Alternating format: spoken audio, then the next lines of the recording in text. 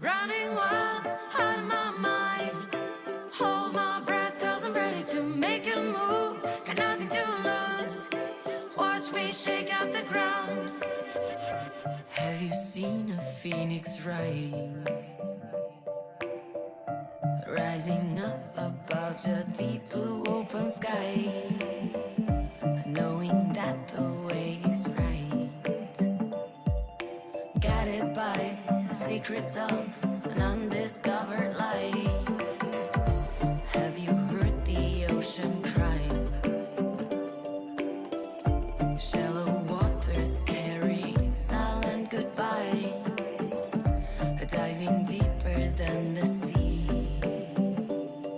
What you find is what you get, and I found a part of it in me. Running wild, out of my mind.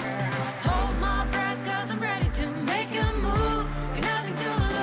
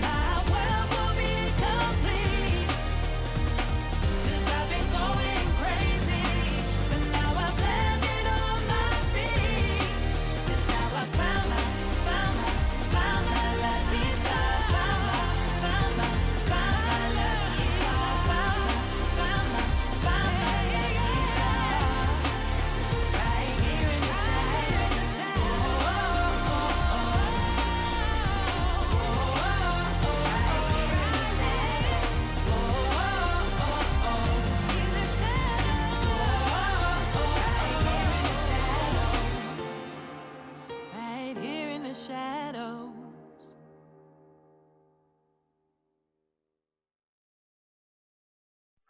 Running wild out of my mind. Hold my breath cause I'm ready to make a move. Got nothing to lose. Watch me shake up the ground. Have you seen a phoenix rise? Rising up above the deep blue open skies, knowing that the way is right, guided by the secrets of an undiscovered life. Have you heard the ocean cry? Shallow waters carry silent goodbye, diving deeper than the sea. What you find is what you get, and I found a part of it in me. Running wild out of my mind. Hold my breath cause I'm ready to make a move. Got nothing to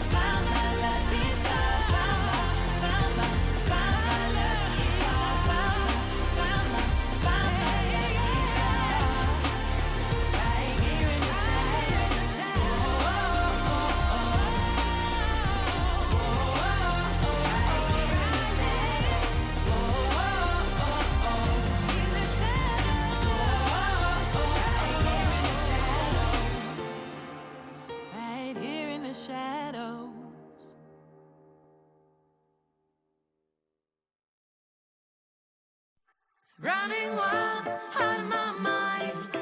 Hold my breath, cause I'm ready to make a move. Got nothing to lose. Watch me shake up the ground.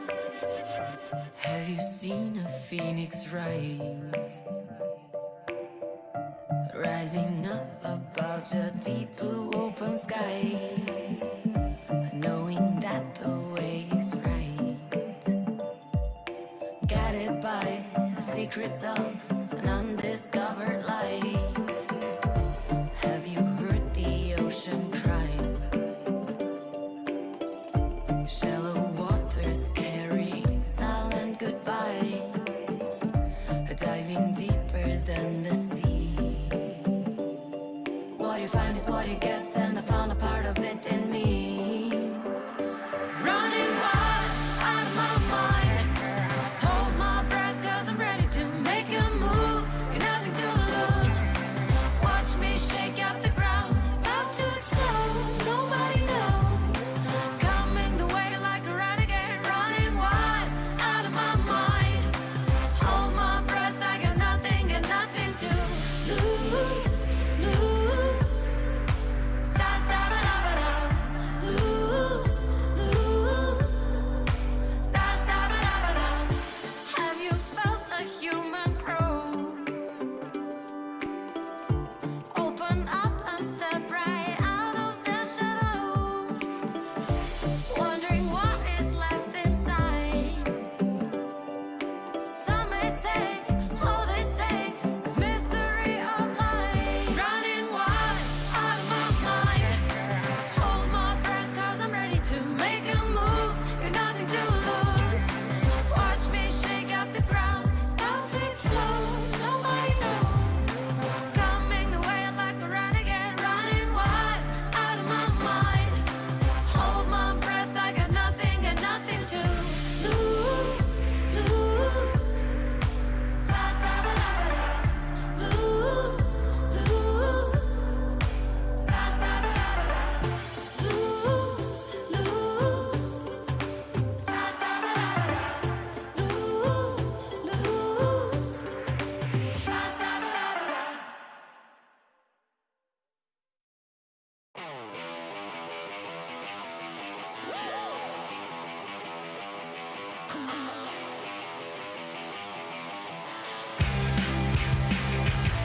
A bright light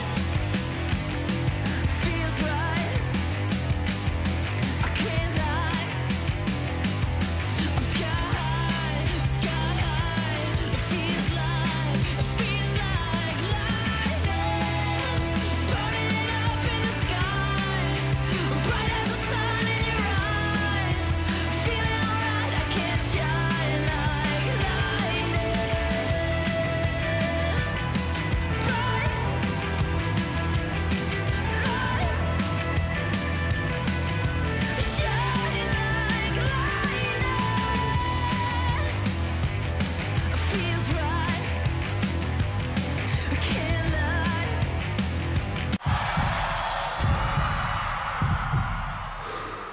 Stop and refocus.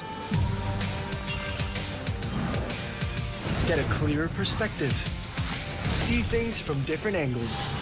Power up and set your eyes on the prize. It's time to step up and rise to the challenge with the Redmi Note 11.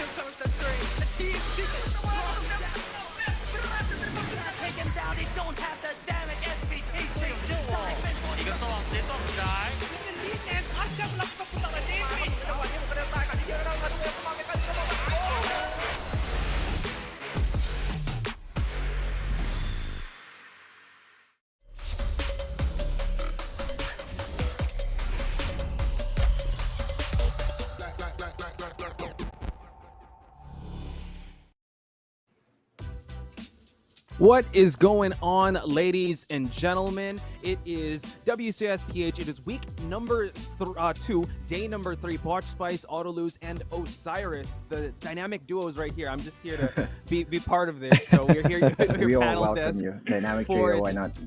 Thank you. Mika Fabs, we will talk about what she picked out on the consequences later. But guys, it is already day number 3, week 2. You know what? Road to the playoffs is slowly coming. Let's get some initial thoughts. But what you guys think over the weekend? Autolose, let's start with you.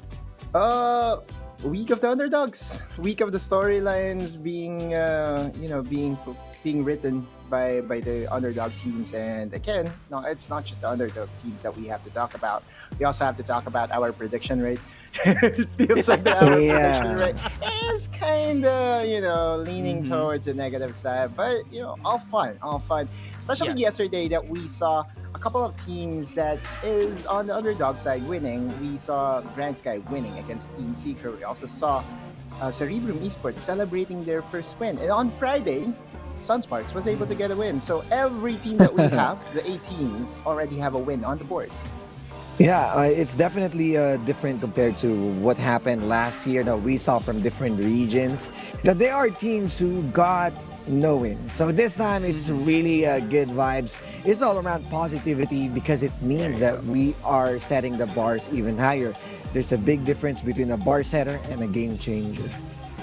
Wow, we'll dissect those two differences later on. But I do agree that with this Quotable new format, quotes. Quotable quotes by Osiris. That's one of many, ladies and gentlemen. Make sure to tag him on Twitter. I do want to reiterate, this new format really invites everyone. Like, anyone can beat anyone. And I think we talked about this offline that compared to last year, like, everyone is just leveling up. Yes, it is the week of the underdogs, but I feel like we're just seeing the power levels just rise, and everyone's just, high tides just rise all boats, and I think all teams would just get better over time. Autolose, we talked about, like, some teams kind of in a slump right now. Do you think we'll see it this week for them to get over it, or today, or next week, or in the coming weeks? It's hard, definitely, because this game is I would say, half of the things that could happen in the Wildrift is related to your confidence. This is still a confidence game, and if you are second guessing yourself, second guessing your draft, then it's going to be very hard to come back from a slump. And that's the reason why weekends. I know esports have a different version of a weekends. Weekdays basically is very helpful for these teams. I know that some of them. All right, I would name a Team Secret would need the weekdays ahead of us in order for them to just regroup and go back to the drawing board. So kind of like it's Friday. Go for it, Osiris. Yeah, I mean, that's challenging, especially that if you're on the second day or onto the mid-battle of the week, there's no chance for you to really do some huge changes. You want to stick with the plan on what you studied on or what happened on the scrims. So I believe that the game right now or the tournament itself is really unforgivable for those people who's slowing down. So they need to pick up the pace. They need to change everything as soon as they can.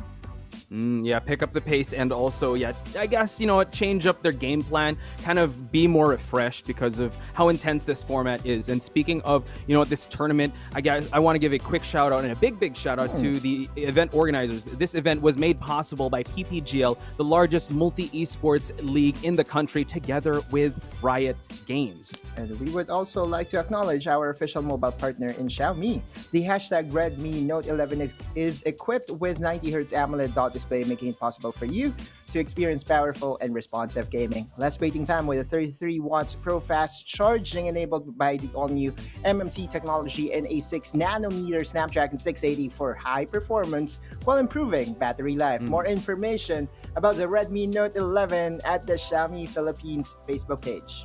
And of course, there we go. Do it. I know this is Osiris's line. Go for it. There you go.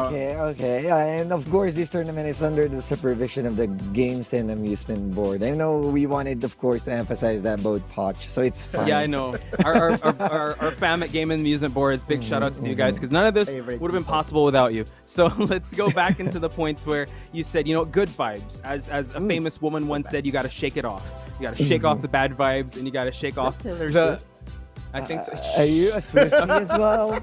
Hey, is Gigi Spear here? I hope he's listening in because he could definitely come in with this. So let's. We talked about the format, right? It definitely brings out the best in competition, but also doesn't give so much break. So here are the dates to remember, ladies and gentlemen.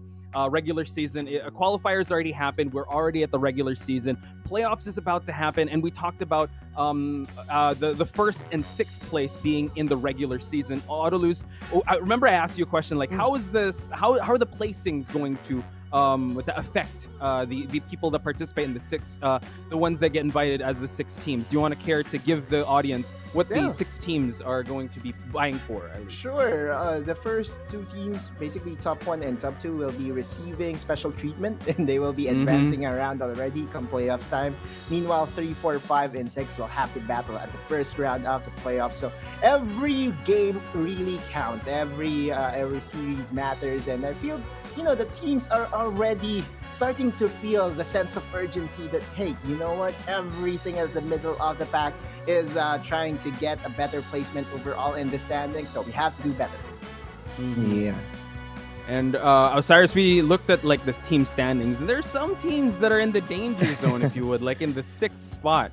So we're about to check that out. Just now, I think, RRQ and Team Secret, and as well as Oasis, they're all in like this blast zone radius of getting getting sent to the 7th and 8th spot. How do you feel about these standings right now, Osiris?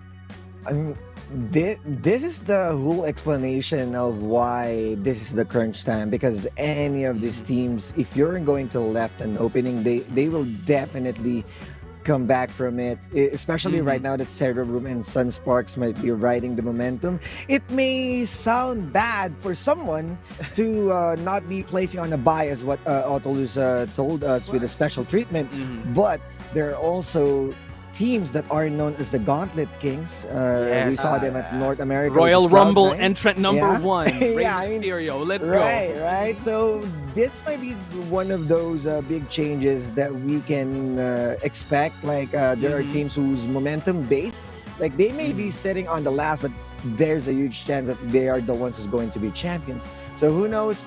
Right now, this is the full circle of Wildrift. I like that. The circle of life, if you would, the food chain. But I would say the people in the 7th and 8th spot, they made quite the mark over the weekend. Cerebrum, Wildrift, as well as Sunspark. Talk to me about it, Autolus. What impressed you the most about these 2 teams? They're just going to play their game, not going to mind the distractions and the panel's predictions, because for me, Cerebrum and Sunsparks has more to win than to lose, right? Just play their game and not get distracted, and just enjoy playing Wildrift, because at the end of the day, at 7 and 8, you are just one game away from the number 6 spot. Right. I think Osiris would love the interview of Cerebrum. I think Fleur was the one that ganda lang or pogi lang. Die beautiful, right? As long as that happens, they have everything to gain. So as well as Sunspark. So let's check out the schedule, because Sunspark being the first one to open up the day against one of the teams that we've hailed as one of the best. So again, there's going to be a lot of matches to watch today. So once we see the schedules, I definitely want to get your take on what matches to watch, because while we were going through it yesterday, all these matches are one to watch. Autolus, what match are you looking forward to seeing the most here? There is a possibility that we will have another flawless team come week number 2, aside from UDG, of course, because UDG is poised to get back-to-back flawless weekends. FLA versus CS. Remember, FLA currently stands at 2-0 in this weekend. So if they get to do their job against Team Secret, then they will be the second flawless team for this tournament. True.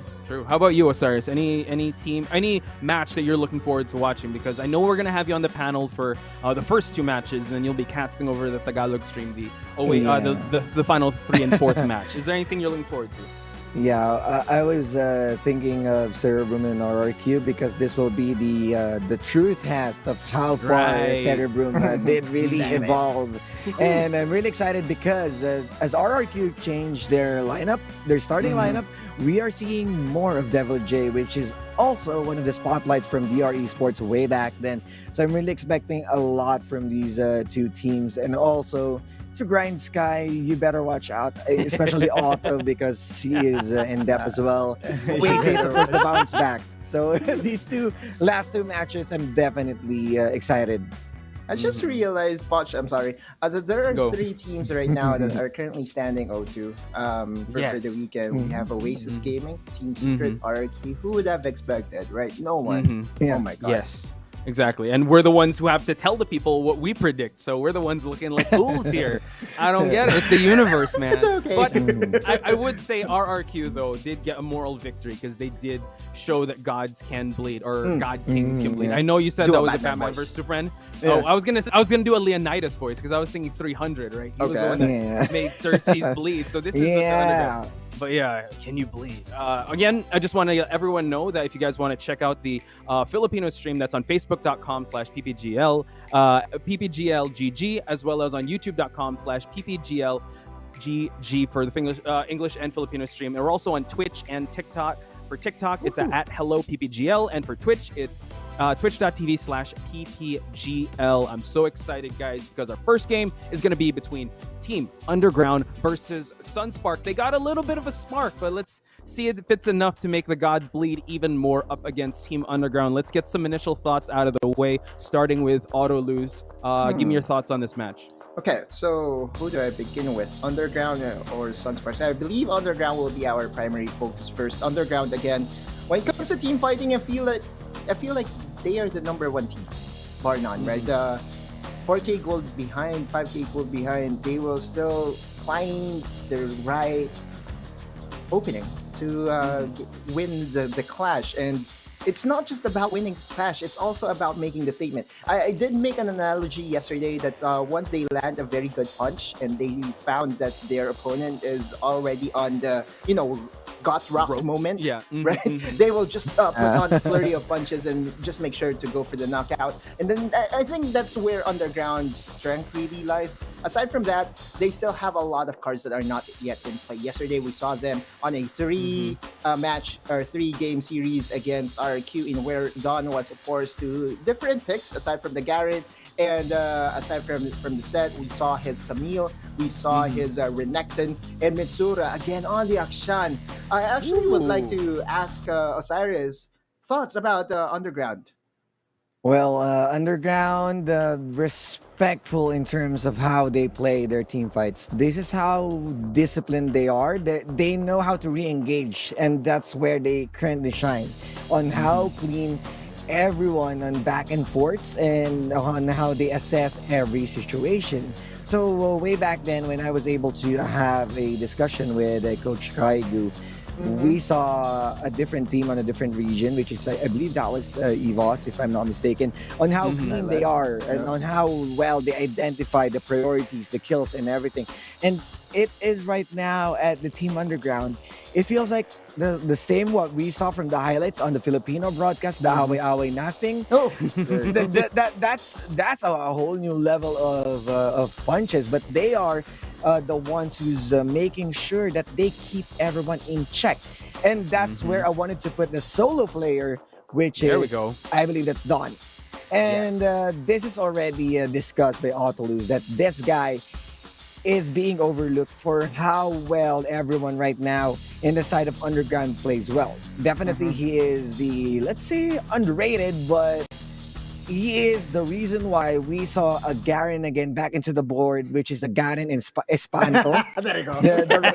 Where he is equipped with the Redmi Note 11, so I think that's the reason why you wanted to make sure that that Don, of course, that's Otto's idea. So I think Don is being the Don of the Mafia that kind of puts you in a tough spot wherein it surprises you. It feels like he is doing nothing as a meat shield, but from Don to Godfather on his place. Boom. I love that. Yeah, the Don Juan, the big guy, the one that runs the show. Yeah. I would say like the kingpin, right? The one that barely sees there you barely see him, but then he's just making everyone run in the plays and all that. So I'm really excited The to Lex see. Luthor. Exactly. Just shave his head, then he'll be that Lex Luthor. But Don with his pristine-looking hair, I'm excited to see how he's going to be faring against the team, which is going up against them, Sunspark. So, Don, again, he got those respect bans. I wonder how Sunspark will be tackling this huge gauntlet of a team known as Underground. Autolus, any thoughts on Sunspark? The team fighting of Underground is definitely, I believe, number one right now at the league. Okay? And Sunsparks, in order for them to get the chance to win against these guys, they have to work on their strengths, and I believe their identity is still ride the Haze plus Consi duo, Haze and Consi, when it comes to the mechanics and being able to dish out the damage to the right targets. They are very good at doing that. It just so happened that there will be instances that they are far behind, that even though they're doing good in their target selection, the resources isn't there for them. So in order for them to win against Underground, they have to get the early leads that they got against Team Secret. And once they have the early leads already, they can translate it into the team fighting of having Consi on the Vayne or on the late game carry, and Haze being able to control the mid game to early game to the mid game with an assassin. Yeah, and considering that Conti also is well equipped on his core key, somehow similar to Underground's pick, but we are leaning more onto the traditional marksman, which is the Vayne. And still, APCs are there, but Conti doesn't need to concede against the opposing side, because if he can fight horns to horns against the Dragon Lane, definitely he is the one that you need to watch out, especially with Arjuk. There are times that there are overcommitments from Arjuk, but the other members are making sure with the trades, split push, and that's where I wanted to put in, because as we are speaking about Dawn a while ago, this is their solo player, which is Nasjo.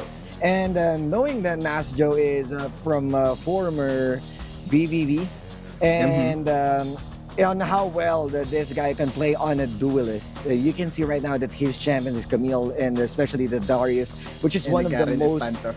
Yeah, I mean, another one in a bit, because we are seeing also Darius repeatedly being used as one of the primary initiators with the Flash Rocket Belt and then Apprehend. If they want to get that early, making sure that they can surprise Underground, definitely Darius is the one. But you mostly doesn't want to see Don on his Garen Espanto, because definitely Sunsparks need to take note that. Oh, there we go.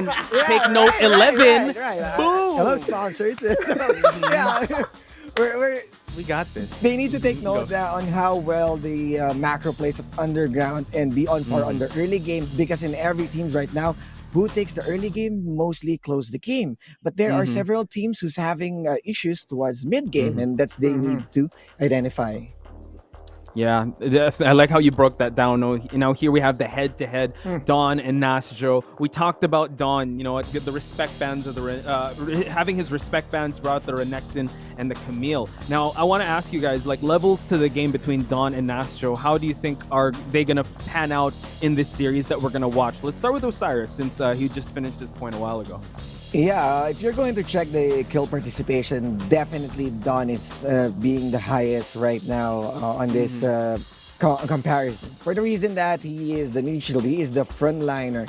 He's the one who's creating space for the other members of Underground. And while Nasjo, as he excels on his duelist, on his split push, it kind of hurts more on his KDA for overcommitting in his 1v1s. And also the surprise factor excuse me, from the junglers. So they acknowledge well that Nasjo is the one to focus, or the attention that they need to focus with to keep the ball rolling onto the Baron laners.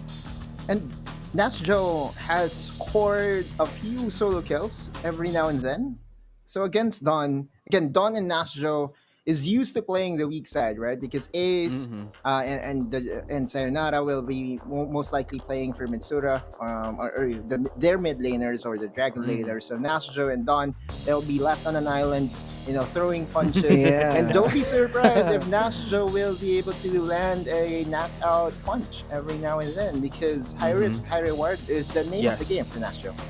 Yeah, and it's very fitting that it's Sunday, right? Any given Sunday, you can get that puncher's chance I know it's like Good Vibes Sunday, but I feel like, you know what, it's this whole WCS, it's a celebration of I would say competitive Wildrift. I know like it was kind of heavy yesterday, you know, there's so much pressure, but it's finally the weekend technically. Yeah, Sunday, you know, it's the classes are done, we can just relax for a bit, refocus ourselves, but this is going to be the first match of the day. I just want to let everyone know to use the hashtag WCS, hashtag WCSPH, and hashtag WildriftChampionC for us to see your amazing thoughts. So, and also, actually, Autolus, you want to plug in the watch party that we'll be in for before we talk about predictions? PPGL Discord server. There is a special instruction that you have to follow. According to our admins of that Discord, you have to grab the roles yourself. So be strong, independent man or woman and follow the instructions. And then you will be able to unlock those channels and you can join us. Easy.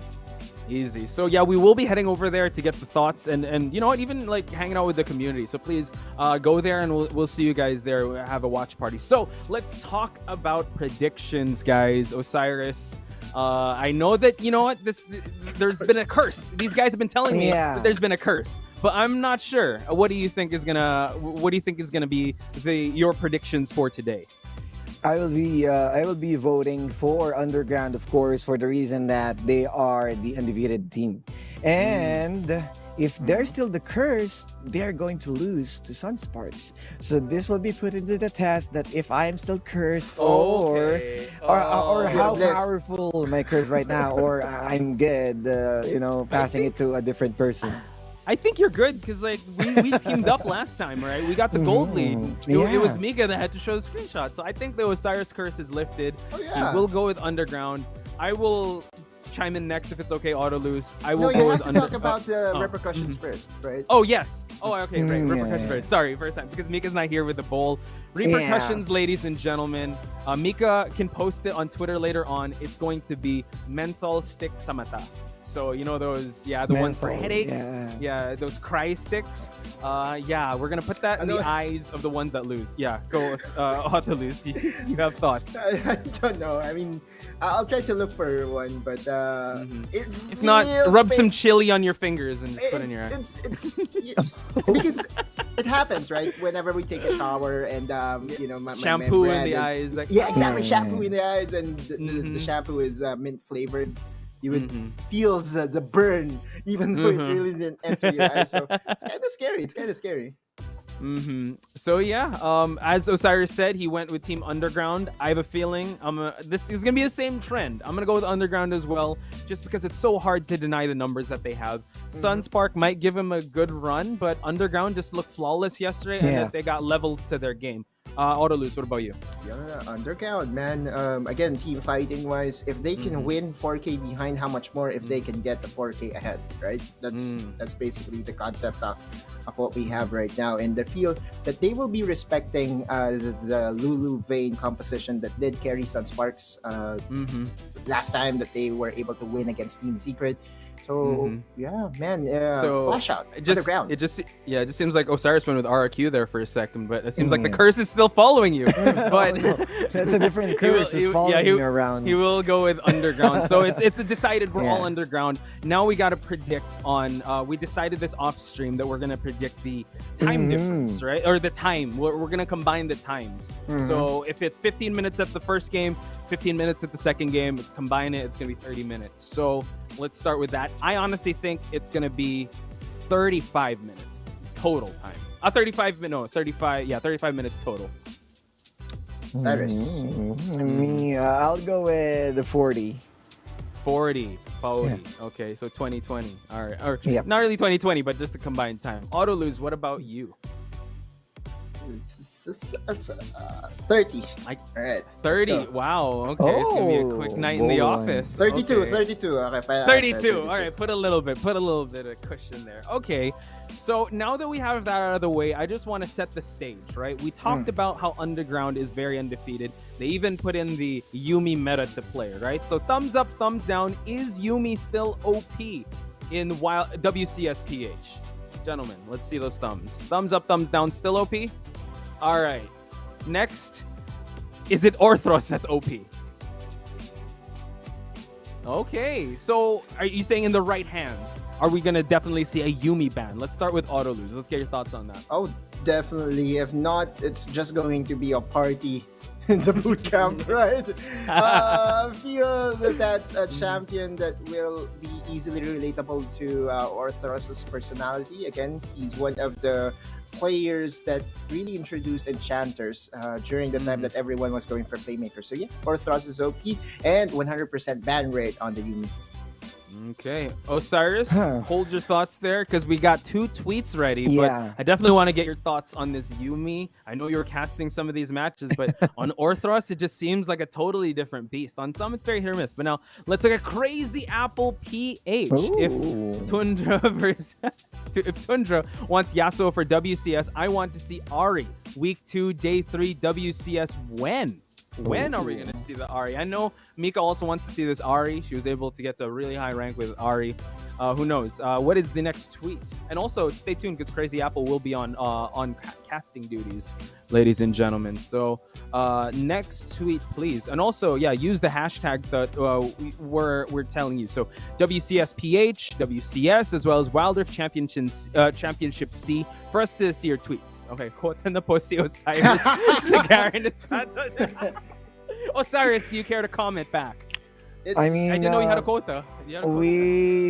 we heard a Vane 10, we heard a Garen Valenciano, and right now we have Garen Spanto. It's all-star. Red me, not 11. Red me. Yeah, red me. If you know, you know. That's it. Let's go.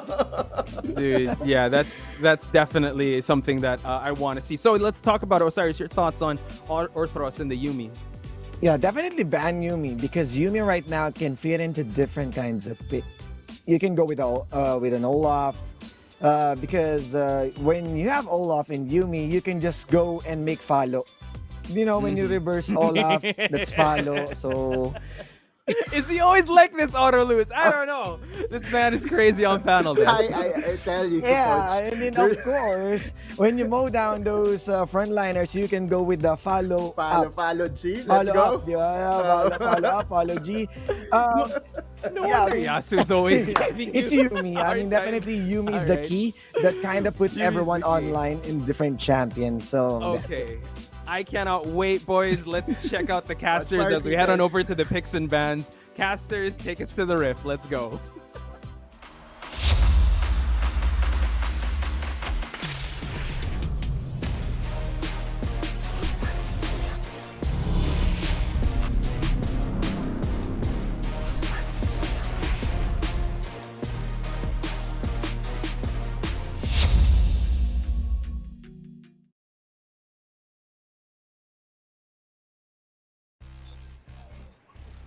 Ladies, gentlemen, and Wildrift fans, I'm Infinity and this is Deadeye. Welcome to WCS Philippines for the last day of week 2 in the Shoutcaster desk. After day 1 and 2, I just don't believe in myself anymore, Deadeye. There was just so much upsets and with so much evolution from every team. That's true. Will the upset still continue here in the 3rd day? Because another underdog series we're going to witness here in our opening match Infinity. That is going to be Team Underground, the top seed, of course, team versus Sunspark, which is, of course, in the below of the ladder.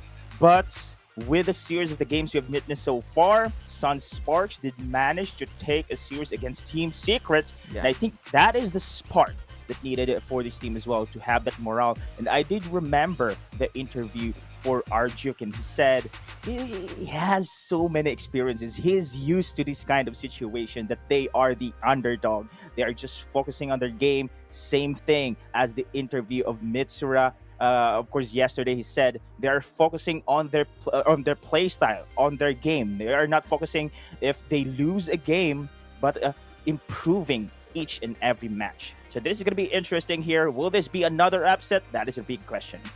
Yeah, absolutely. I mean, like, Sunsparks, unbelievable win. We saw it happen. And can it replicate that win and that performance here today up against the undefeated team of UDG? And yesterday, we saw the performance of Underground, right? And we'll see how this would go for them here at day 3. Will their undefeated rise to WCS Philippines still continue up until the end of week number 2. And of course, we saw Sunsparks, the champions that they used. Lulu and Vayne are like so amazing. Now, will they show another effective strategy that can pull down UDG and try to take game out of them? Oh, that's going to be the question we are going to ask here. But what I like about UDG Infinity, they are respecting their opponent. They know the comfort picks. They know how to ban, and this is going to be for sure one of the considerations that UDG will going to take here. Going to ban that. There you go. UDG instantly going to ban that Lulu here. They don't want that same thing for Sunsparks because it is actually UDG setting the meta on that Yumi champion. So they are going to take this away. Mostly we are going to see here the game 1 Infinity comfort pick bans.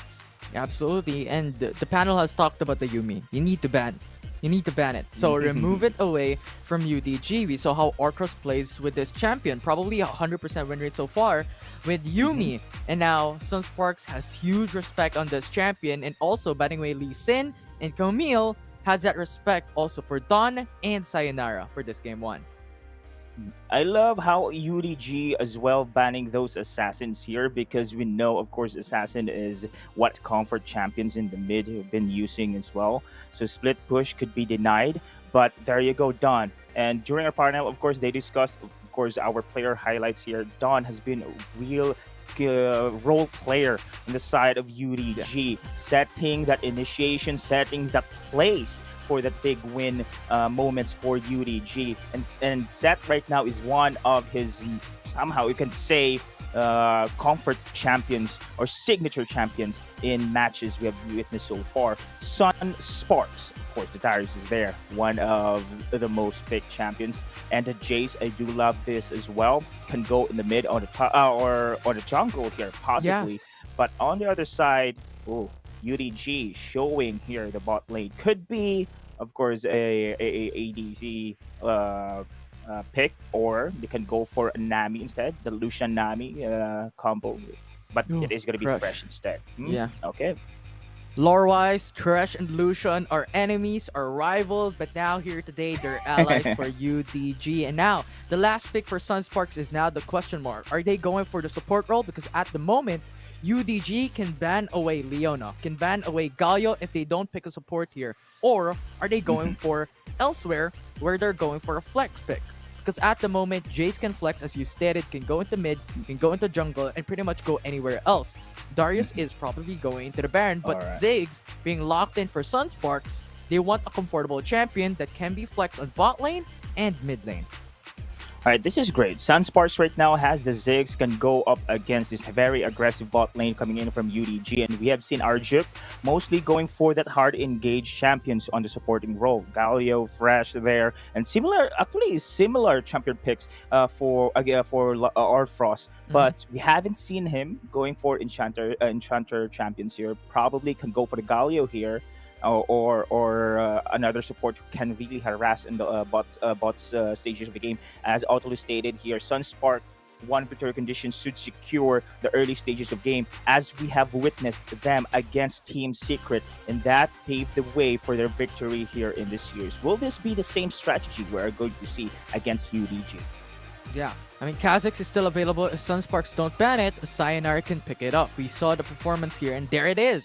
It's banned away. These two junglers is such a huge priority to ban away. If we're talking about Sayonara, one of the best junglers currently in the Philippines. So that's just huge respect. And UDG banning away Jarvan 4 up against Sunsparks.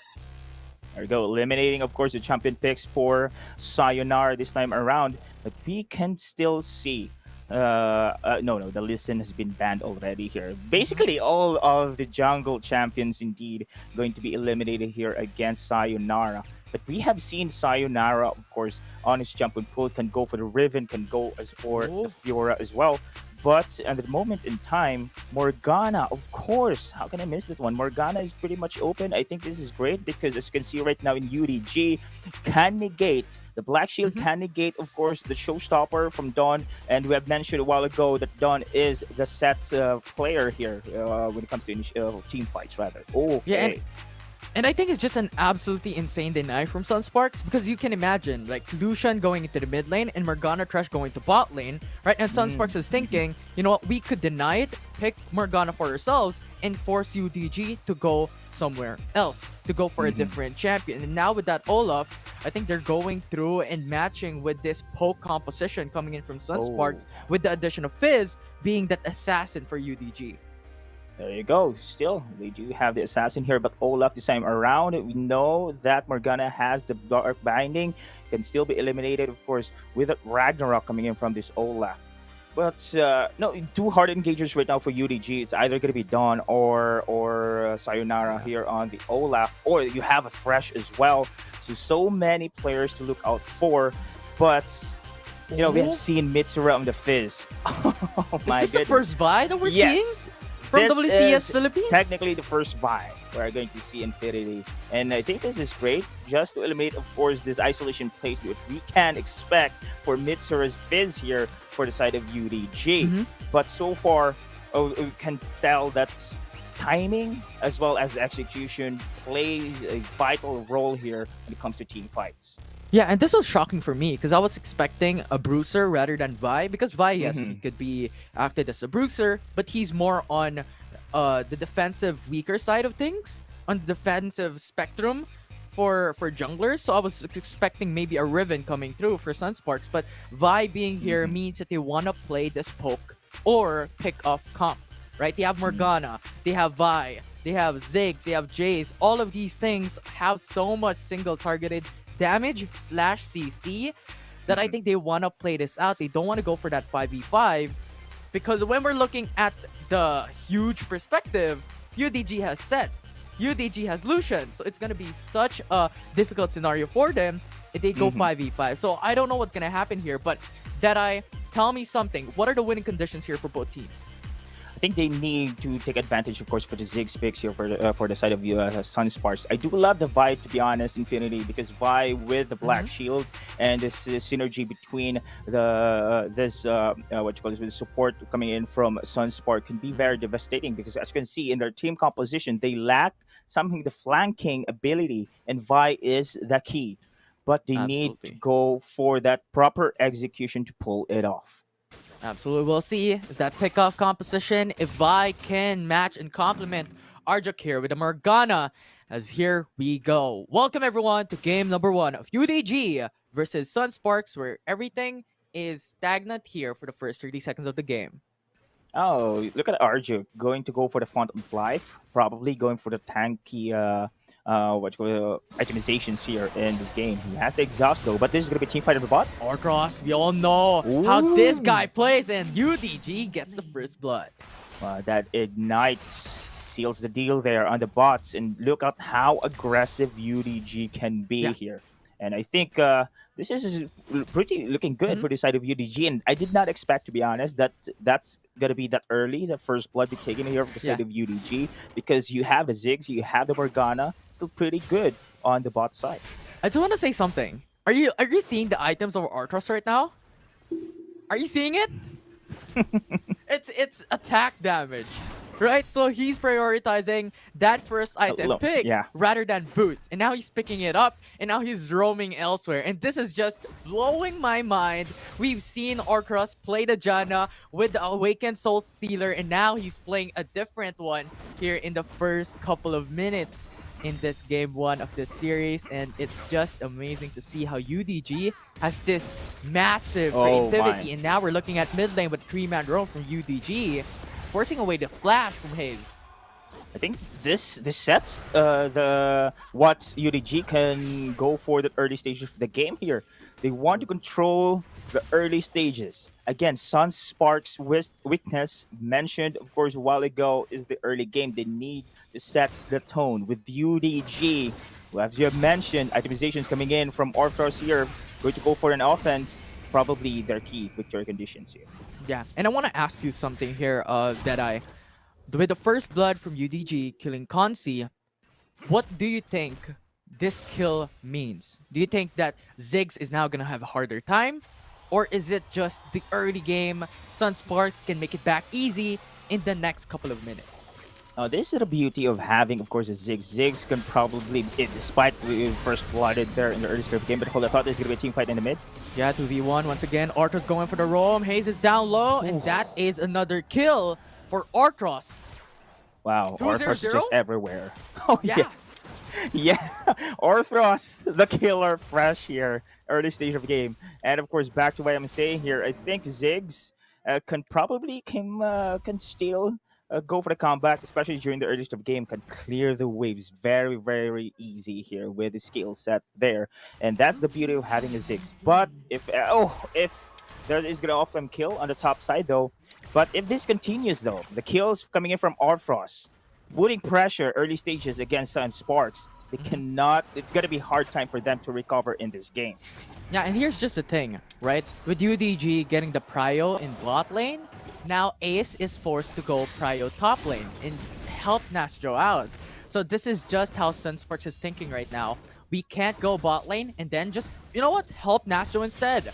Try to force Dawn in a very bad situation so we have prio top, while UDG has prio bot. And now this begs the question, what will happen here with Rift Herald and Mountain Dragon now up?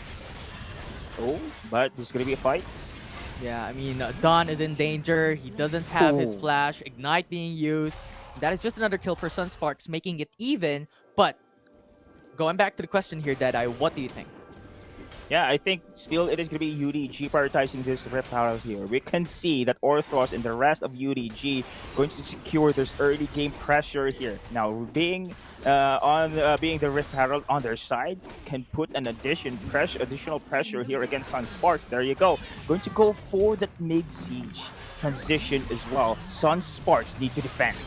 Hitsura going aggressive, Arjuk forcing out a flash, so no flash in the foreseeable future. With the Rift Herald spawned mid lane, a lot of pressure coming in from UDG. They want to get prio bot, they want to get prio mid lane, and if this goes down, now they also have prio into the Mountain Dragon and also in the Rift Herald's pit in the next minutes. So this is just absolutely insane here, Deadeye. And Sunsparks, they are in a dire situation. What do you think would be those next steps to make it back from this 3k gold deficit? This is very difficult for this one Sunsparks actually. As I mentioned, you need the fight. Oh, but hold the thought, team fight.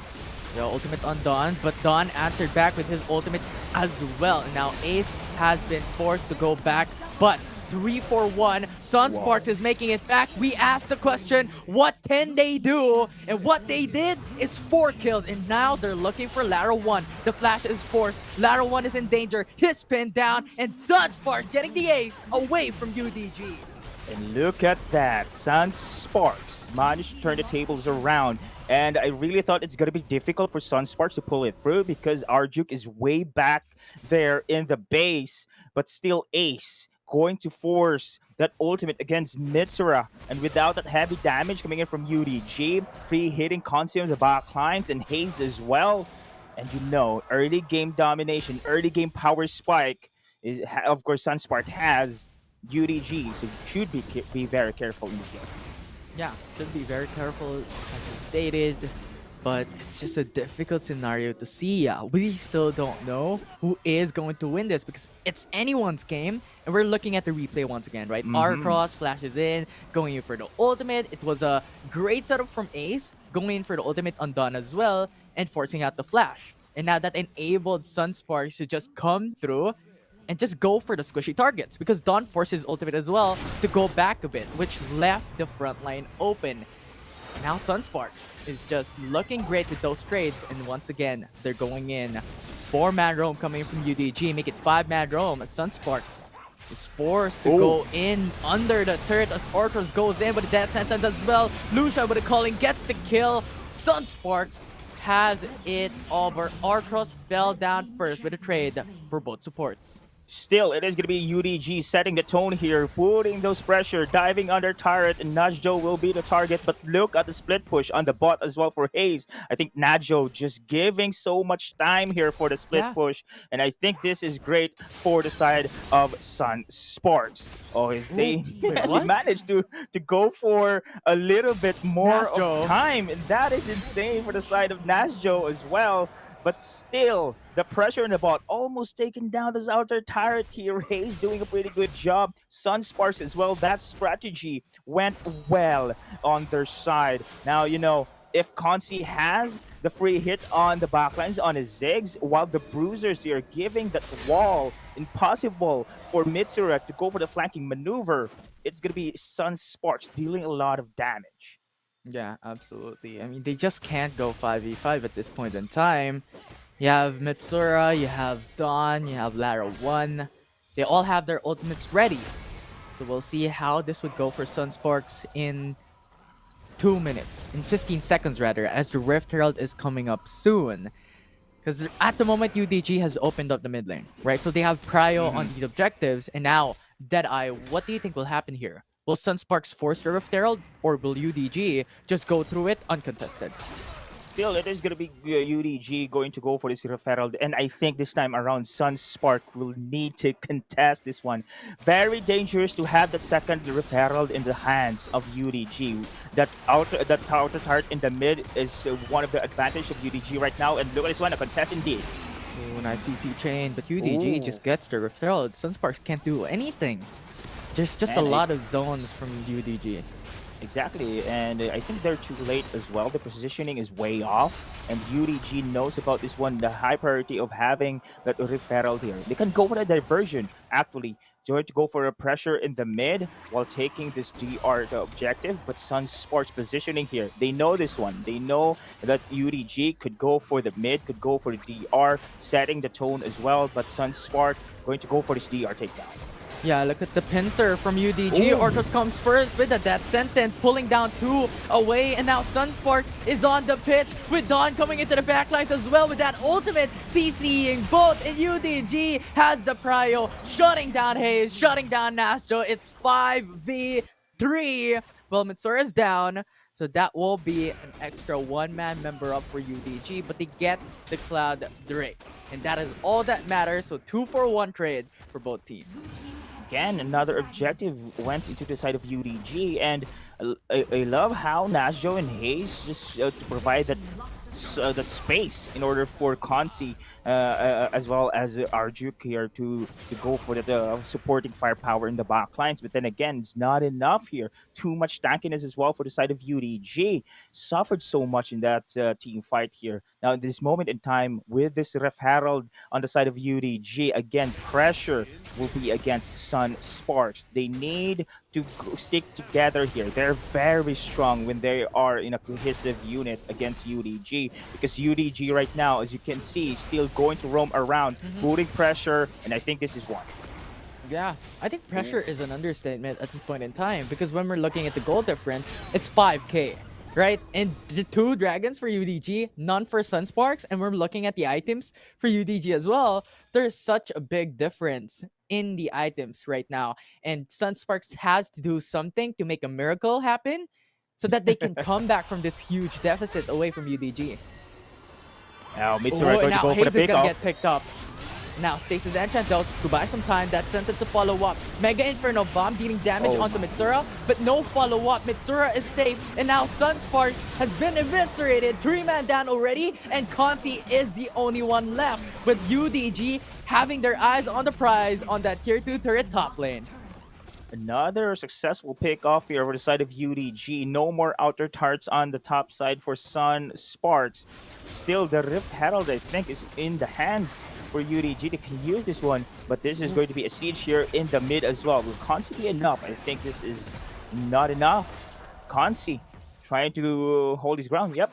I think, of course, Consi trying to hold it, or they need indeed this mid-turret standing still for Sunspark. When it comes to later stages of the game, you can rely for Hayes, you can rely for Ace, but, and as you mentioned, of course, Infinity, the itemization difference here is already way off in advantage for the side of UDG. Essence River, Flyer Charge Blade, coming in from Lara 1. That's insane already. And you have the Bruisers as well, securing the Black Beaver and Starex Gauge here for additional sustain.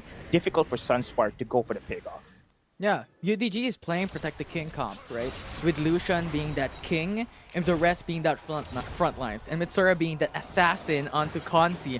So it's just all in package here, such a balanced team, and now with the Rift Herald mid lane, this just might be that tier 2 turret falling down, which gives map control for UDG on top and right quadrant of Sunsparks' jungle, with a Baron Nashor also being alive at 10 seconds. It's such a difficult task for Sunsparks to make it back. Indeed. Very challenging indeed for the side of Sunsparks right now. No auto turrets here, map control in favoring UDG. They have been picked off time and time again. They not need to be isolated here. Speaking of isolation, Yeah, 2v1, Oh. Mitsura going over the Oh wall my. using the flash. That will be 2 flashes burned.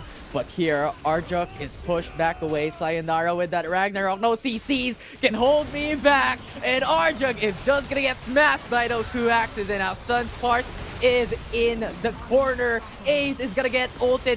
Dawn will get the kill. It's already 2-man down for Sunspark, and they're fighting under the turret. It don't matter. And UDG though is overextending, and Sunspark's got the kill. Lara 1 is 1 HP. One more hit can Oh bring my. them down, but it doesn't stop them from being this massive of a team, going for 4 kills. Sunsparks right now pushed against the wall.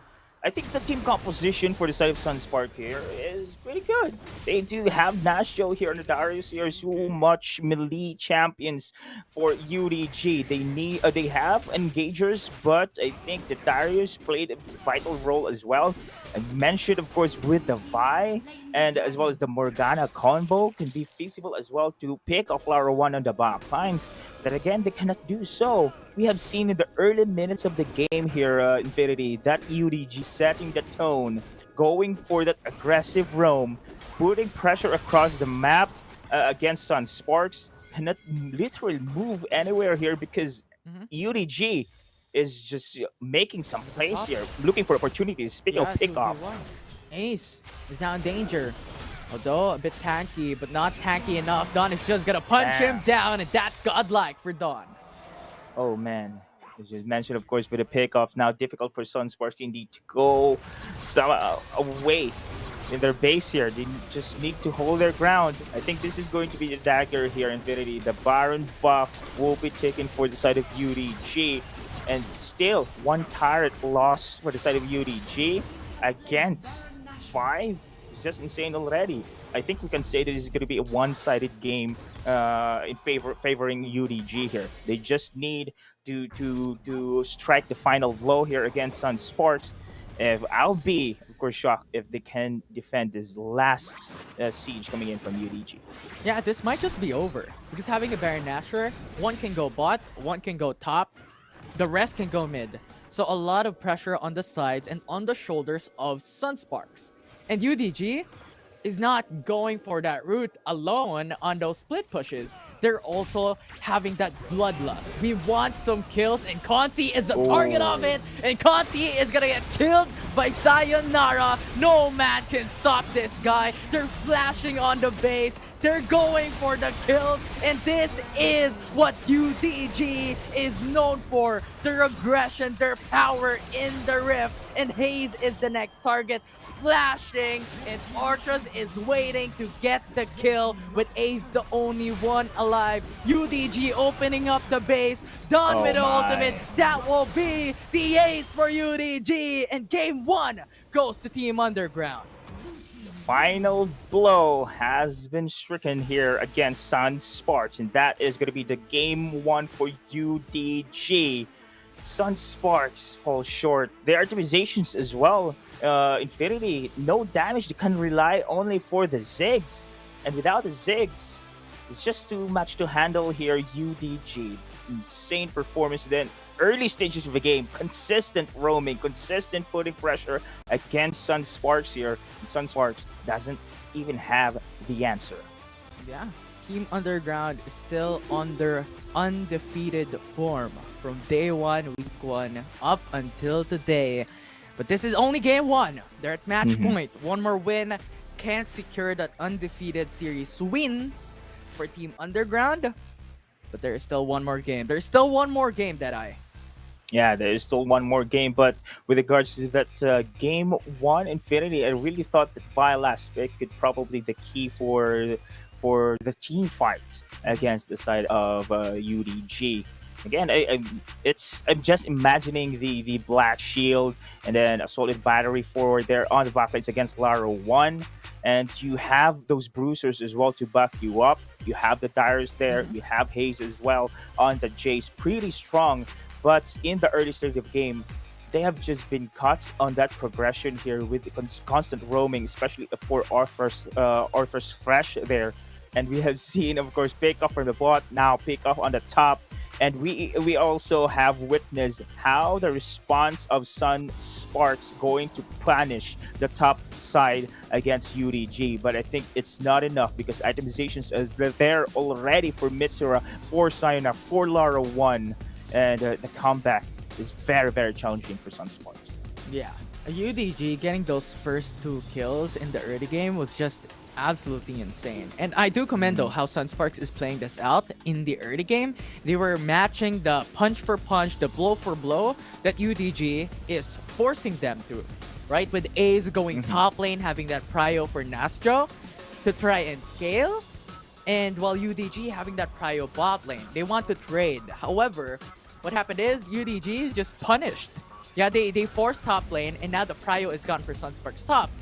And now this is what happened. 11-9, 6k gold lead for UDG with 2 dragons in their favor. Late game is really just on their side. Exactly. And the objectives as well, the 2 Rift Heralds being taken here beside UDG.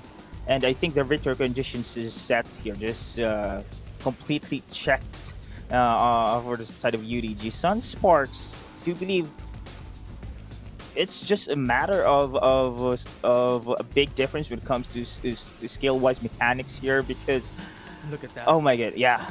Those death sentences coming in from Arthur's just on point as well. I think he's setting the tone, to be honest, on the side of UDG here in this match.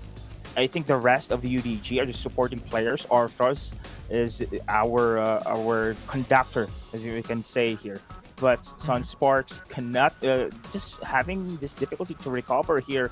And all their item progressions just go for the defensive build. And now, Dawn will be the player of the game, of course, on his set here, no doubt. And look at the damage here, it's just insane as well. Yeah, Dawn sitting on his throne with that set from that game. A lot of great CC engage coming in from this player alongside with Orcross, and it's just phenomenal. And he was just playing very well alongside with Orcross that has just that staple early game that set the tone for UDG. Yeah, exactly. And I really thought the Black Shield could be a great counter to the team composition of UDG, but no, it's actually the very aggressive play style of UDG themselves setting the tone there against Sunsparks. But as you have said, of course, Infinity, this is still the game 1. We can still witness a great comeback here for Sunsparks. We have seen them taking down the Titan. This is another Titan as well. And will we witness that one on the second game? I don't know. We could find out later though. Like, what are the changes going in for Sunsparks? If there are any, or is there also going to be changes for UDG? What are the champions that are going to be banned away? What are the champions that are going to be picked here for both teams? Because I don't know. It's hard to draft against UDG, and we'll find out how these changes could happen here for the foreseeable future. But for now, that will be it. UDG still remained undefeated series wins, only lost 1 game up against RRQ yesterday. We'll see if that continues. This is Infinity, and together with me is Deadeye. Don't go away. We're just gonna take a short break, and when we come back, it's match point for Team Underground.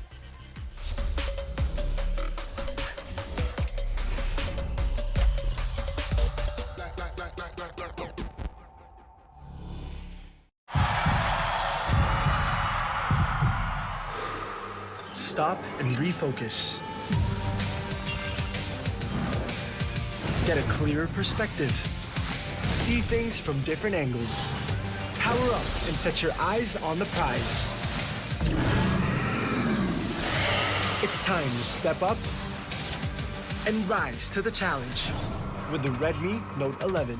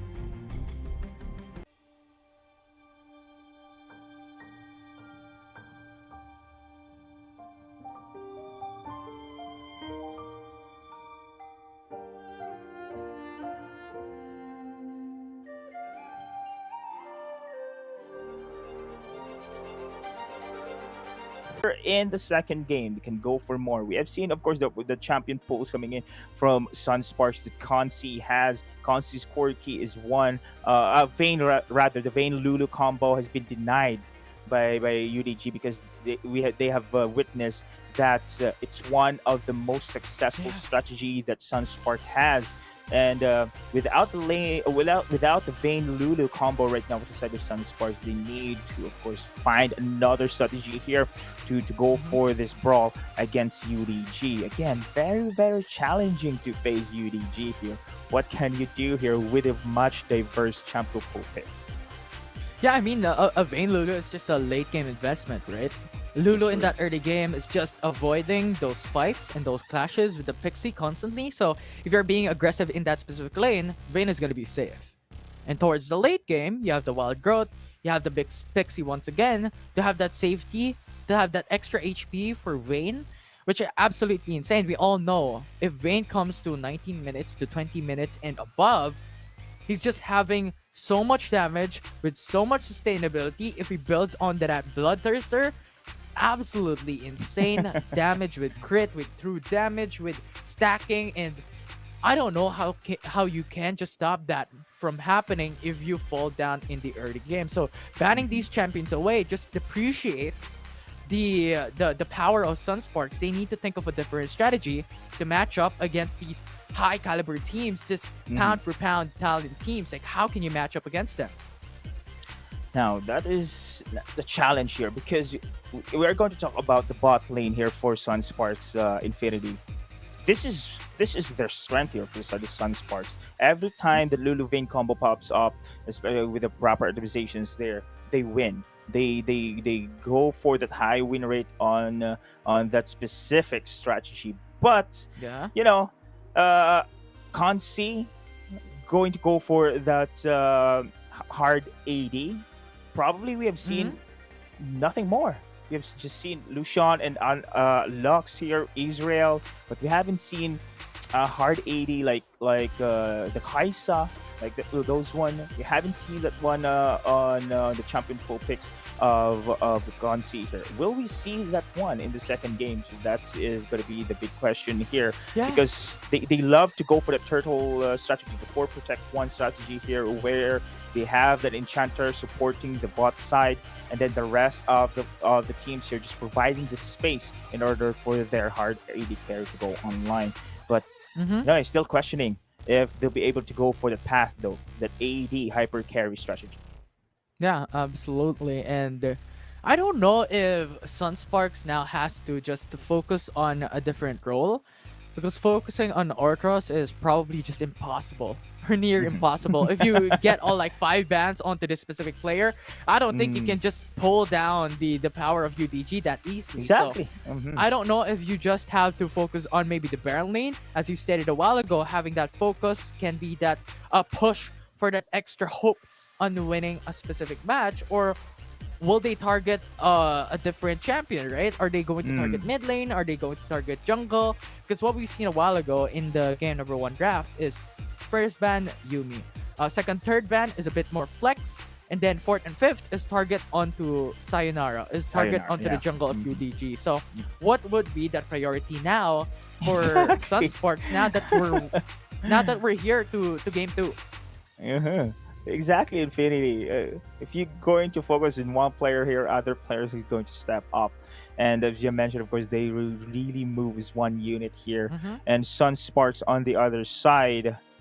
There's when it comes to the comparison of the team composition, UDG already know this team really loves to go for the late game here, and let's secure the early stages here. You need to be very aggressive, and that's what they did on the game 1 there.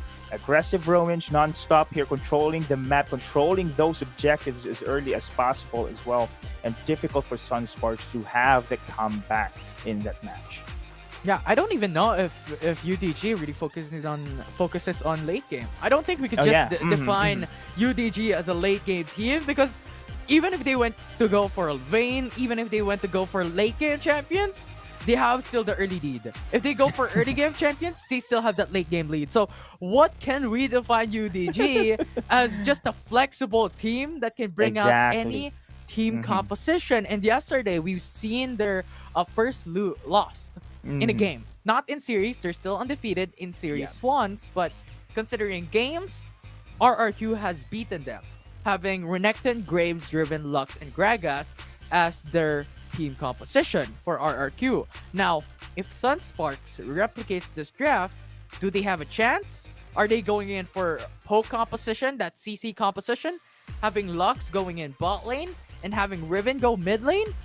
So that's the question right now. Like, how far can you go here, Sunsparks, to be able to bring down UDG and have their first series loss, if that's even possible?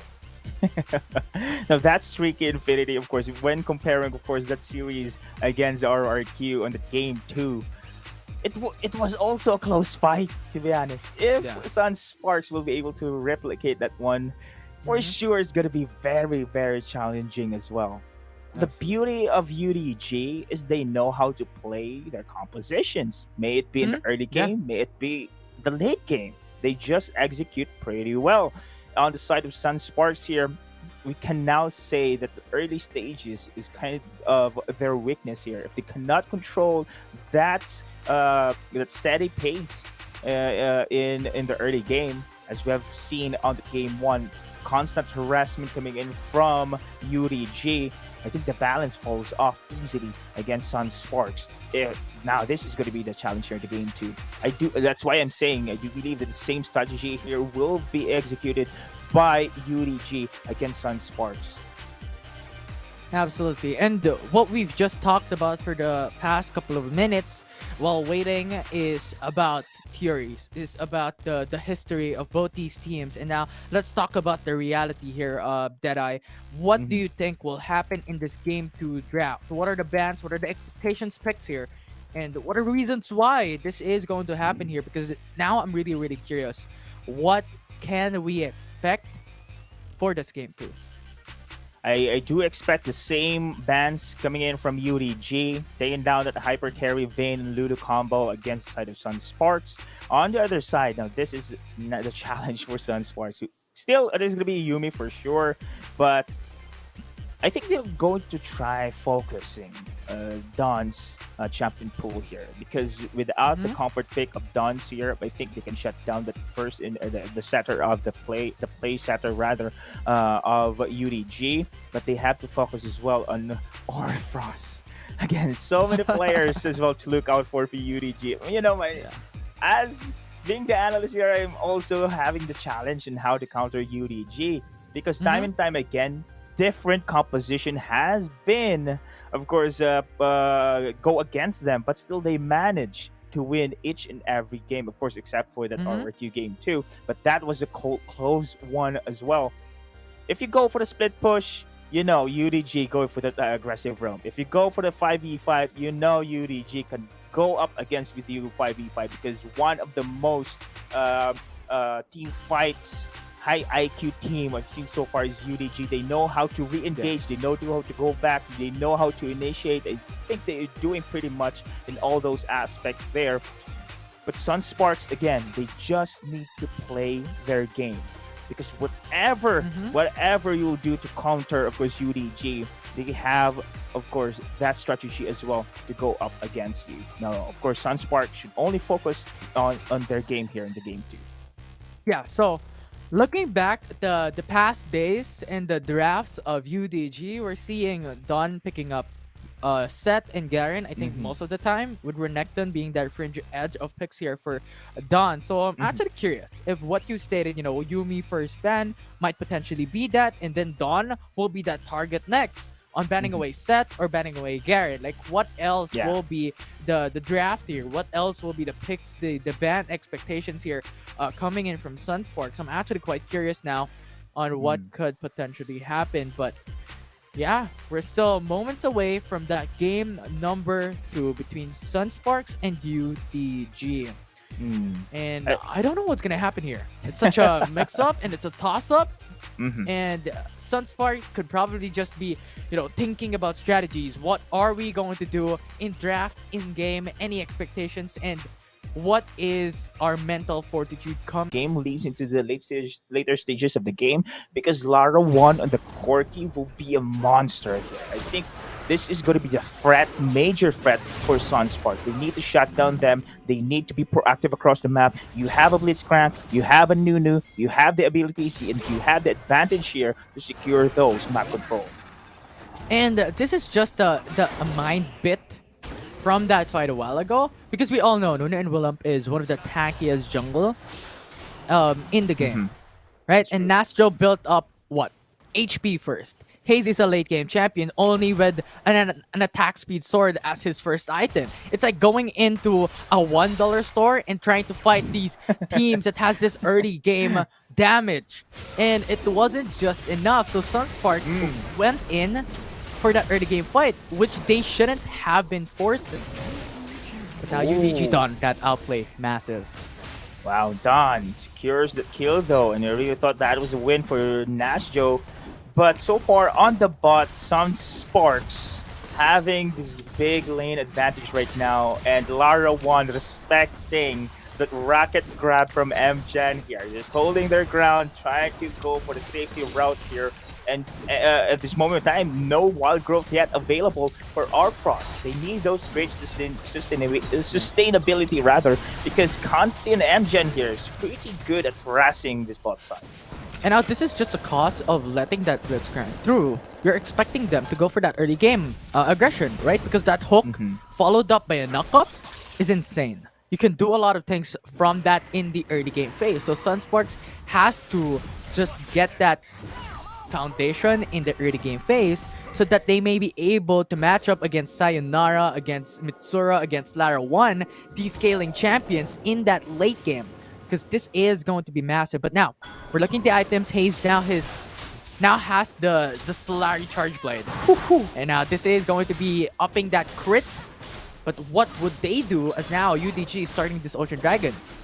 Yeah, it is going to be UDG securing this area here. No contest though coming in from Sunspark. Speaking of contest, Rocket Grab coming through. Mitsuri is very low. Now Dawn using that ultimate disengages everyone, but Sayonara is on the backlines, back to front.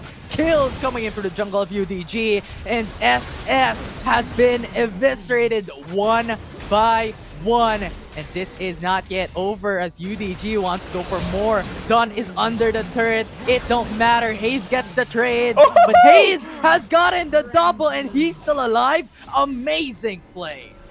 Almost Sayonara, there. Sayonara. Man, that was a clutch play there for the side of UDG. And what a move for Haze on that Yasuo. I really thought that was a kill against Sayonara at the last seconds there. But still, we are seeing not a great difference here between Economy and Sunspark's early game. Still pretty solid. They're putting pressure in the bot. I think this is going to be a first blood turret here. Been secured for the side of Sunsparks. The Rift Herald is still alive. And UDG might just have prio top because you have the lane pushing, but Hayes just completely wiped the wave, so this is great for Sunsparks. And now they have the tower first blood, but UDG getting that Rift Herald, that's up 300 gold. Plus, you have that pressure in the later stages. They could wait for the next rank to come up, put it in mid lane. Now Sunsparks, manpower, split. And I think this is going to be a pick of potential here on the top side. Top lane 1v1 on top. And here we go. Oh, with the Pinsir coming from Sunsparks, gone. Just Nastjo pulling them in. Now UDG is fighting on the pit. Wow. Nastjo escaped, going into the backline with that ultimate, but he gets minced up by UDG. Now Mjun and the rest of the crew are now dead, and UDG Oh gets my. the ace.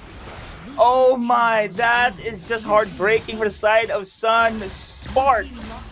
Oh my, that was a surprise as well. And that showstopper we've seen for Nastjo, I think that is way off as well.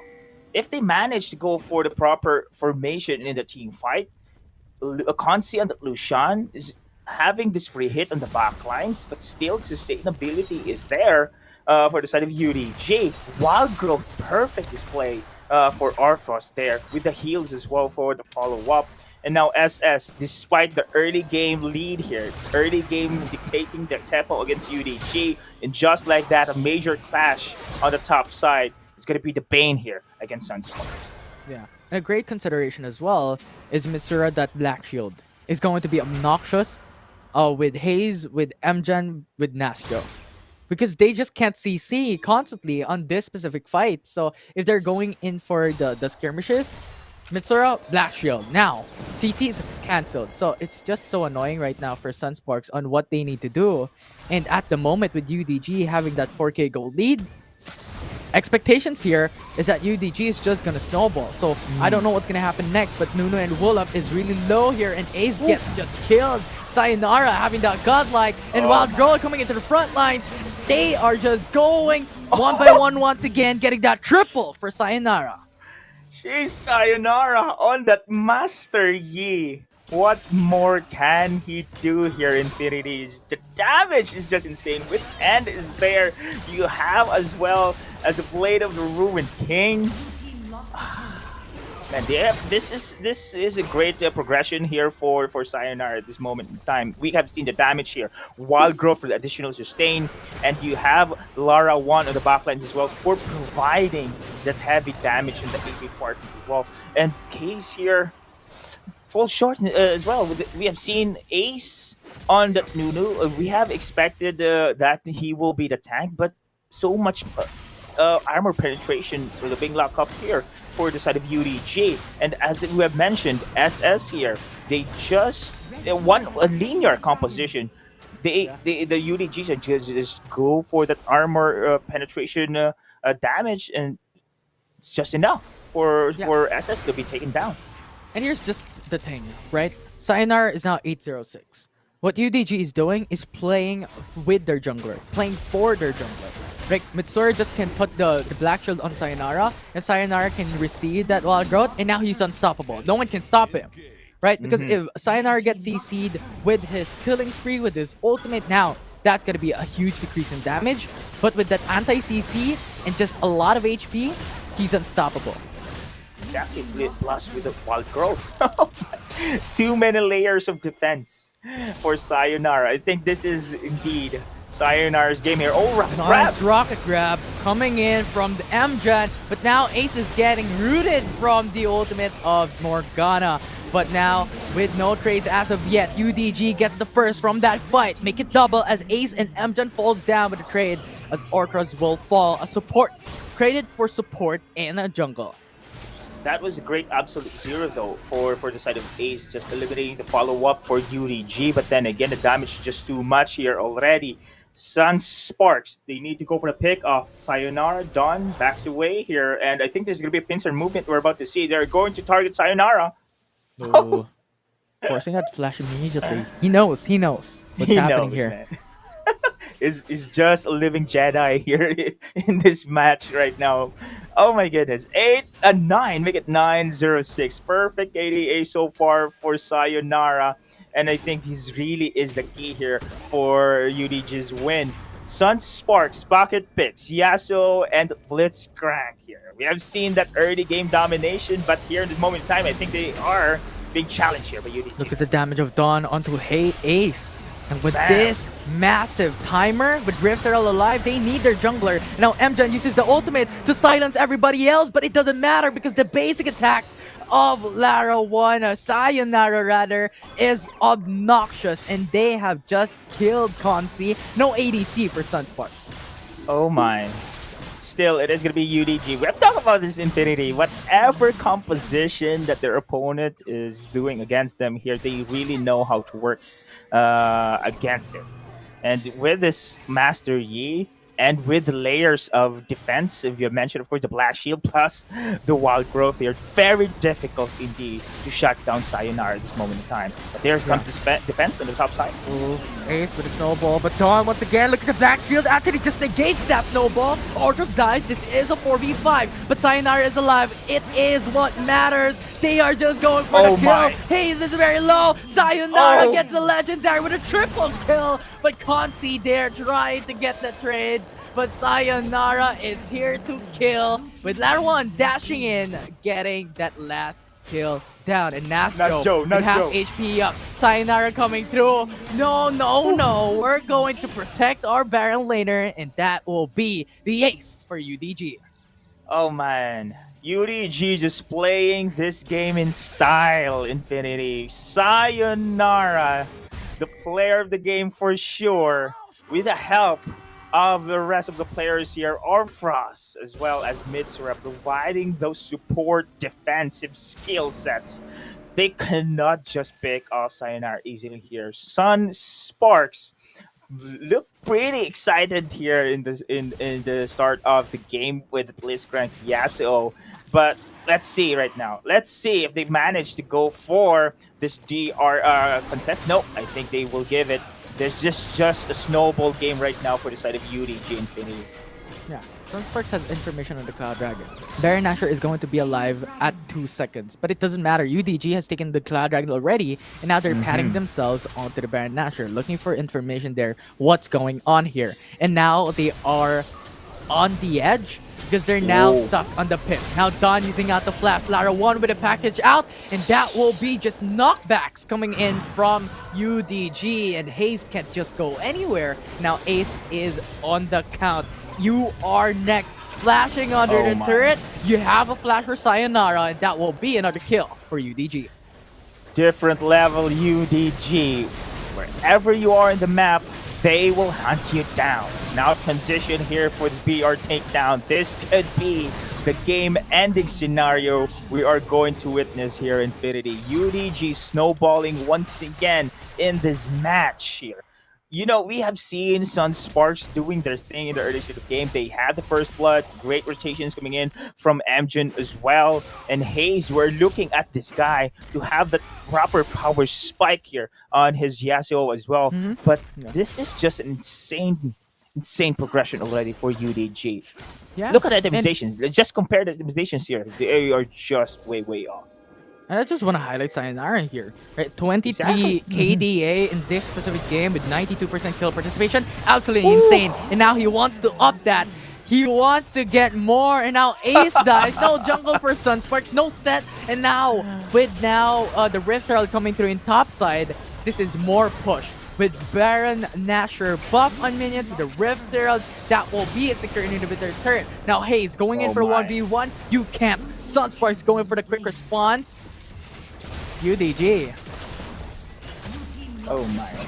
UDG. It feel, Infinity, not to belittle, of course, Sunsparks. This game feels like a solo queue or a pub match game here, because this is just unusual to see these champion picks here, the competitive play, and Sayonara. You can in our pub games here, you can really see junglers like that one, Master Yi, popping off in this kind of KDA. Feels like this one, and Sayonara is just blowing off here in this match right now. Sunsparks, to be honest here, on my side, it's very difficult for them to have a comeback here. Most likely it is, again, a one-sided game. UDG. Oh, I think they are looking for blood here. Yeah, but Sayonara now has the black shield. He's coming in. He wants the kills. But with those knockups, that's huge. And now Sayonara is very low. But that stages Enchant by some time. He goes through. He is still alive. This is just a massive play. Sayonara is very low though. And that will be just 1.3k gold bounty to the side of Sunsparks. Oh my goodness. Did I just mention a while ago that UDG doesn't have those overconfident plays? But I think that was one Infinity. I think they just tried if Sayonara can handle a 5v1 scenario with a black shield as well as that Wild Crow. But still, that was a 5-man commitment there under the turret in order for Sayonara to be taken down. But still 15-110. Insane game here for Sayonara, specifically in the side of UDG. I think they're just playing here already for fun here for the side of UDG. They really know that they have the big advantage here. Sunsparks, if I can formulate on how they go for the combat, I think this is going to be a miracle play going to happen here with Mjan taking down or the change CCs that we have seen that one taking down Sayonara in the game. But Lara 1 is still there. Dawn is still there. These champions still provide heavy damage. And look at this one, another pick. Now Nastro setting up the play with that ultimate on Sayonara, but Sunsparks, the rest of the crew is so far away to follow up. And now the Infernal Elder Dragon is alive. This might just be a start. Nastro has no flash. He went into the fountain to reset. Oh. And now UDG is ready to go here. Ace is setting up the play with a snowball. Knock up. But look at the damage. He just can't even run away. Ace is very low. And Lara 1 just jumping in with that package. And Mjan, he just can't go away. The sacrificial lamb to save his teammates. But Lara 1 still wants more bloodshed. They get the kill on Consi. UDG is forcing the Nexus. They're going under the base. Hayes is very low. Sayonara is going in. Stasis Enchant buying a time. And UDG wins this series clean wipe against Sunsparks. Oh my. Look at that.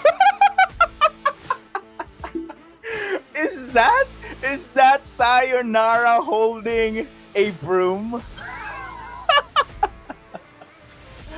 Oh my goodness, Infinity. That was just a statement here again for Team Underground. Again, whatever composition you are going to use against Team Underground, they can still manage to work it around against you. Man, oh man. You give us Blitzcrank and Yasuo, we'll give you Master Yi.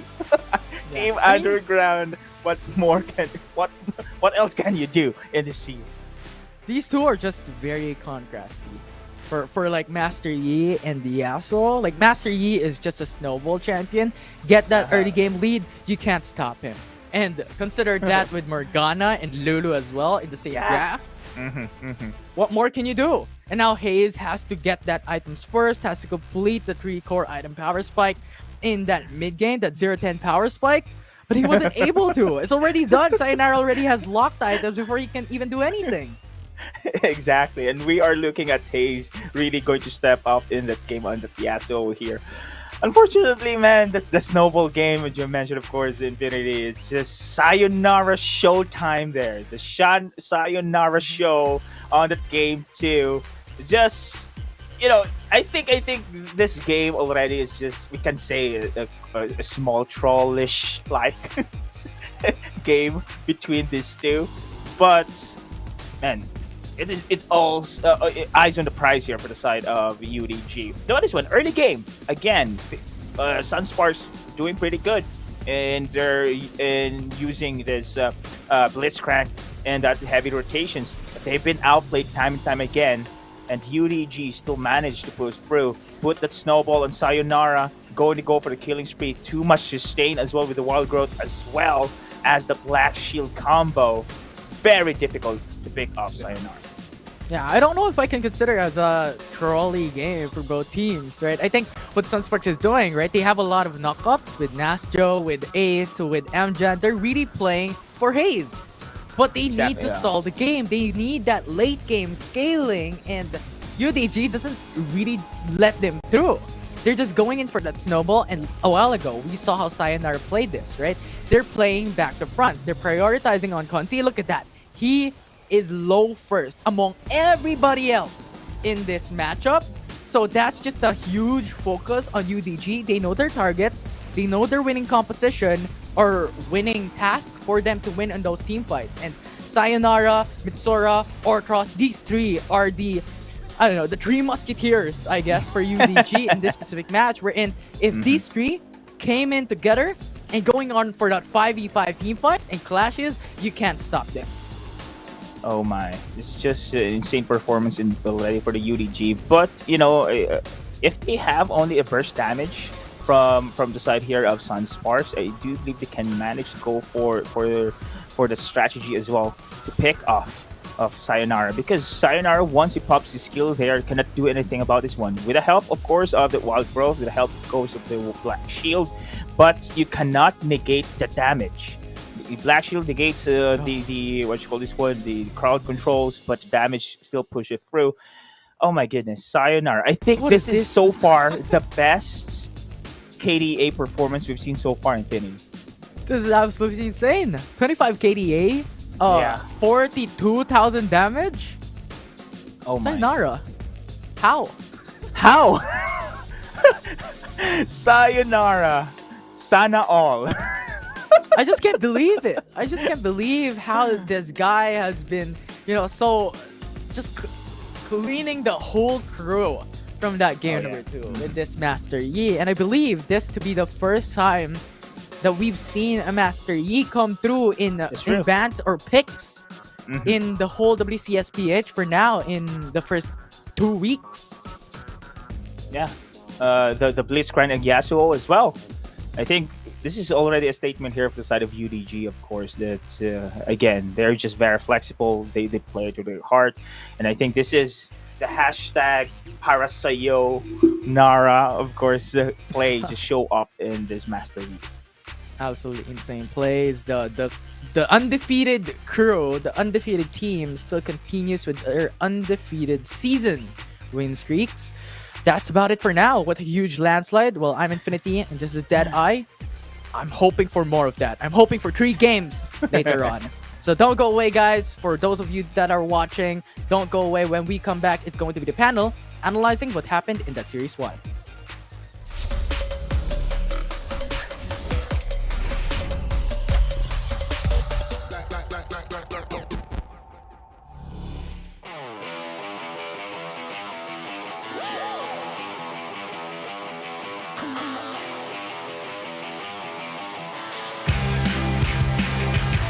A bright light feels right. I can't lie. I'm sky high. It feels like lightning, burning up in the sky, bright as the sun in your eyes. Feeling alright, I can't shine.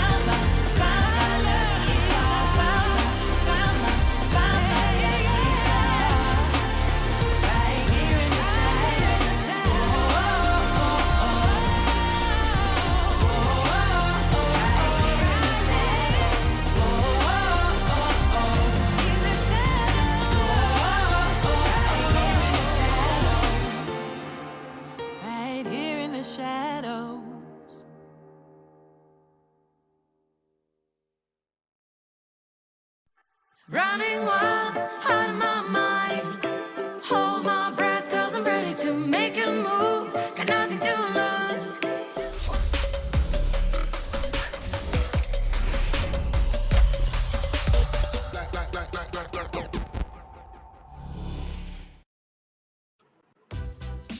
The Underground Kings still remain on top, undefeated. 6 straight victories.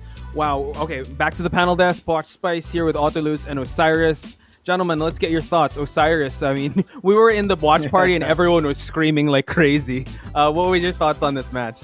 Mind blown. I mean, we saw another different side of the underground, and at the same time, we saw MGen's Blitzcrank, but of course, that doesn't change the fact that Underground is undefeated. So we're still there.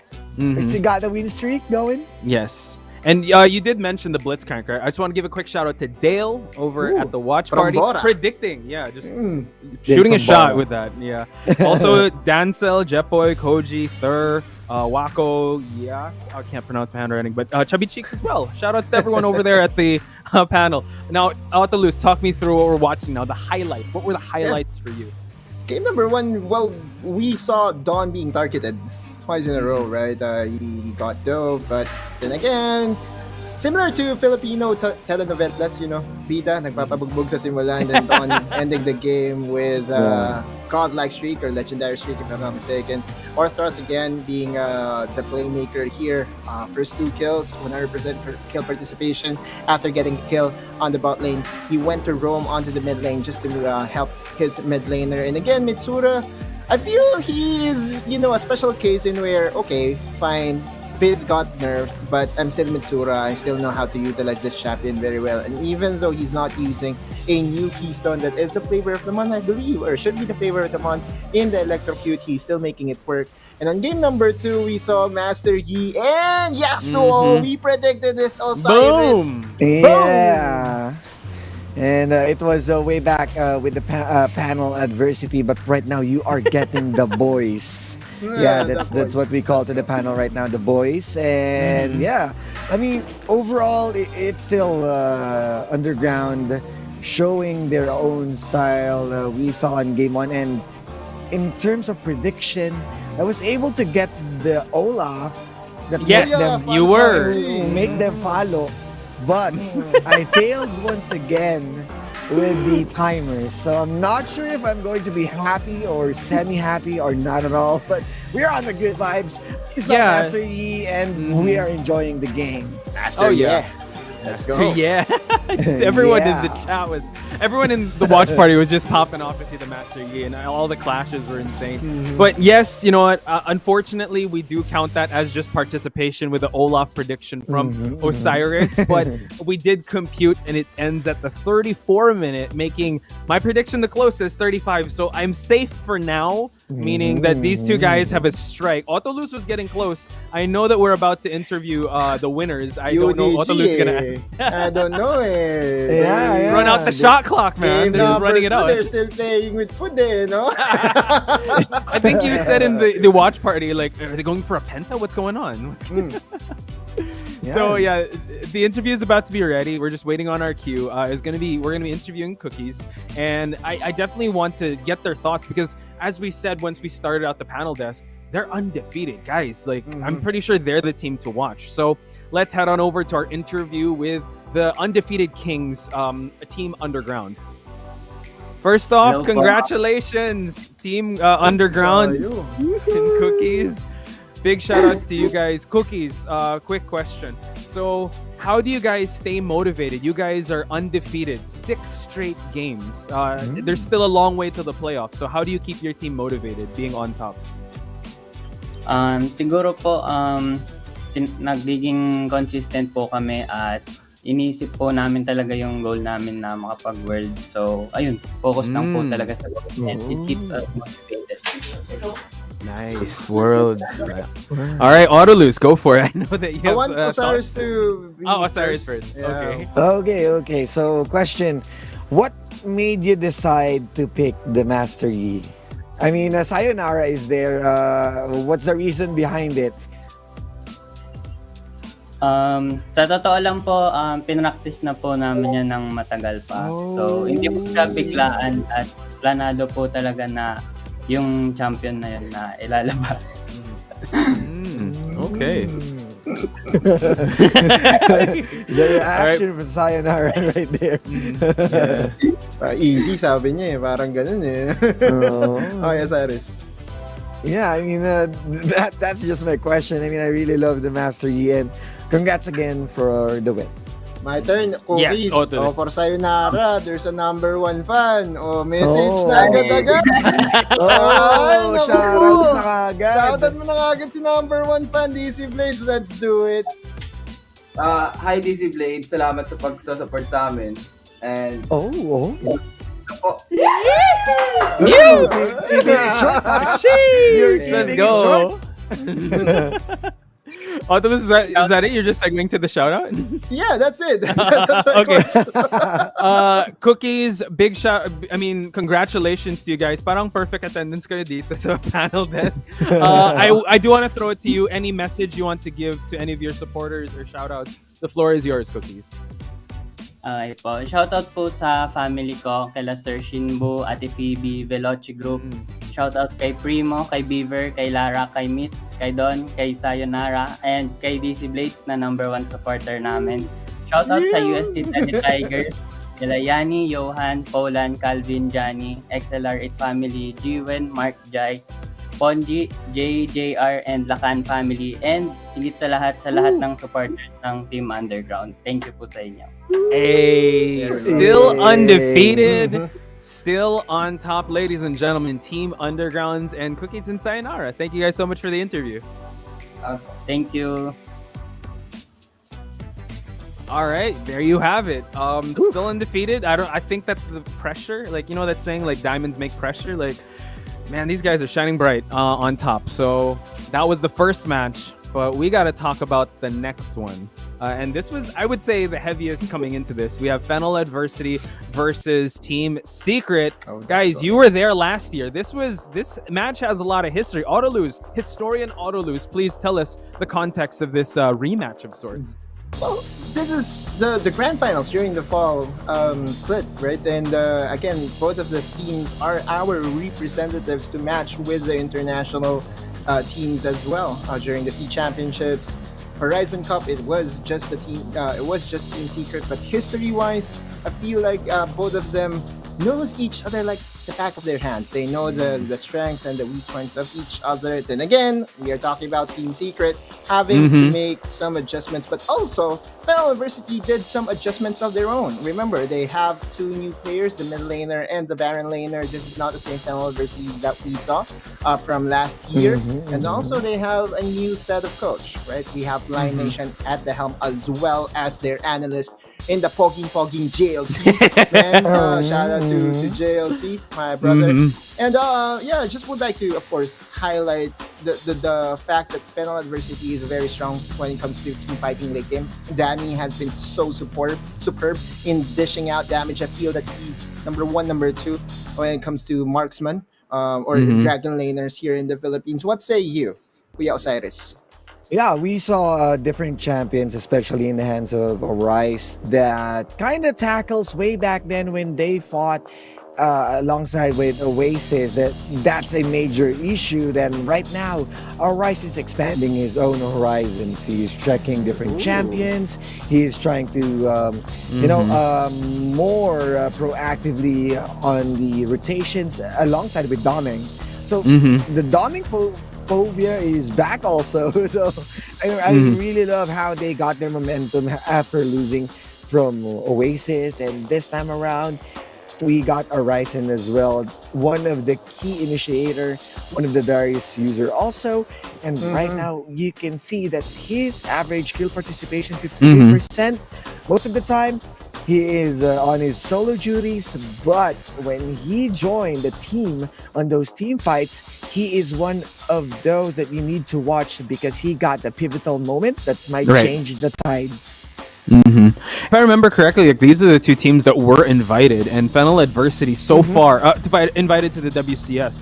And if if I remember correctly as well, these Fennel is actually sitting in second place in the standings, and Yep. so Yeah. far they have yet to get served a loss by another team besides Underground, the undefeated, I would say uncrowned kings here in the WCS. So really excited to see how Horizon will be getting people online. Showing his Baron Lane matchup with our next team, which is Team Secret. Now, yesterday, we did call a spade a spade. You know what? There were some hiccups here and there, but we still got to put respect in the name of Team Secret. Autolus, do you think that we've put too much pressure on them that right now they can't go back to their old form? We are, I would say, noise to them. I don't think Team Secret does pay attention to what we have to say, because they will still be playing their game regardless. And I think that's the proper way of doing things for Team Secret. Right. Again, when it comes to support management, remember this is an international brand, and I know that the support that they're getting from Yam Yam, manager Yam Yam, and the company is actually up there, right up there. And even though we could speculate what issues is happening right now with Team Secret, all I can say is this is the positive vibe Sunday. I want to be positive right now. I feel that it's just about the matter of time of them getting their group back, having their own identity. For now, their drafts are not working, and I feel that against Fennel adversity, they have to play fast, similar to how Oasis did it, because come late game, I don't think Chewy can stand toe-to-toe against Danny's prowess in the Dragon League. Even back then, right, Osiris? Even during the Grand Finals, it feels to me that Chewy will still play the pokes. Meanwhile, Danny will play the hyper carry. So we will see what's going to happen in this particular matchup. Yes, that's the polar opposite of the Dragon Lane. But let me bring this to East Coast from West Coast.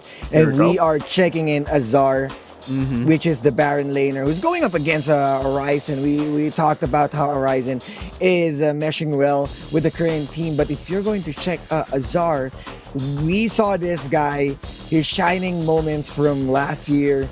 One of the best Baron laner per se, and right now he is setting on a 72% kill participation, which is it speaks a lot, because way back then we saw him on his solo kills, we saw him winning 2 versus 1, but this time around with the Rocks alongside with Azar, they're both mostly going in on the objectives. We saw Baron laners checking the Rift Herald, picking fights on the Scuttler, and Azar is adapting well on that part.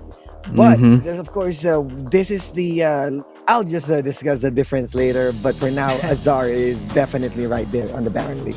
Oh yeah, actually, I definitely want to discuss the head-to-head matchup between the two Baron laners that we're talking about, Horizon and Azar. Stylistically, Autolus, how is this match going to play out? Feels to me that both of them were the superstars from last year. Horizon was a very, very, I would say, he's actually the second most searched person in Wikipedia. So that just goes to show that Horizon has a following. And again, Horizon was actually known for his Akali. Now he's evolving his playstyle to have more champions in his ocean, in his pool.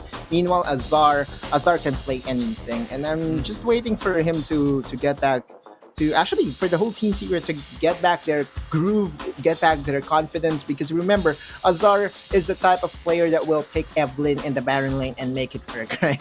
Azar is the type of player that will play the 1v3 so pure that he could still get 1 or 2 heads off of it. So Horizon versus Azar is a very good matchup, similar to what we did with the first series that we had, because Nasjo and Don was having, mano a mano, body blows They were. left and right. Horizon and Azar is going to be similar. I feel this is going to be a bloodbath in the Baron lane. Ooh. Yeah, definitely. I am expecting more from these guys, but let me talk about what I said a while ago. Yes. That this is the bar setter.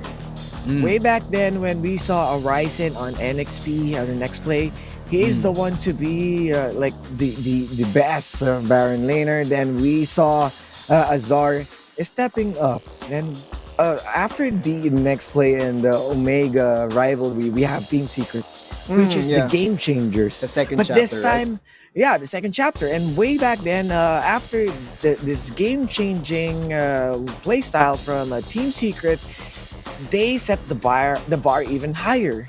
And right now we are looking into the new era, and I'm really excited on how these two different play style, not so different, but built different.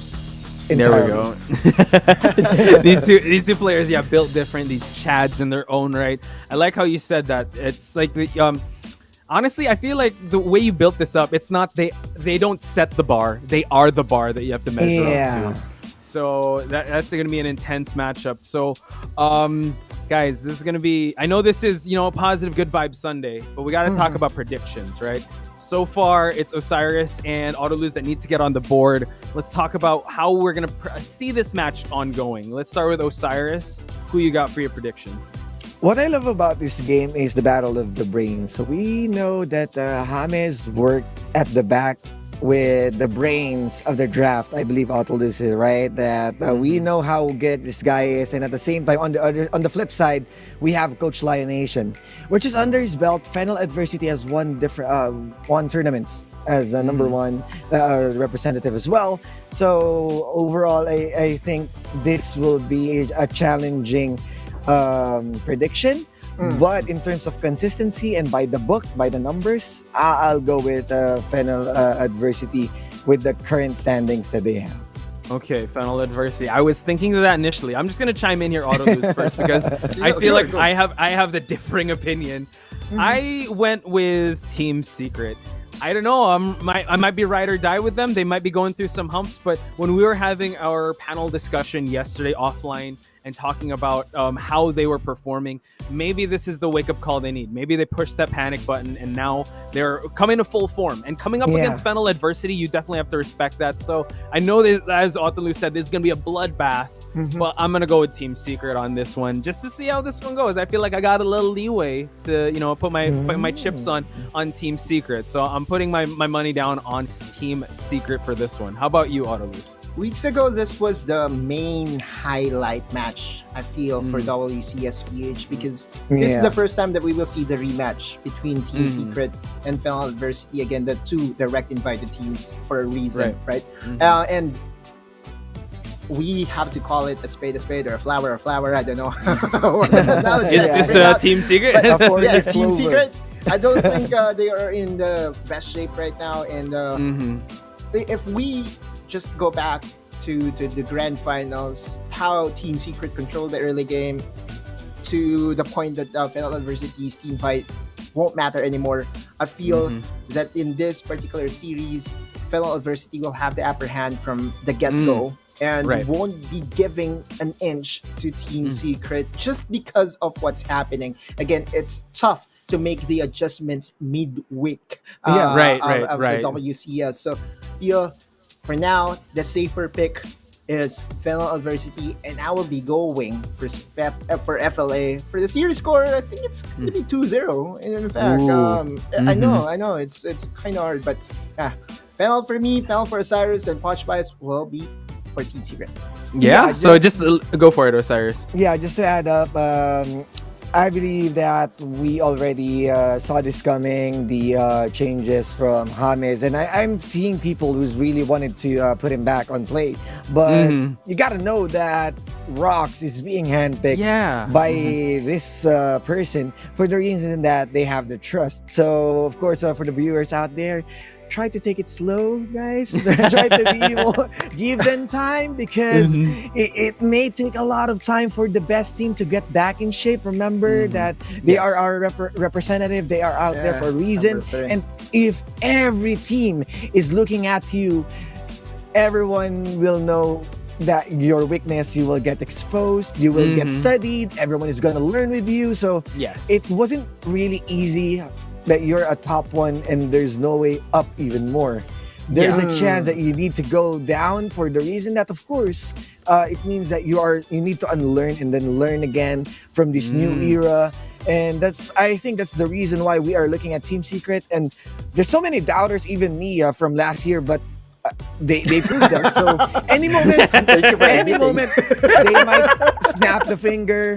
We also saw Orthos Fans Club. I am not a believer back then, but I was knowing Beaver. I changed to being a believer. Yeah, I know. Oh, So- there we go. We're talking about Swifties, now believers. Okay, No. Yeah. Okay, let me give context here, Poch. Go. Orthros' real name is Beaver. It's Beaver. Oh, there we go. So if Okay. you are So- actually an Orthros fan, You're a technically you are a believer. believer. Ooh, it's a package deal. Okay, Like I'm learning us. on the job here. There we go. Package deal. There we go. Speaking of, conversations and also context, let's get some of the tweets coming in here on what people have been saying. Again, use the hashtag WCSPH, hashtag Wildrift Champion C, or hashtag WCS if you guys want to make your voices heard. Thank you, Sunsparks, for picking Yasuo. Tundra has been asking for it. Teams, makakaroon tayo bang... sorry, let me just... the call. Timo. Yeah, there we go. Timo. Actually, I would want to get Autolose. Do you think that Timo would come in as a Timo specialist? Towards yourself? the end of the season, possibly there are so many check marks that has to be checked in order for Timo to work in the competitive scene. Again, every now and then, we could only hope. But towards the end of the season, I'm not locking the doors. There we go. Boom. All right, I think we have another tweet.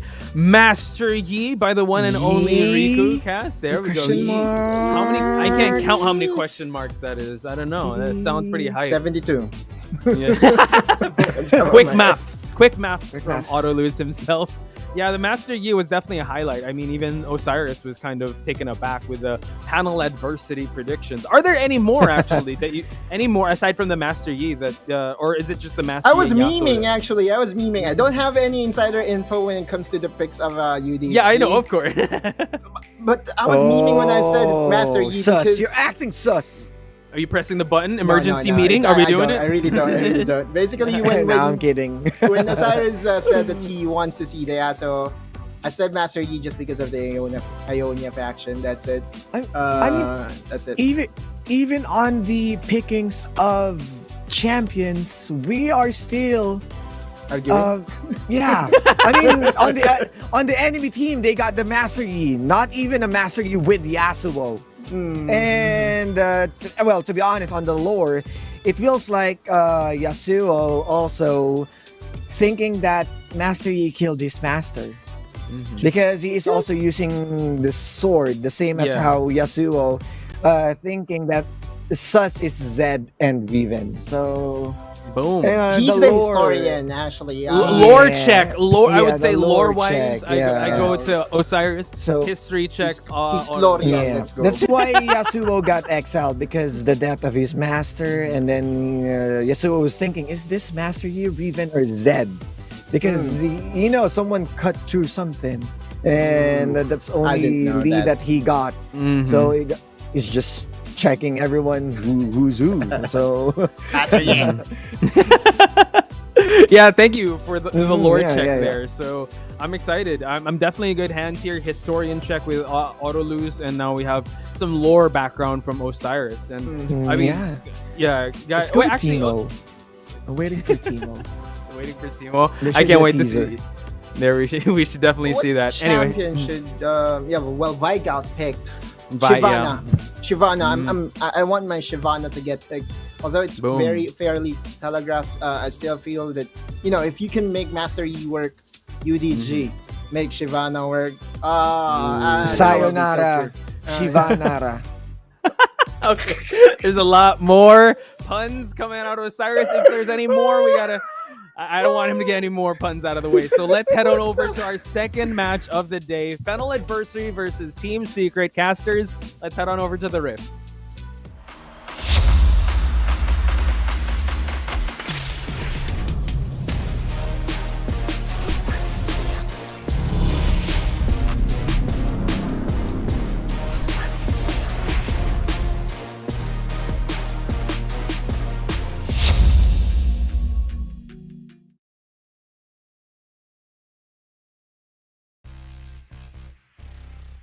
Welcome back, everyone, to WCS Philippines now for Series 2 for the last day of week number 2. I'm Infinity, and this is Dash with me, joined for the cast tonight.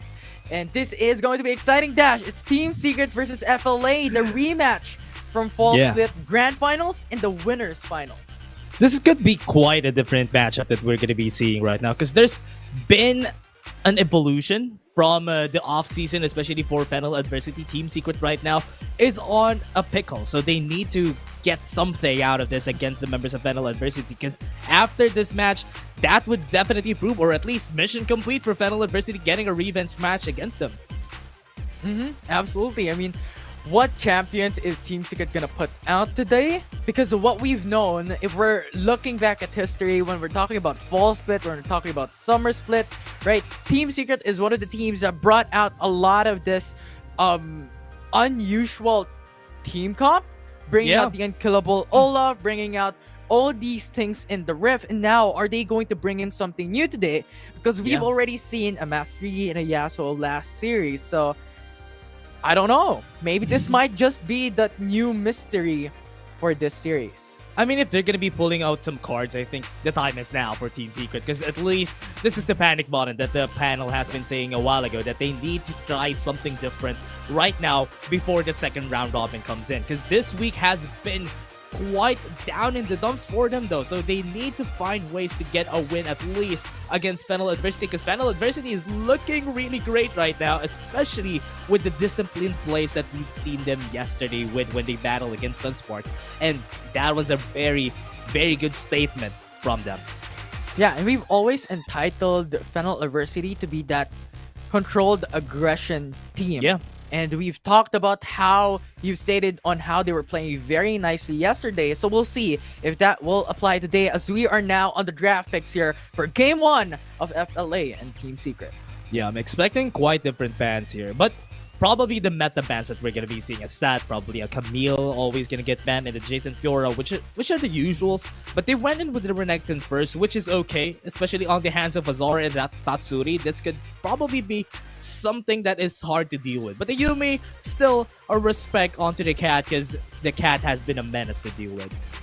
Yeah, and typically what we've seen from Team Secret on their bans, it's pretty on a decent pattern, right? Camille, Jace, Set, and now they're bringing in this Yumi as a respect onto Raffi, and with that new buff from 3.0B. And now what are the next bans going to be? Now this is the question today. Are they going to change what they've done for the past couple of days, having that new switch? Because of how auto... Ooh. Yeah, they're opening up a lot of this bans right here. I mean, banning the Thresh, banning the Gragas just tells us a lot that a lot of champions are going to be open. Probably one of the trios that usually are banned, Seth, Camille, and also Jace, and even Fiora would come out on this game. Because right now, those are probably the last bans that we're seeing here. But the respect that I'm seeing to Rox, especially with the Thresh, is still coming up. I love the respect that they have, especially for specialists like Rox. That just makes the banning so hard to deal with. And now, Jace is set as open. What FLA did, respect onto Rox. Ban away the trash, as you stated. This is such a huge champion for the support of Team Secret. With that said and done, Jace being picked up by FLA. Yeah, picking the Jace would be good. They have a lot of damage, can flex to a lot of roles, and I think Team Secret could answer that back with a Fiora and also a Set if they want to, but because they didn't pick it, this is still a chance for FLA to take the Set in order for them to have more of those, at least a counter-engaged setup that they could have with a Set together with the damage from the Jace and whatever they're going to be picking for the third pick. Yeah, and Team Secret just went in with those two picks immediately right out of the gate with that Fiora and Galio. It was swift. And now FLA went in for the Lee Sin. What do you expect here, Dash, coming into this game number 1? What will the next picks be, and what will be the priority here today? Yeah, if ever they're going to be banning this, for FLA, they can pick up the Set here to have a full AD composition for the trial lane. But after that, bot lane should be most likely a magic damage. If ever it's going to be Corki, or most likely an AV champion in the bot lane for Danny would go for the Lux or Morgana, that could be possible. But they went with the curveball right here, went with the Darius, which is also great though for the members of FLA, because still, that just gives them leeway for a lot of mistakes that they could do. And yeah, I like that no priority for Set here though. Yeah. But, Ziggs, you talked about AP champions. Now we see Ziggs to the side of Team Secret. They're going to pick it up. However, Morgana is open for Fennel. this is what they want. This is what they need. Oh, They there need you go. AP champions in their draft. And now Team Yeah. Secret banning away the Corki immediately in second phase bans. Yeah, they're banning probably a lot of AP champions. They just need to pick if they want to force Danny to go to the Morgana or to go for a Lux. That is the only choices that he has right now, if ever they want to get the ban there. But still, Team Secret still has a lot of choices, especially for Tatsuri in the mid lane, unless they want Tatsuri to go for There a you go. different, or rather go for the Ziggs, Morgana. So the last choice would probably be Lux for Danny, unless they want to double down on the AD champions and go for 4 Black Cleavers, if ever. Yeah, absolutely. I mean, Rakan is still open for Fennel. You have a lot more ADCs open for them, but what are you going to prioritize here, Fennel? Are you going for AP? Are you going for ADs? And just gonna go all in this monotonic type of damage category, with Jax being that last ban for Fennel? What will the next picks be? If ever they're gonna go for the next pick here for Team Secret, they still have a chance to go for. I mean, this is a lot of AD composition. The Galio would be a good pick if they want another source, at least another source of CC for the side of Team Secret. Yes, that's good. Lucian would be a good pick because at least you're lowering the chances that Danny would be picking that Lucian. So with this, or rather, actually, Lucian could be put on the top lane with SR. This has been done a lot of times by Team Yeah. Secret. So right now for FLA, their choices are limited. If ever they want something for the bot lane, I'm kind of leaning towards Saya Rakan, which is also a good pickup in the bot lane. Yeah, absolutely. Although if this happens, Lucian will go top, and then Ziggs and Galio bot lane. Their lineup is gonna be okay. squishy. Except if they go for a Renekton mid lane, this happened before. Tatsuri has played this in the past, and this is going to be exciting. However, the AP champion that we were looking for, Brand, now locked in by Fennel. Yeah, going for Brand is... I'm kind of not really feeling the Brand right now, especially with the Rakan? Team Secret composition here. Yeah, I think Rakan could come out here, or maybe just There you go. yeah, they went for the Rakan. But again, on the side right here of FLA, having the Brand, yes, you have the DPS, but what's the problem here is that Team Secret, Drop in most 4. of them would probably go for most of them have range. They have a lot of dashes, so you're not going to be mitigate or getting a lot of damage against them. But because they pick a Jarvan 4, you know what they're going for. They want to go for an engage. A good setup is what a Galio needs, and their Jarvan is a perfect addition to the team here. So what I'm expecting here is Azar is going for Fiora. Jarvan 4 are going to be that jungle. They're going back into traditional phase, wherein Lucian would be going on bot lane. But this is assumption. We still have a couple of seconds before every lineup is locked in. But any winning conditions you want to set here, dash for this game 1. Yeah, I don't know.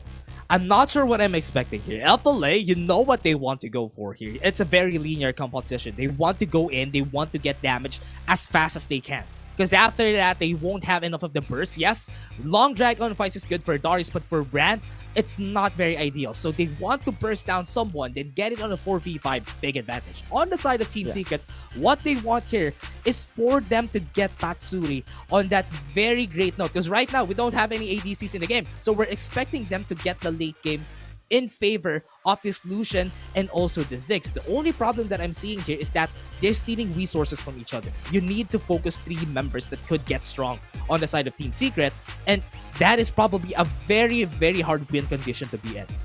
Yeah, absolutely. I mean, we're looking at the Team Secret right now. We expected Lucian to come in bot, but instead, it's the same matter. It's flex. It can go mid, it can go bot. Now, Lucian comes in mid, and Ziggs is on Chewy into the dual lane. And this is just the series that we were waiting for. The rematch between Fennel Adversity and Team Secret. Game 1 for the series.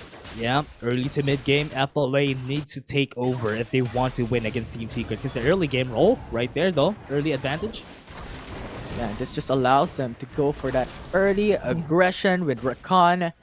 Which is just a little bit of a playful trick there for Fennel Adversity. They don't want to go all in, so no kills as of yet. Yeah, I'm really liking that they put in Chewy in the bot lane, just because that Chewy could potentially have an easier time here in the bot lane. Because honestly, against a Jace, it's really hard because Jace is just going to go aggressive. But against Brand and Rakan, who forces themselves in the fight, and you're together with the Galio, though, it will be hard for them to do. So Chewy is very much safe in the bot lane unless Rafi could get a very good Grand entrance.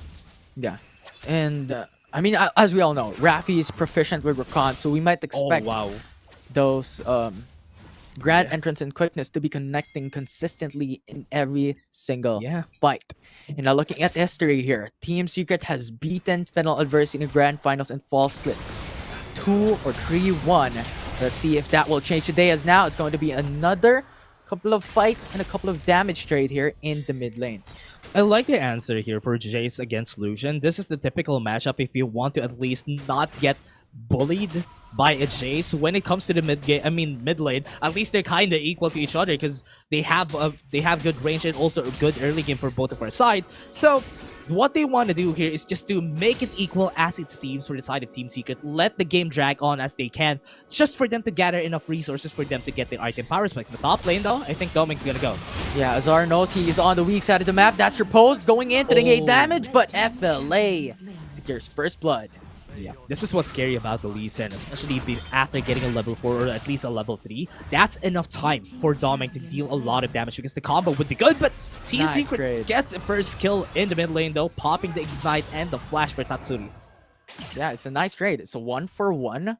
So it's both even when it comes to kill standing, but FLA with that first blood having a 400 gold lead. This is the power of Lee Sin in your lineup.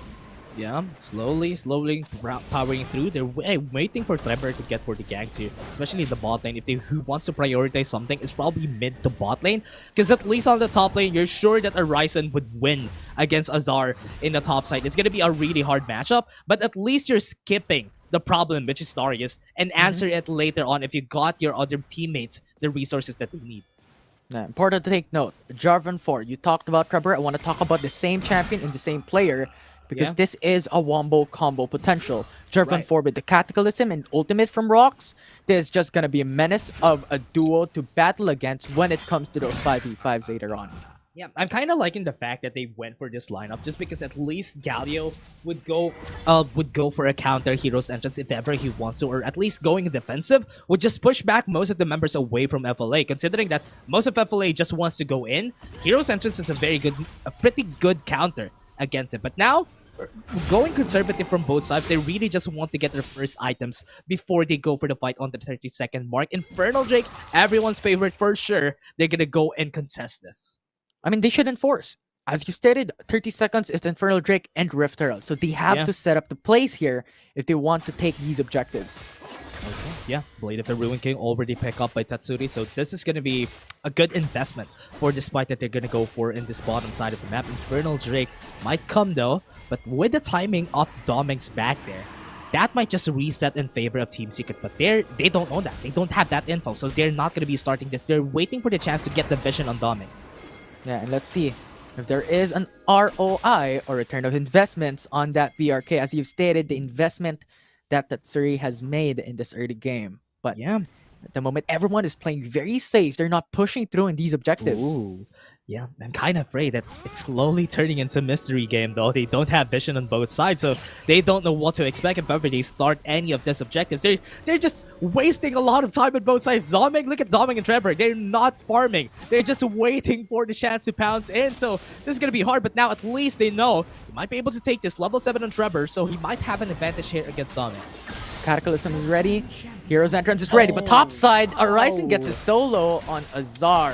So this might just be a 4v5 if ever Darius wants to go, or if they want to split push. But 1k HP remaining for that Infernal Drake. No contest coming from Fennel. Yeah, they didn't have vision here, so that is going to be an easy take for Team Secret. But right now, Horizon is just getting a lot of solo bolos in the top side though, because early game really of the Darius is just really good, especially against a Fiora, but Fiora later on would just be a split pushing monster. But no, they're taking their Herald just for a trade, the handshake here, but Rocks might have some other plans. So close coming in from Team Secret with that Mega Inferno Bomb, but I want to tackle a bit onto the Infernal Dragon. So late game scaling, you're looking at the damage of Tatsuri and the Ziggs. It's going to be obnoxious later on. Even if Fennel Adversity having this early kill lead, how far can they go with this early phase? Yeah, what I'm scared of though for their side is that considering that they only have Horizon to go for the front line on their composition, it might be really hard. Yes, they're all gonna go in. Dan would potentially be a good target, but because Team Secret also has a front to back composition, that's not gonna happen. Team Secret is probably just gonna be super reactive, or maybe active if ever Trevor could potentially get a Cataclysm to the Heroes entrance, but that's basically it. They just want to peel to Tatsuri and Chewy, and that is the win condition of the team here. But Doming, top side again, might go for a fight.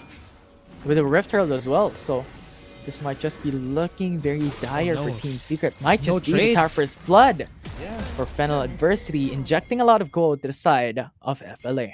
Yeah, they're just getting Arisen. This is good investment for Dom. And getting Arisen, this early game advantage, would just let him roam around the map a lot more. Especially with the referral down to the upside, Zar would have less space for him to farm on. And this is just working in favors of FLA right now. But later on, if ever this is such a small lead. FLA needs to get this bigger because Team Secret is gonna look scary later on in the late game. Yeah, and you know Fennel Adversity is going to play a bit more aggressive on having those damage up. Because Doming prioritizes Yumu's Ghostblade instead of the Guardian's Angel. As typically the first two items, or either items being that first pick for a Lee Sin. So they want the damage coming in from Fennel Adversity. But we'll just see, because now Team Secret, 3-man roam bot lane. Yeah, I like the angle that they're going here for Doming, but mid lane though. Forcing out the flash though, so safe for Doming. But now here onto the bot side once again, another fight occurs with Rocks going through defending his teammates, but nice engage coming in from Rafi to just push back TS. Yeah, I'm still surprised no kills have came through after all those kerfuffles that we've seen from all the lanes though. Still no kills came through. This is just a very conservative way to play of FLA. We all know FLA is very disciplined. That's why they're always finding ways to at least, if they know that they're gonna win, that's the only time that they're gonna go. But now, they're kind of iffy. They don't know if they can win against TS right now because they don't have that lead. Especially they got the Infernal Drake. It's still hard to pull the trigger against them right at this point. And remember, Lee Sin falls off in the late game, so the early win con coming in from Fennel Adversity has to be secured. And Team Secret is looking quite on the control on top side quadrant jungle.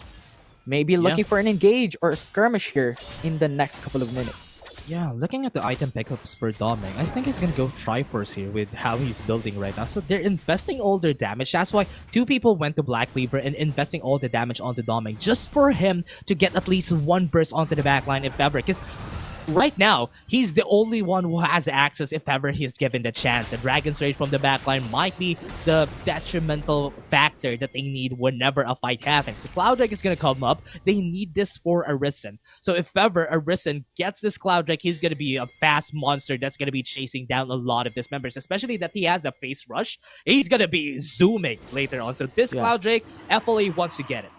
Yeah, and there's just two sides of a coin here for Lee Sin. One is for uptime, more aggressive, more just annoying champion to play against, or just damage. And we're seeing Doming on that damage items in this game. One. Yeah. With Cloud Dragon, as you stated, this is the setup of Team Secret with that dominance on the river. Is FLA gonna contest, or are they going to handshake for the Rift Herald trade? Yeah, they don't have any vision though, so would they want to get this? They might go for an engage if ever they can get the chance, but because the flag has been thrown already, Trevor won't have the chance to engage right now for the side of Team Secret, so it's all in the hands of FLA. Yeah, very, very safe, but Fennel now has the dominance onto the Dragon's Pit. Team Secret, they're looking at that Dragon, still high HP. They might just go for the contest here, they're ready to go, the culling is now out. Yeah. Not enough damage, not connecting onto anybody else. Ooh, this is looking scary, Infinity. 4K, half HP. They might go. Trevor is waiting for the right chance. Yeah, but look at the quickness of the Grand Entrance. That's a 4-man knockup, 4-man engage from Fennel Adversity. Now Team Secret is split. No kills though for FLA.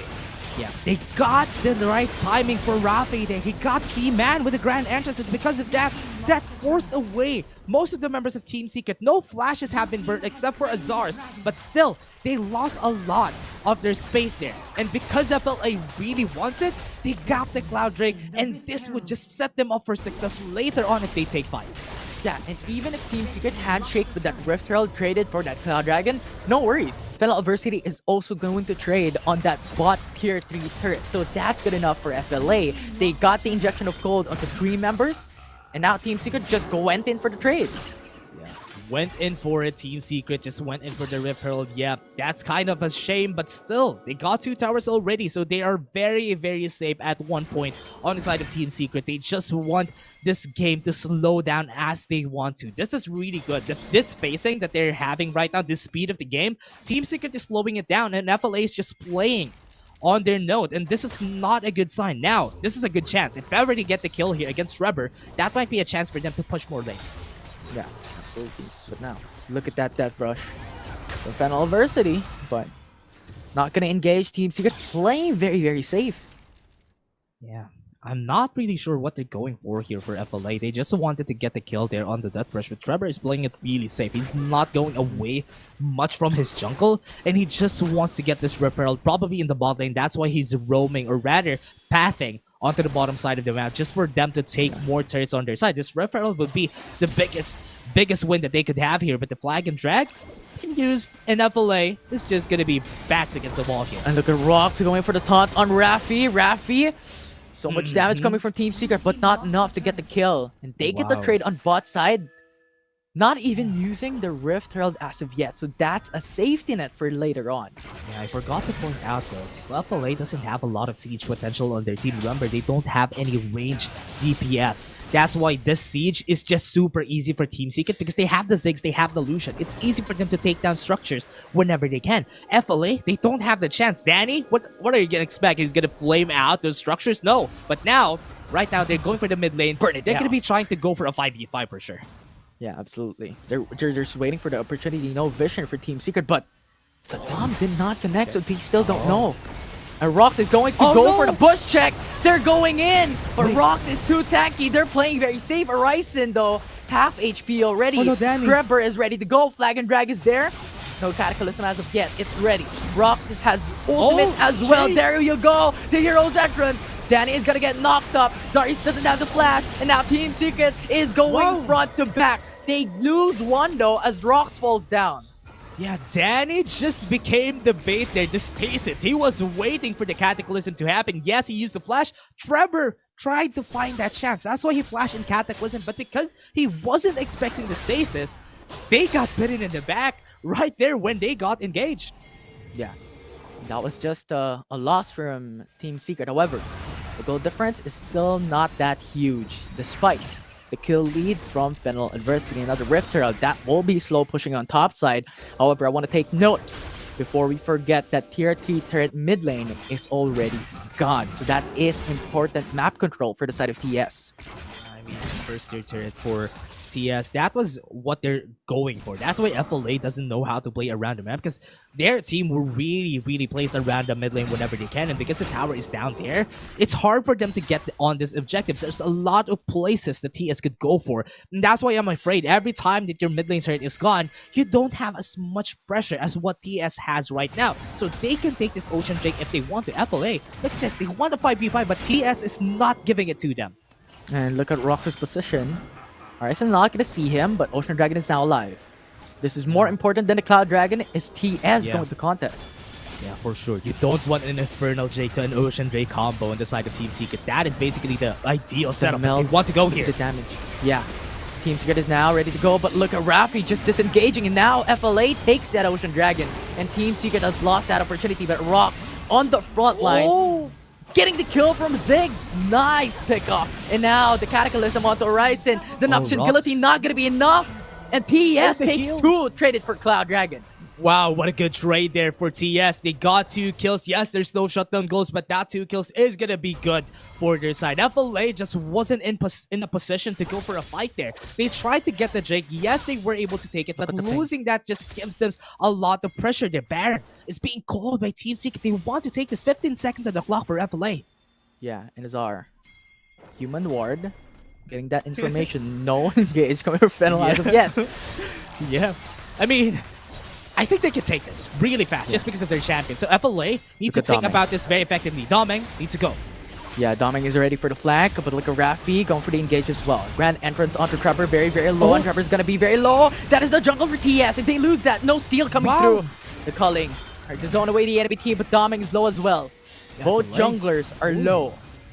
Yeah, FLA Nice probably disengage, though. looking for this though. So I think they wanted just to counter that, just to stop them from getting this Baron. And again, Team Secret was able to get the tower in the top side. That was what they're going for. Yes, we're gonna be risking this top lane turret for you. I mean, this Baron just for us to take the top lane turret. FLA is just losing a lot of their structures, and it's not looking good because they can't get any more vision on this next objective, especially this Baron, because second tier turret of the top Yeah. side has been taken down. And Team Secret is such a big brain. Putting the Rift Herald on top side, just slow push, going for the Ocean Dragon. Yes, they lost it, got the 2 kills, but they Yeah. got the tier 2 turret top side. So really, really smart here coming in from Team Secret. Now, what is the next step?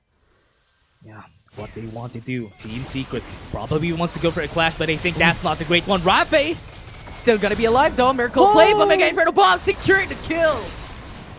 Wow, what a kill from the side of Team Secret. I wasn't expecting Rafe to go there. They didn't have vision on the top side of the map. And this is what we're saying a while ago, Infinity. If they don't have vision there, they're gonna go like Trevor. Cataclysm, Hero's Entrance, but not gonna pick off anyone.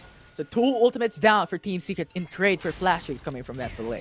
Okay, that's good. That's very smart for Team Secret. They're just playing around FLA right now. They're just playing around the mid lane turret that they lost, and they're playing around the top side of the map because they know they have the advantage here. What they just need to do for Team Secret, shove the bot lane tower, then go again for a Baron. Might be a takedown pretty easily because look at that. There's a lot of vision there on the top side of the map. That's why FLA can't even go for a kill even if they want to. Yeah, what FLA is doing right now is buying time. They need Yeah. the time when Rafi's available because they can't set up. Yes, Horizon is there to be their front lines, but Rafi will be their main dependent on those CCs. So they have to buy time for Rafi to be alive. And now that Rafi is alive, Baron Nashor is also there to be contested. We'll see what will happen next. The next couple of minutes. Yeah, this timing is just so great for Team Secret. Azar just wants to get the push on the bot lane just for them to get at least a good place later on right here. But the pull come in. Ooh, 2-man taunt coming from Rocks just to disengage. So much damage, but not going to be enough Oh, to really he's just left get the alone. kill. Now, it's Horizon stuck in the middle of a fight. Cataclysm also there, forcing out the flash and the barrier Rafi. in the brink of time. But Rafi once again gets slain by Team Secret. Wow, Rafi just got slain. He was left alone in the pit, and now this is going to be the call for Team Secret. They were able to take that down, and as we said a while ago, FLA is going to lose on a lot of damage come mid-game. And TS, this is the ideal setup for them. They can take this Baron. FLA doesn't have any care in the world, and this is just going to be taken, giving big advantages for TS to get the structured takedowns, and that's what they're going for here. And even if they start the Mountain Elder Dragon, Team Secret has the number advantage. They're 5-man members of the live, and FLA has lost Rafi. Now Mega Inferno Bomb gets 2 kills immediately with massive amounts of damage. Wow. And FLA though gets the Elder Dragon. So 4 kills at the cost of that Elder Drake. Yeah, this is gonna be the win. TS can go and end this because 40 seconds on the clock, that is a lot of time for the Death Tyrants to come in. Look at the TPs coming in from members of Team Secret. They can end this. They have the Baron on this side. You have only the support and the jungler to defend this. This is it, the end gaming push. Team Secret is going for it. Rocks goes for the taunt. Cataclysm to lock in. The Nexus is down low. It is going to be Team Secret securing the first win of this series. Wow, Team Secret just got that win, and that is it. The loyal members, or rather the loyal supporters of Team Secret are now happy. They take that game 1 down. FLA just like it's super great that Team Secret just slowed the game to the point in where most of the members of FLA don't have any damage anymore. That's why they use that in their favor. And when the time came in, that was just so great for Delusion and Ziggs. They just dealt so much damage in the late game. Will history repeat itself? The rematch from the grand finals of the fall split, Team Secret took that 3-1 win against FLA, sweeping in the winners finals, and now they take game 1. It's match point for Team Secret. Yeah, I was just super surprised, especially that this best of 3 is just working in favor of Team Secret. I mean, history could be repeated, and as the panel said a while ago, they fought each other before. FLA lost, and would that come again to their hands? Because right now, FLA just lost 1 game, best of 3. Yes, the momentum can still shift, but right now, Team Secret wants to redeem themselves from the losses that they had this week. They played really clean from this game 1, and this might just be that change that we were hoping for. We're seeing it through and through. One more game for that series win by Team Secret, but FLA is there to conquer as well. We'll see as we are moments away from that highlights how Team Secret won that game number 1. Yeah, I mean, that was a very... All I can say during that whole game, it was a very slow game. Not a lot of kills on both sides, just because Team Secret didn't want to commit onto any. FLA wanted to go for 5v5 fights since the early stages of the game. And TS, they didn't give them. They skipped all those problems. Yes, we're just gonna be farming, waiting for us to get Tatsuri and Chewy fed enough for us to go for the 5v5. And during the last moments of the game, that is when they pulled the trigger and went for a 5v5 because they know they have the whole advantage. They have the whole package on their hands. Yeah, and I think it's just important to state here in this specific game, the doming, right? We talked about it earlier. With that Lee Sin falls off late. Even if they have the Cloud Dragon and the Ocean Dragon, yes, later on, they got the Elder Dragon. But Team Secret just ended the game immediately. Because if they stalled that and did not end the game, it can be FLA taking that late game with that Elder Dragon, shielding them away from the burst of Chewy and Tetsuri. Yeah, they took their risk there on the side of looking at how it worked for FLA. They took the risk here. Losing Rafa in the process here wasn't really what they wanted to happen. And when they take this Ultra Mountain Drake, look at their positioning. It's not really as good. And because they got lost into the shield of Duran from Rocks, that was perfect setup for the Mega Inferno Bomb. And Chewy was able to get 2 kills just like that. And after that, just snowballed in favor of TS. FLA wasn't even able to answer back. Yeah, I mean, it was like Chewy casting the Mega Inferno Bomb, then later on, immediate taunt coming in. Wow. So amazing plays. And speaking of the same champion and the same place, it's a player of the game, the MVP, Chewy, for this game 1. Yeah, I mean, Chewy just played that game pretty well, honestly. When it comes to the Mega Inferno Bombs, they were always scary, always on point. Like, they're always on the sweet spot whenever he chose the Mega Inferno Bomb, and that was why they were able to get the win. The easy Wamba combo from the Cataclysm to the Hero's Entrance to the Mega Inferno Bomb was just their bread and butter during the whole game, and that just worked in their favor. I love the way that Chewy played it. I mean, 33k damage, that's just so much. And that is what we've talked about a while ago, right? And that accumulative damage, there is the Infernal Dragon putting up a punch there, supporting that massive amount of damage coming in from Chewy. They got it from the early game. We've said it. If this comes to late, Tetsuri and Chewy is going to deal so much damage. Yeah. So it's just a difficult task here for FLA. We'll see how this would turn out in game number 2. It's match point for Team Secret. We're going to take a short break, but don't go away. When we come back, it's Team Secret 1 win away for that series win.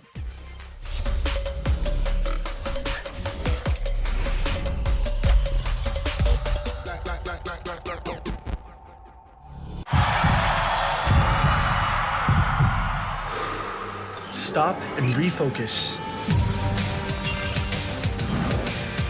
Get a clearer perspective. See things from different angles. Power up and set your eyes on the prize. It's time to step up and rise to the challenge with the Redmi Note 11.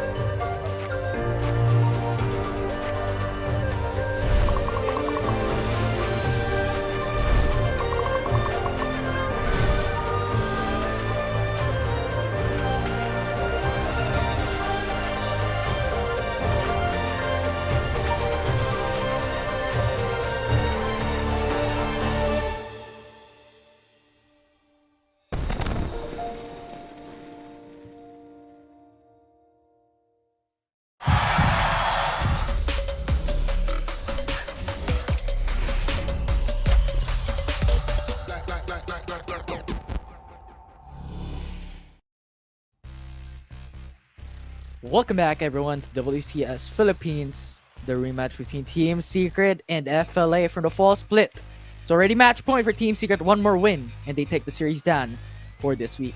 Yeah, what they want here for the members of Team Secret is just to play their win conditions. That is exactly what they want. They want to drag the game as long as they can, and that they did. And even though they lost a lot of dragons to the members of FLA, it didn't matter. Because at the end, even though you get a lot of drakes, yes, it wouldn't matter if those stats won't add up to how the Team Secret lineup went. And they had an ADC, they had an AP carry, which is Ziggs, and that's why they had just a lot more damage compared to the lineup of FLA. Yeah, I mean, Ziggs, not only that, they also have Lucian in the mid lane. Yeah. So, a lot of damage indeed. But that was actually quite clean coming from Team Secret, right? With Chewy and Tatsuri actually not dying a single death there. Only Fiora or Azar dying 2 times, and then Rox dying 1 time in those certain circumstances. So, really safe. I think what Team Secret is doing, protect these 2 kings, and that they did. Yeah. That's exactly what they wanted to do during the whole time. Especially Brox played a lot more well with that Galio. He hasn't found a lot of success with that Galio, but right now he played it so well, and that's why he was able to defend. And Chewy was able to get a lot of those opportunities to get the Mega Inferno Bomb in because of the taunts and also the hero's entrances. Coming from Brox, and that is exactly what you want with an engaged composition, or rather a wombo combo composition. Yeah, it's just amazing, right? The mix-up, Pepper comes in first, Rox comes in next, and then forcing out a lot of flashes coming in from Fennel Adversity. Then after that, you have Azar going into the back lines, and then the damage from Tatsuri and Chewy also massive. We've seen the amount that Chewy did from that game 1 to like 33,000 in 19-minute game. So it's just good play coming from Team Secret. Now I'm curious, what will the bans be and picks be? Is FLA going for this early game win con once again? Or now are they going for that late game win con, matching up the melody that Team Secret is singing right now? Yeah, especially for the brand a while ago, especially on this side right there of FLA, they had the Rakon, but there's not a lot of follow-ups whenever a Rakon comes in. Yes, the brand will do some damage, but he does DPS damage and not as bursty as what a Ziggs could do. Yes, he got a lot of grand entrances in, maybe a 3-man, maybe a 4-man, but nobody was there. Nobody was there to get enough damage in, and that's why it was just unfortunate for Rappy during the whole game. So maybe they just need to double down. If ever they want Rappy to get another Rakan, they need to get more damage in their composition. Not just a lot of bruisers, but more damage. Or not just that. When we saw that late game plays coming in from Fennel Adversity, right? We saw Rakan being downtime for pretty much 5 minutes of the whole game.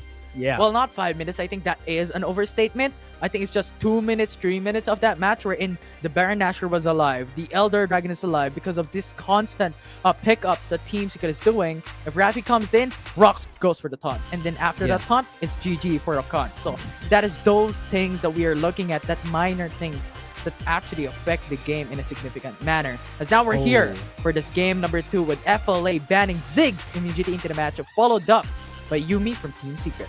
Yeah, they weren't able to find an answer to the Ziggs a while ago. Yes, Ziggs is a really squishy target, a very vulnerable target, but because they don't have the tools to get onto the backline, they weren't able to get it. They weren't able to get even close to Tatsuri and also to Chewy during those whole times. So they wanted to ban that just for the safety. And maybe if they want to ban something else, I think Azar's Fiora is probably okay to ban just because. Yeah, there you go. They needed to ban that just because they don't need the Fiora getting a lot of weak point damage against them.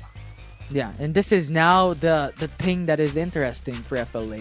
Camille is open at the moment. Gragas is open at the moment, which now being banned away by Team Secret mixes things up. Galio is also open. Jarvan 4 is also open.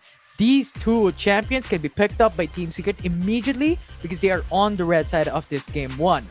So those are the interesting things to consider when FLA is going for this last ban in the first phase. I think going for a set here would be great. If ever FLA wants to, if ever TS would go again for the Galio to the Jarvan setup, I think a set would be a good answer. At least he'll pull back most of the a pressure from that combo into him and get the haymaker. And now there's a lot of champions open again. Back to that, Seth is probably gonna get picked up by one of these teams on both sides, because Seth is Or a very Jace. valuable first pick. Yeah, also the Jace is also good. It's also open. We know Jace and Camille to be the two most banned champions in the Rift from week Right. 1 up until today, and now it is left open. FLA, what is your first pick going to be? Yeah, I'm kind of thinking if they want to risk one. So they went for the Galio. They want to deny Rox that Galio, but because Thresh is up, Thresh. I think Thresh is going to be picked up by Rox here, which is also a good answer because Thresh basically does everything. So that is a good answer for the Galio.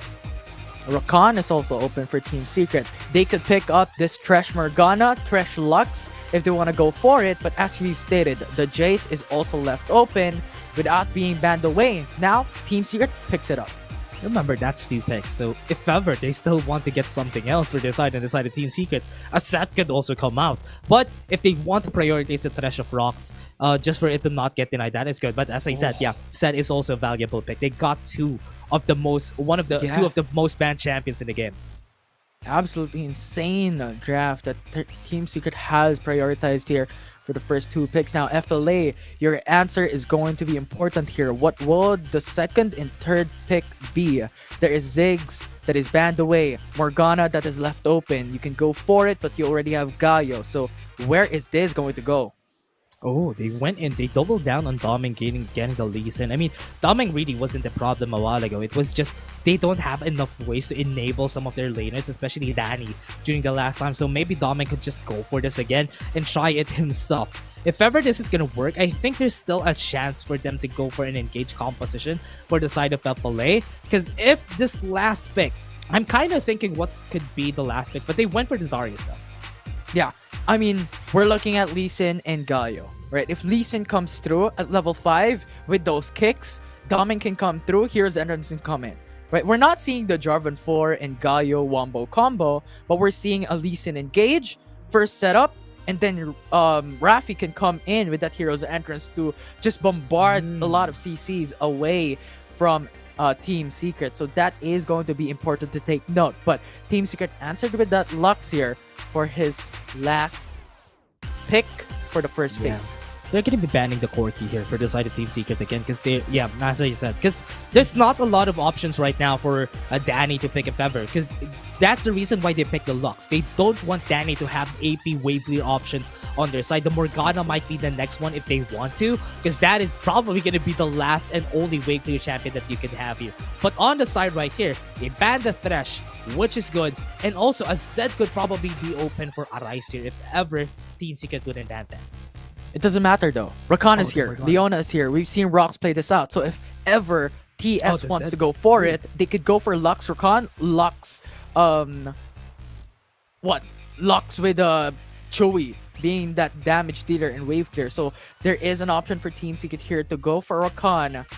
If ever they want to go for it, having that past history of success here in WCS. Okay, I'm not really sure what they're going for here. I mean, the Leona is still up, yes, which is also good. And the Rakan, they could deny that against FLA if they want to, because they're the first pick anyway. Rox can take this pretty easily, but they went for the Jarvan. Jarvan to the set is also a good combo, because at least you're gonna get bursted down by both of them.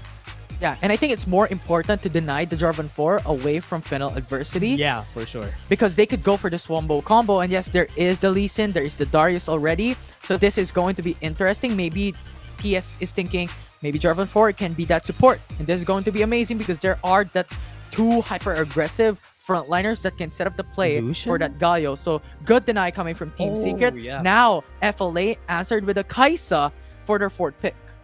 And I was thinking if they're going for an Enchanters, there's not a lot of Enchanter options right now. Anything. The Lulu and Yumi has been banned. Janna? Yes, you could go for the Nami, which is also good. Aggression in the bot lane against the weak bot lane of a Lux and probably a Leona and or maybe a Leona, on the side of Team Secret. So that could be what they want to go for here, especially. But Kaisa doesn't really deal a lot of damage early game. Yeah, but that's the thing, right? Fennel Adversity, I think, is going for that balance here in that specific draft. They could have that early game for Lee Sin. Late game, you have Kaisa. So that, I think, is what FLA wants, because a while ago, the early game win con did not go successfully. Now they have that balance. So if ever early game win con doesn't work, you have Kaisa as that late game insurance. Going for set support here for the side of Team Secret. So that could be good or bad at the same I time. mean, all 'cause of these are flex. yeah, I was kind of expecting here to go for. I think the reason why they picked up the set is at least if ever this is gonna be a Galio to the bot lane, it would be better. But because right now, yeah, Rox went in for the set bot lane with a face rush probably. It's only gonna be good if it was against another melee support. But now, it could be hard in the early laning phase, but on the clashes for sure, it would be good. But in the early laning phase, I think I'm favoring Kaisa and Nami, especially that they have a lot of range. I mean, we could consider that. I mean, both these duo laners has pros and cons, right? Lux has that big damage for wave clears, and Kaisa also does the same. So Set will just be that front line. I'm the Chad. I'm gonna protect my ADC or my APC in this matter. And in the same manner, Nami is just that protector. So we'll see. I think this is going to be relatively safe if ever no one wants to go for that aggression. But Domeng, with consideration for FLA, we're looking for some early game plays here, expectedly for Fennel adversity. Yeah, what I'm afraid of for FLA's lineup is they don't have a lot of AP. Because you're not going to expect, the Qeon lane in the bot lane though. But again, back to my point, I think I'm not expecting them to get a lot of wave clear, especially that Winds of War. If they're going to go for tank onto a Rice, Winds of War is not going to wave clear a lot, which is probably going to be a problem in the late game. Yeah, absolutely. And now with Arise going to mid lane, we could expect him to go for that damage for Fennel adversity, right? And going for an early armor resistance, I think is a good thing because you're battling Tetsuri, and when it comes to a 1v1, we all know how Renekton plays. A lot of CCs, a lot of damage overall. So this, I think, is just the counter that Fennel adversity is doing in this first couple of seconds in this matchup. So I think that is good. So we'll see how this storyline would work. But of course, the winning conditions. I think we need to discuss it here right now, Dash. What do you think will happen? What are the win cons for both teams? Yeah, we kind of switched up the win conditions for both of our sides. So Team Secret, especially with their composition, a lot of boosters. So it's easy for them to go for clashes, long drag on fights in the early stages of the game. But FLA, what they want is to drag the game as long as they can, just for Danny to pop off. So what they want to do is protect the king, as you said. And that is really what they want to do here. They want to get 2 or 3 items for Danny before they contest a lot of these objectives. And they need to invest most of these resources on Danny, because if Danny pops off, the team wins. Absolutely. Late game win con for FLA, early game win con for you for Team Secret. Doming with that early game consideration, independence for Fennel adversity. But at the moment, we're seeing a very stagnant early game for this game number 2 here, with Trevor just going in for a jungle invade and getting that blue buff away from Lee Sin. Yeah, what I like about Team Secret's lineup is, yes, they have a lot of, not a lot of AoE, but they have a lot of pick on their side. They have stuns, they have the 2 disguise onto Azar, and if ever they would be able to do that, that'll be good for the team. That is exactly what they want to do. But Jarvan to Doming. Ooh, flag and drag, but good response coming from Rafi, giving a bit of sustainability for Doming, so no kills for that aspect, and even gold for now, 2 minutes into the matchup. Oh my, if that Shock Blast hit, that could have been a kill onto the top side, but Azar playing it safe, and then Risen with low HP is just gonna be getting those honey fruits, or probably, gonna be backing away, but Azar gonna deny him. Yeah, I mean, you also have Ignite coming in from Azar, so if ever those hits connect, huge damage coming in from Team Secret. But rather, I don't think he's playing safe, but I think he's conserving his flash for later on, because if he uses it, Doming can immediately go. Now that he's level 5, those kicks are gonna be so obnoxious here in the early game. Yeah, it's really hard to deal with. I mean, I haven't seen a lot of those flashy kicks from Doming during the last game. He was able to get a lot, or maybe 2, but Rox will be the target here. Yeah, but just visiting, getting those visions coming through for deep jungle, coming from Fennel adversity, but no kills as of yet. And we are moments away from the Cloud Dragon and the Rift Herald. 30 seconds left. What do you think will be happening here, Dash? What Yeah, will I be think- the priority for both teams here? Yeah, I think they're just gonna shake hands here. Considering that Arisen is having a hard time at the top side, they could probably risk this Cloud Dragon because at least Kaisa might not. This is what I hate about Kaisa, to be honest, is because honestly, you need to get the Cathian lane upgrade, and that would It is now. probably stall your power spikes with the Blade of the Rune King most of the time. Yeah. You take a long time to get that first item. It's the reason why Danny is having a hard time at the Rise though. Yeah, huge damage, but not gonna be enough though. No all-ins for now from Fennel Adversity. Being that solo player from Galio in that engagement. But as you stated, the handshake is here. Team Secret doesn't want to go for the contest onto the Cloud Dragon and instead going for the Rift Herald. And you talked about a while ago about the Acadian Ring. Now it is upgraded for Danny. No BRK as of yet. They have to wait for that moment. Yeah, they're gonna wait for that moment. I think it'll take up to the next objective before they go in for the fight here. But at least now the Acadian is upgraded. Oh, Arisen top lane. Yeah, and we have Trevor into the backside as well. Rift Herald is no. ready. Being forced out. That will be the flag and drag first blood for TS. Wow, what a good first blood for Team Secret. But now they're losing a lot of HP onto Trevor too, though. But Rift Herald, oh, is gonna take down the turret top side, opening up this one, setting them up for success during for the next Rift Herald. Yeah, really great early game foundation here from Team Secret.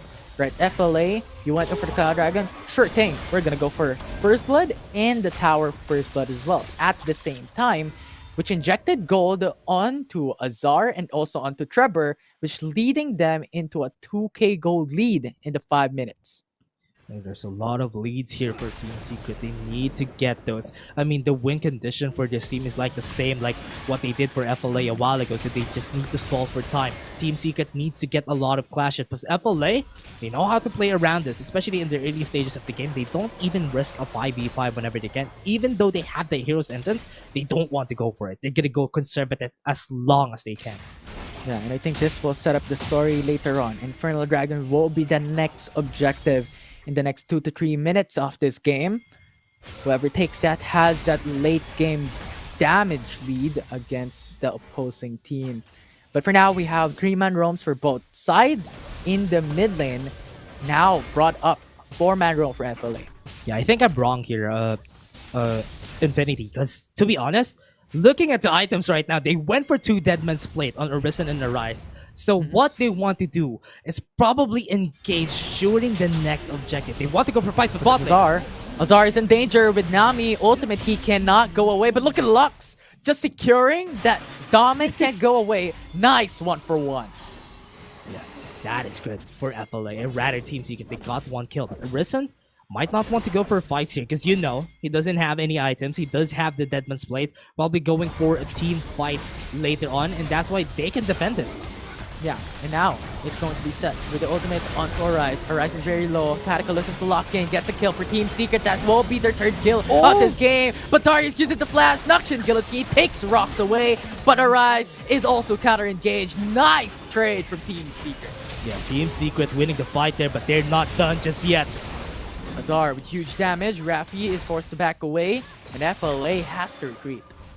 Yeah, I thought that was going to be another engage for Team Secret, but because FLA just knows that they can't fight this at this point, because they went in for the first item Deadman's Plate on Arisen and Arise, so you're not going to be expecting them to deal a lot of damage, or even wave here, or fight a 1v1 against anyone onto the solo lane. So it's going to be quite hard for them to start this up, especially that they need to get the priority on those solo lanes before these objectives come in, and they're going to be coming in just 45 seconds for the Infernal Drake, and this is something that FLA wants to take just for them to boost up or accelerate that. Yeah, and this is what we stated a while ago, to be that setup for the story in the early game, mid game phase that can set up the play for the late game as well in this matchup. But Team Secret has a 2k gold lead, so what will FLA do with Trevor also having that level advantage? Yeah, they want to get this. Whenever you can, push the mid lane, probably get the priority here just for them to get a little bit more good positioning compared to what Team Secret has, because it's really easy to position on the side of Team Secret, because they have rocks. If ever rocks comes in, better position for themselves, and most of the members of FLA are going to get taken out. But this is a fast Infernal Drake here, Infinity. Yeah. The turret is not yet here. Trevor is late to the party, and now it's going to be FLA taking the Infernal Dragon. Nami with a tidal wave, zoning away the enemy team. Galio with the arrows entrance. 3-man knock up. Now Team Secret is looking for those trades, but that will be the jungle traded for the top lane, mid lane of FLA. Ooh, 2 for 1. Team Secret is not done just yet. They might be able to get under the tower in the mid lane. And again, we're opening up FLA, and you remember, whenever we talk about FLA, they don't want this mid lane turret gone. If it's gone, that just opens up a lot of possibilities for Team Secret. A lot of pressure. Even their jungler is just gonna get taken out. But look at this engage that they did here. Yes, they got the Infernal Drake, but as I said, the Showstopper is just so good at zoning them out. And the fit right there is just everyone's there. Nobody can get out. They don't have the flashes, and that's why they got converged on. But they want another fight. TS has stolen the Rift Herald away from FLA, and now FLA is being forced to retreat. Danny uses up the Killer Instinct to go back in, but TS has a lot of HP, and now it's going to be a rise down for the count as TS takes another kill. Another kill onto the side of TS. Also Rift Herald on their hands, so more towers is gonna get taken down. They want to get the Brave there onto the top side just for them to get the push there. More pressure, FLA, they're losing their time. Yes, there's a ticking time bomb, which is Danny, but right now, he's not a threat yet for Team Secret. That's why they're going for all these engages. Look at this. Chewy has the Rabbit and Zetscup. It's gonna be hitting so hard like a truck for the side of Team Secret. So FLA, they need to be careful right now. There's a lot of burst damage coming out their way. Absolutely. But now, it's a phase where no objectives are available. The turrets are there as well, but look at Rocks. They have the information. FLA is just going through, using up the tidal wave. No escape! And FLA takes set away. Hey, you want some more though? Chewy, you can't just do that. He is just gonna get killed immediately as FLA has CC locked him. And now TS has lost 2 members immediately at that fight. I mean, I was hyping up Chewy, but he fell down just as I said that. And now they're gonna be taken down. Bot lane might be their target though. Doming, trying to find some space. Now Galio with the Hero's Entrance as well. Look at Danny into the backside with Killer Instinct. Now Azar can't have anywhere to go. And FLA takes Azar away. Yeah, that's a good play from FLA. They're just getting all the space for themselves, get some kills, try to force some towers to get taken down. Even if you lose some, you'll get some. You'll get a tower in the bot lane. And FLA just got, remember, they got 2 Drakes on their hands, so it might go in their favor later on. But Team Secret right now, they're just happy. They just want to take this. They didn't have Chewy anyway during that fight, so they're just gonna wait for that chance for them to fight back. But for the split push, I think FLA won't have any answer, especially for Tatsuri and also Azar that are very strong right now. Yeah. And remember, right? FLA got 3 kills out from that. They got a turret into the bot side, but still, Team Secret is at a 4k gold lead. So how much more can you go here, FLA, to come back from this gold deficit? Because at the moment, Team Secret is looking very, very strong at the moment at 11 minutes into the matchup. Yeah, they want to get 4 more. Team Secret with the 4k, rather 3k goldie. Top side of Tatsuri. There's a 1v3, no escape. It's Team Secret losing their mid laner Tatsuri from that fight. I mean, it's a 4v1. Getting more spaces though. Shock Blast has been thrown and they might go for a defend here. Oh, Doming though, forcing. Oh, very, very risky play, but they got what they came for. Yeah, that's good. That's good. Again, FLA, they're just taking these towers one by one. Looking at how they play. They're just rotating all around right Infinity, but the Ocean Drake is up. The rotation, the reset from FLA was just right, but TS can't take this really fast like what FLA did a while ago. They need to deny this. Well, we'll see about that as FLA is now ready to go. Team Secret starting that Ocean Dragon. FLA is on the hill. TPs are now coming through. Tatsuri is here as well. Team Secret, nice delay. Don't have vision. This is going to be hard for them. They might be going for a steal here for Doming. Ooh. Waiting for the CD to go away. Now Team Secret secures the Ocean Dragons. Too risky for FLA. Yeah, they don't want to take it though. That is kind of good call for FLA because they know that Team Secret are already in position and they know that they lost on that same pit a while ago, so they don't want to risk it. Maybe if ever they got another showstopper onto Roxy, they might lose a lot of their resources and get taken down, especially that the Rift Herald has been thrown at the top side. It might be too big of a risk, so they just are gonna give it and just wait for Danny to get that 3rd item before they go for the fight. Yeah, and look at both bot laners, duo laners. Chewy now has Rabba and Ludenseco, building up into a potential Infinity Orb. And now Danny also have BRK and Static Shiv. This is the one item that we were talking about a while ago, and now Dash, it is up.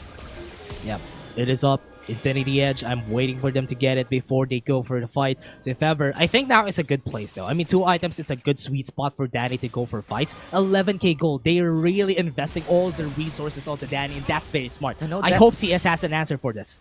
Ooh. Rox tried to initiate, but Dameng with a quick flash dodged it, but no more flash or FLA. Their jungler, that is the important thing. With Baron Nashor alive, TS can force this. Yeah, to be honest, Rox is just... This set is just such a good pick, especially for a front-to-back composition. It's super easy to disrupt that formation that they have whenever they go for fights, because you just need to showstopper and facebreaker them all, and they're out of position already. So now Rox is just finding opportunities. That's not coming from Arise. Will they follow up? That will be the follow-up. Tidal Wave zoning away Azar. And now it's Renekton still going to be alive, forcing out the flash. And the CD coming in from the Star's Gate. So TS trading that Summoner spell for flash for flash. Yeah, I was kind of afraid though that FLA, especially Arisen, is in a position where Rox could get a very fat... Oh, Children coming in from Arise. This is going to be the fight on the pitch. Seth going in for the ultimate, but Lux is there to disengage with that ultimate. Final Spark, just healing damage. They lost 3 ultimates on the side of Team Secret there just because of that one fight. That showstopper wasn't able to hit on the right place at the right time. That's why FLA was able to get out, and now Infinity Edge has been built by Danny, and this is the time that he'll go on a rampage if ever he's given a chance. So Team Secret needs to be careful on pulling the triggers, because right now I was expecting them to get a bit bigger on the gold lead, but FLA is just chasing them down. Yeah, absolutely. From a 4k gold lead from TS, now down in a 2k gold lead. And the item that you were looking for, that is now here once again. 3 core item. Power Spike by Danny with BRK, Static Shiv, and Infinity Edge. So much crit damage later on. Yeah, they just want to jump on Danny. That is a chance the Team Secret is looking for. If ever they get that chance, but they're going for that brush here. Danny, they saw him though, so this is going to be scary. Yeah. Nice kill check coming in from Arise. Pushing back away TS. So they're really just waiting for each other to make a mistake before they come through. Yeah, I think FLA is not a team where they're gonna go for an engage, because they don't have any of those engage tools on their composition. I mean, Domin could go for it, but right now at this point, 16 minutes, he's just gonna get bursted down. So he won't want to risk it. What they want to do here for FLA is just wait for the engage to come, then use all their ultimates to at least protect Danny. Team Secret, they're the ones who FLA are waiting for. They need to pull the trigger at the right time, especially now that Arisen is not here. Yeah, and that is something that I was also going to take note of, but you read my mind here, Dash. No frontliners at the moment for FLA. Danny is on the front lines now, dealing a huge amount of damage to Azar. And now Azar falls down, and another one for the double kill. No set, no frontline. Trevor and Tatsuri will be that protector alone, but Tatsuri has fallen down. So much raw damage from FLA, and they got the triple from TS. Wow, what a good play from Danny. Super aggressive, just went in together with the killer instinct. No answers whatsoever from TS just because they're not in formation. That was a good time for Danny to just go ham. No CC is gonna hit you unless Rox was there. And if Rox is gone, you're gonna get so happy with Danny because he's not gonna get touched by anyone. And this is better for Fennel Adversity. They are opting to go for the Mountain Elder Dragon rather than the Baron Nashor. Now, this ups up the ante of FLA having true damage with this Elder Drake. Yeah, I mean, with that and also coupling that up with how many Drakes that they have on their bag, that just gives so much more for FLA, and this is not ideal for Team Secret. They lost a lot of those Drakes. I was expecting them to be taking a lot of these Drakes against FLA, because honestly, if you are a scaling or rather an early game composition, getting those dragons is super important for you to be relevant in the late game.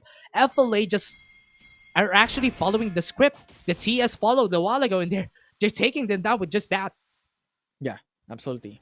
But the Baron Nashor is still going to be alive.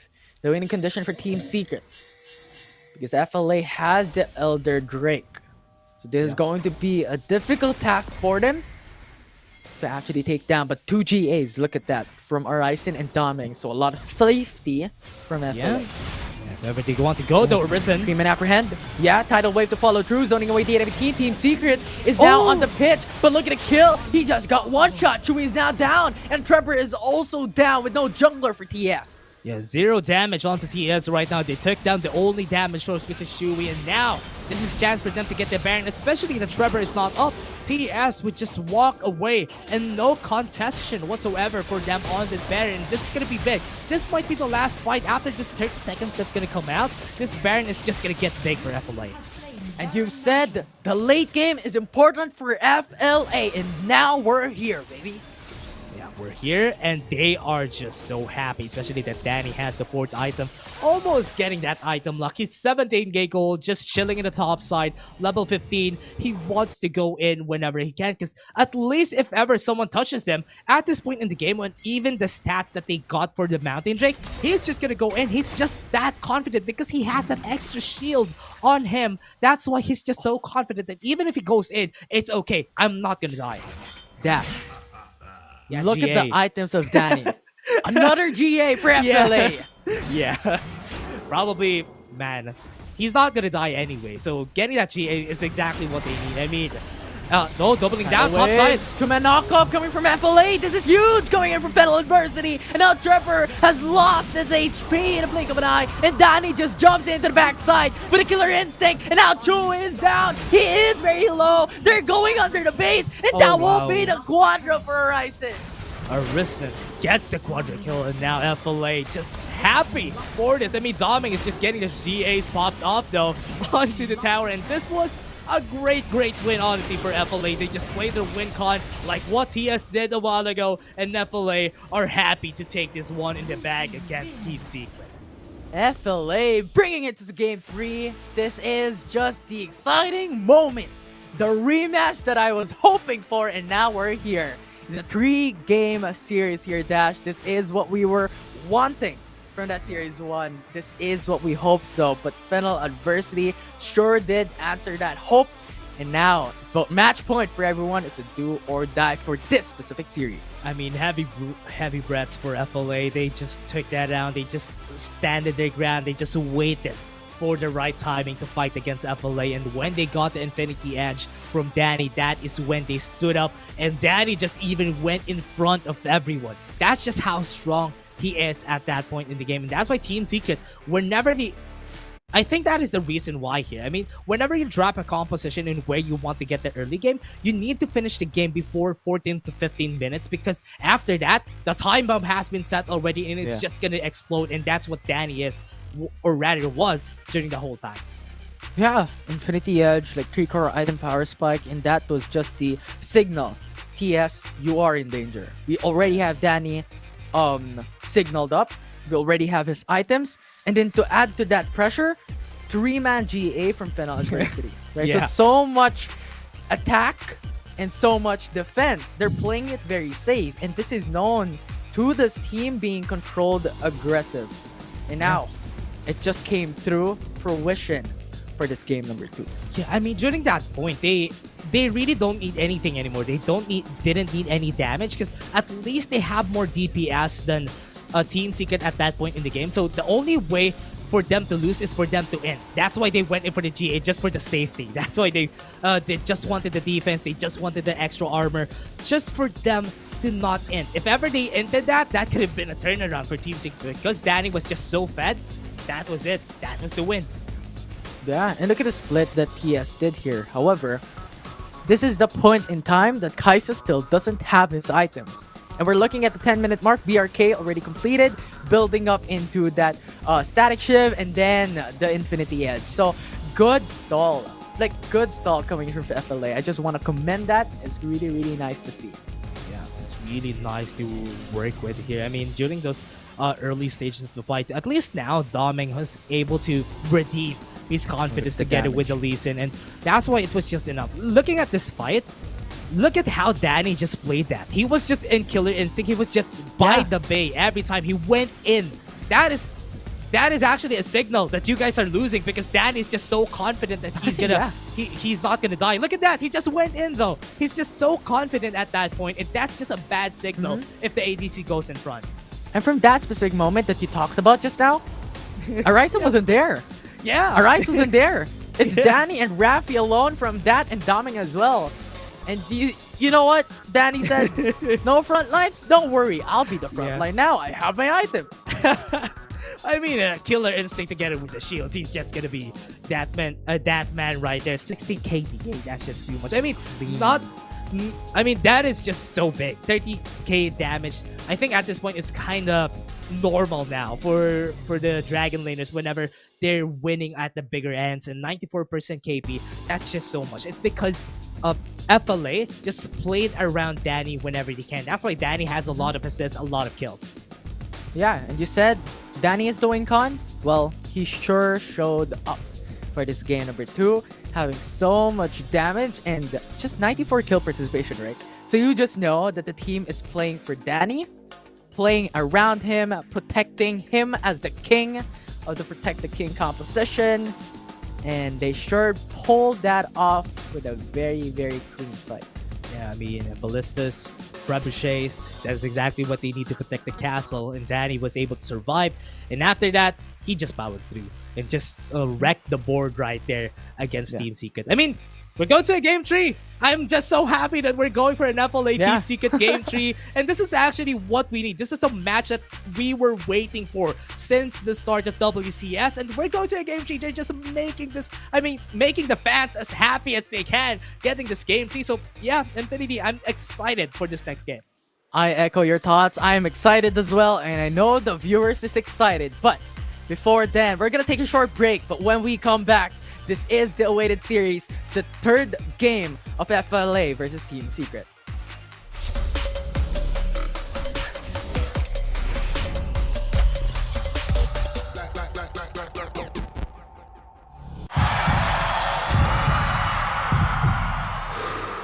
Stop and refocus. Get a clearer perspective. See things from different angles. Power up and set your eyes on the prize. It's time to step up and rise to the challenge with the Redmi Note 11.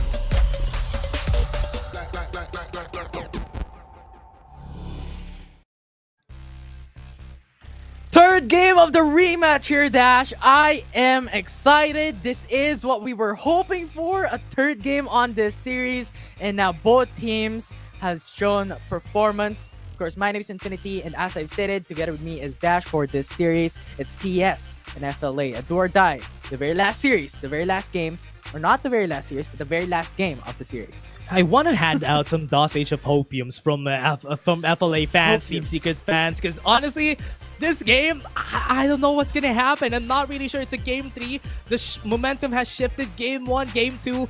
We're still in. We're still in for the long run. This is going to be the last one game. And I don't know. I'm not favoring any team here because I'm not sure. It's a 50-50 for me here, Infinity. Yeah, it's a coin flip, right? Yeah. How both teams have played, like in game number 1, how TS played, stall, late game scaling, because the win con for FLA is early game, and now the game has flipped. Game number 2 has flipped. Yeah. We have FLA going for that late game win con, and now TS lost. So I don't know for game number 3. What's going to happen here, Dash? What happens if they both went into the late game team Late composition? game? Yeah, I'm kind Possible. of looking for that. If ever they go for that double ADC for both teams and probably open both of the enchanters, open the Yumi, open the Lulu. Yeah, Lulu that game. could be a fight that I'm gonna be waiting for. I'm just gonna be sitting, chilling on my seat, sipping some water while waiting for them to destroy each other like 50 to 20 minutes. I don't know if we could chill here, Dash. I don't know if we could chill here. Yeah. It's such a grievous match to just look forward to, and I am really just like losing my mind. I don't know what's gonna happen. And now that we're in the draft, what is going to be the bans? What are going to be the picks?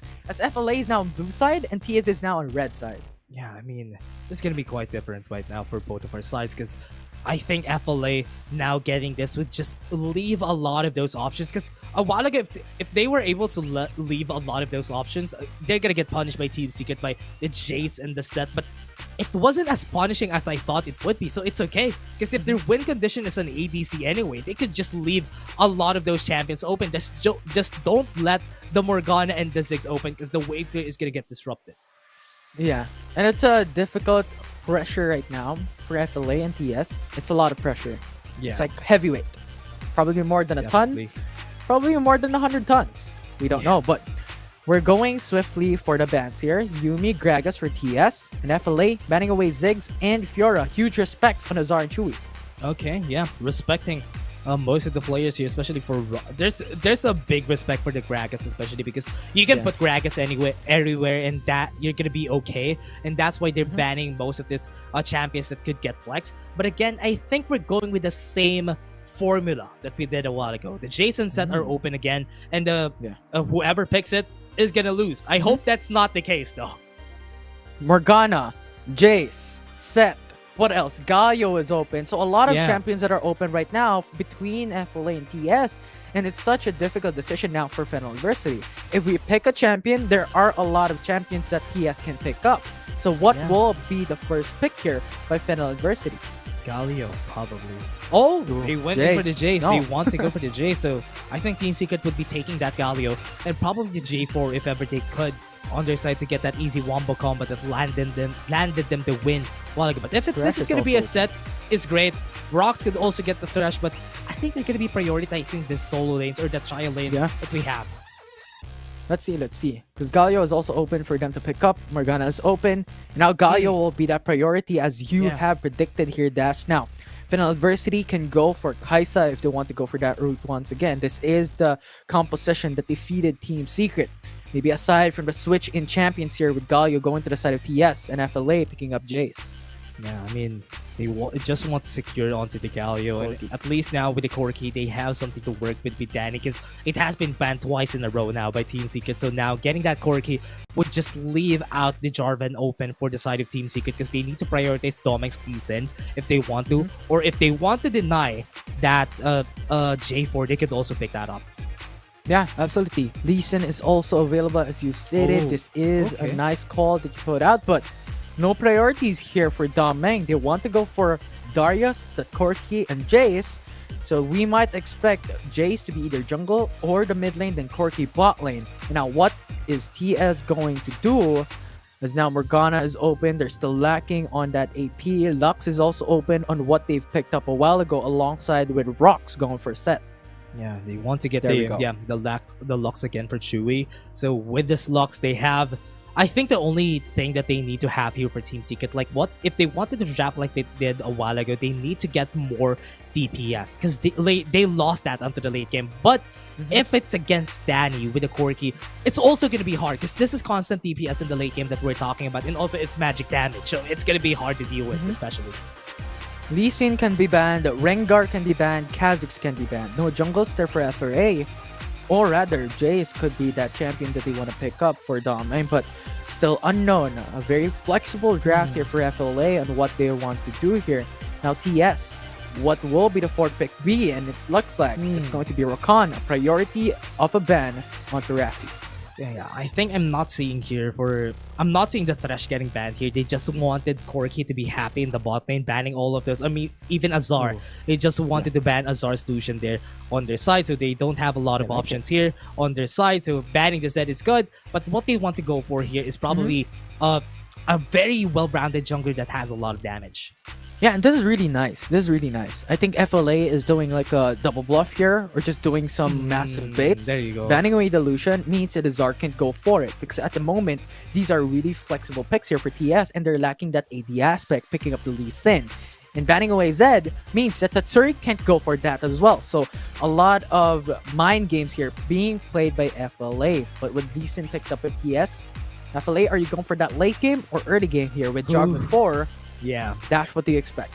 Yeah, I mean, I was expecting Team Secret to pick the Jarvan 4 before they go for that.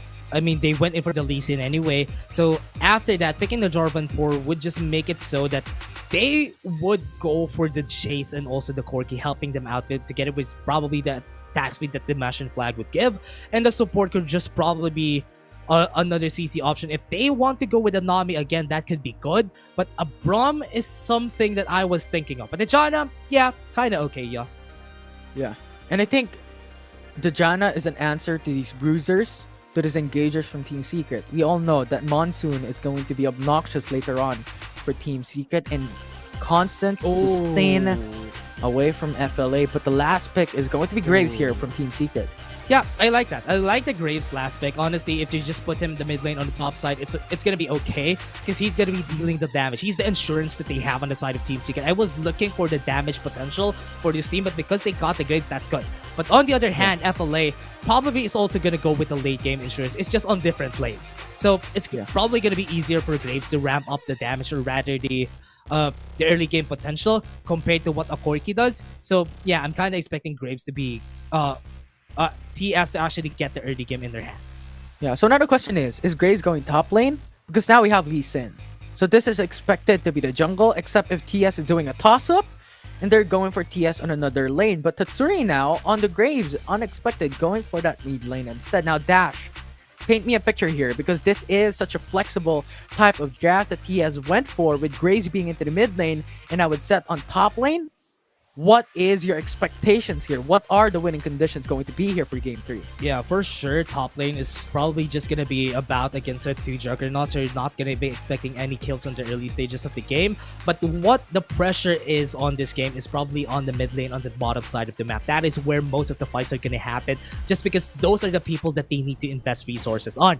If they went, or rather, Dominic and Trevor, they need to choose who do they want to give the advantage to. I think the mid lane is super crucial. If Arise gets that early game advantage, that is good for the side of FLA, because at least Arise would deal some damage against TS in the early stages, and later on Danny would replace him. But on the other hand, I think Trevor has a different playstyle. Trevor would go to the bot lane. If the bot lane gets fat, if Chewy gets hold those items, he's just gonna burst down the back line. So that is gonna be the win conditions. You get those early priorities onto the early game champions and let them decide what they are going to do with those resources that they're going to have. All right, early game win con coming through for this game number 3. And once again, this is FLA and TS. One more win to take the series down for the count. Oh, top lane though. Yeah. Yeah, it's going to be Horizon in danger with Trevor going for that Wow. early damage with First Blood going for Team Secret.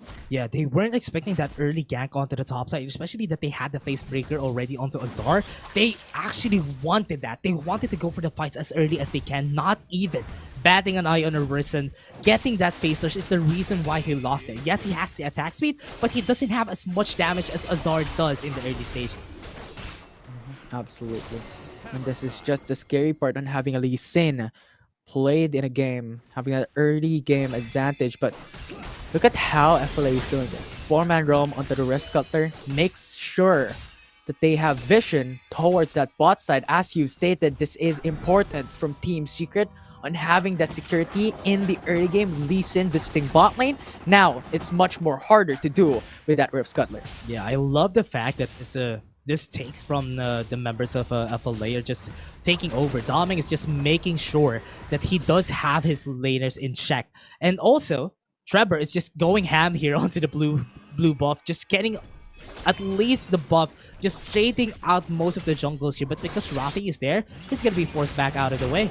3-man roam. Horizon going for the apprehend. The flash is there. Now, that is a good summoner spell burned by FLA.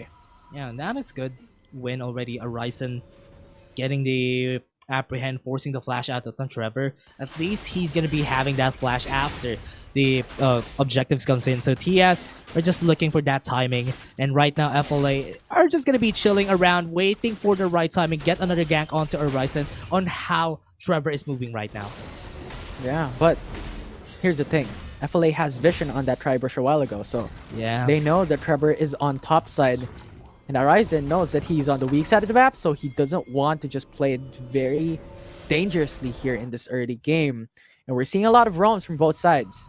Yeah, they're losing a lot of their resources onto the top side because Trevor is just giving a lot of space onto Azar. I was not expecting him to give the space onto Azar because honestly, what's good about the top side, if you get one advantage onto one part, Azar is just going to dominate this lane and he's just going to be having that easier part on the top side if they take the referral. But Doming has some other plans. He wants to disrupt this economy, or rather the stability on the top side.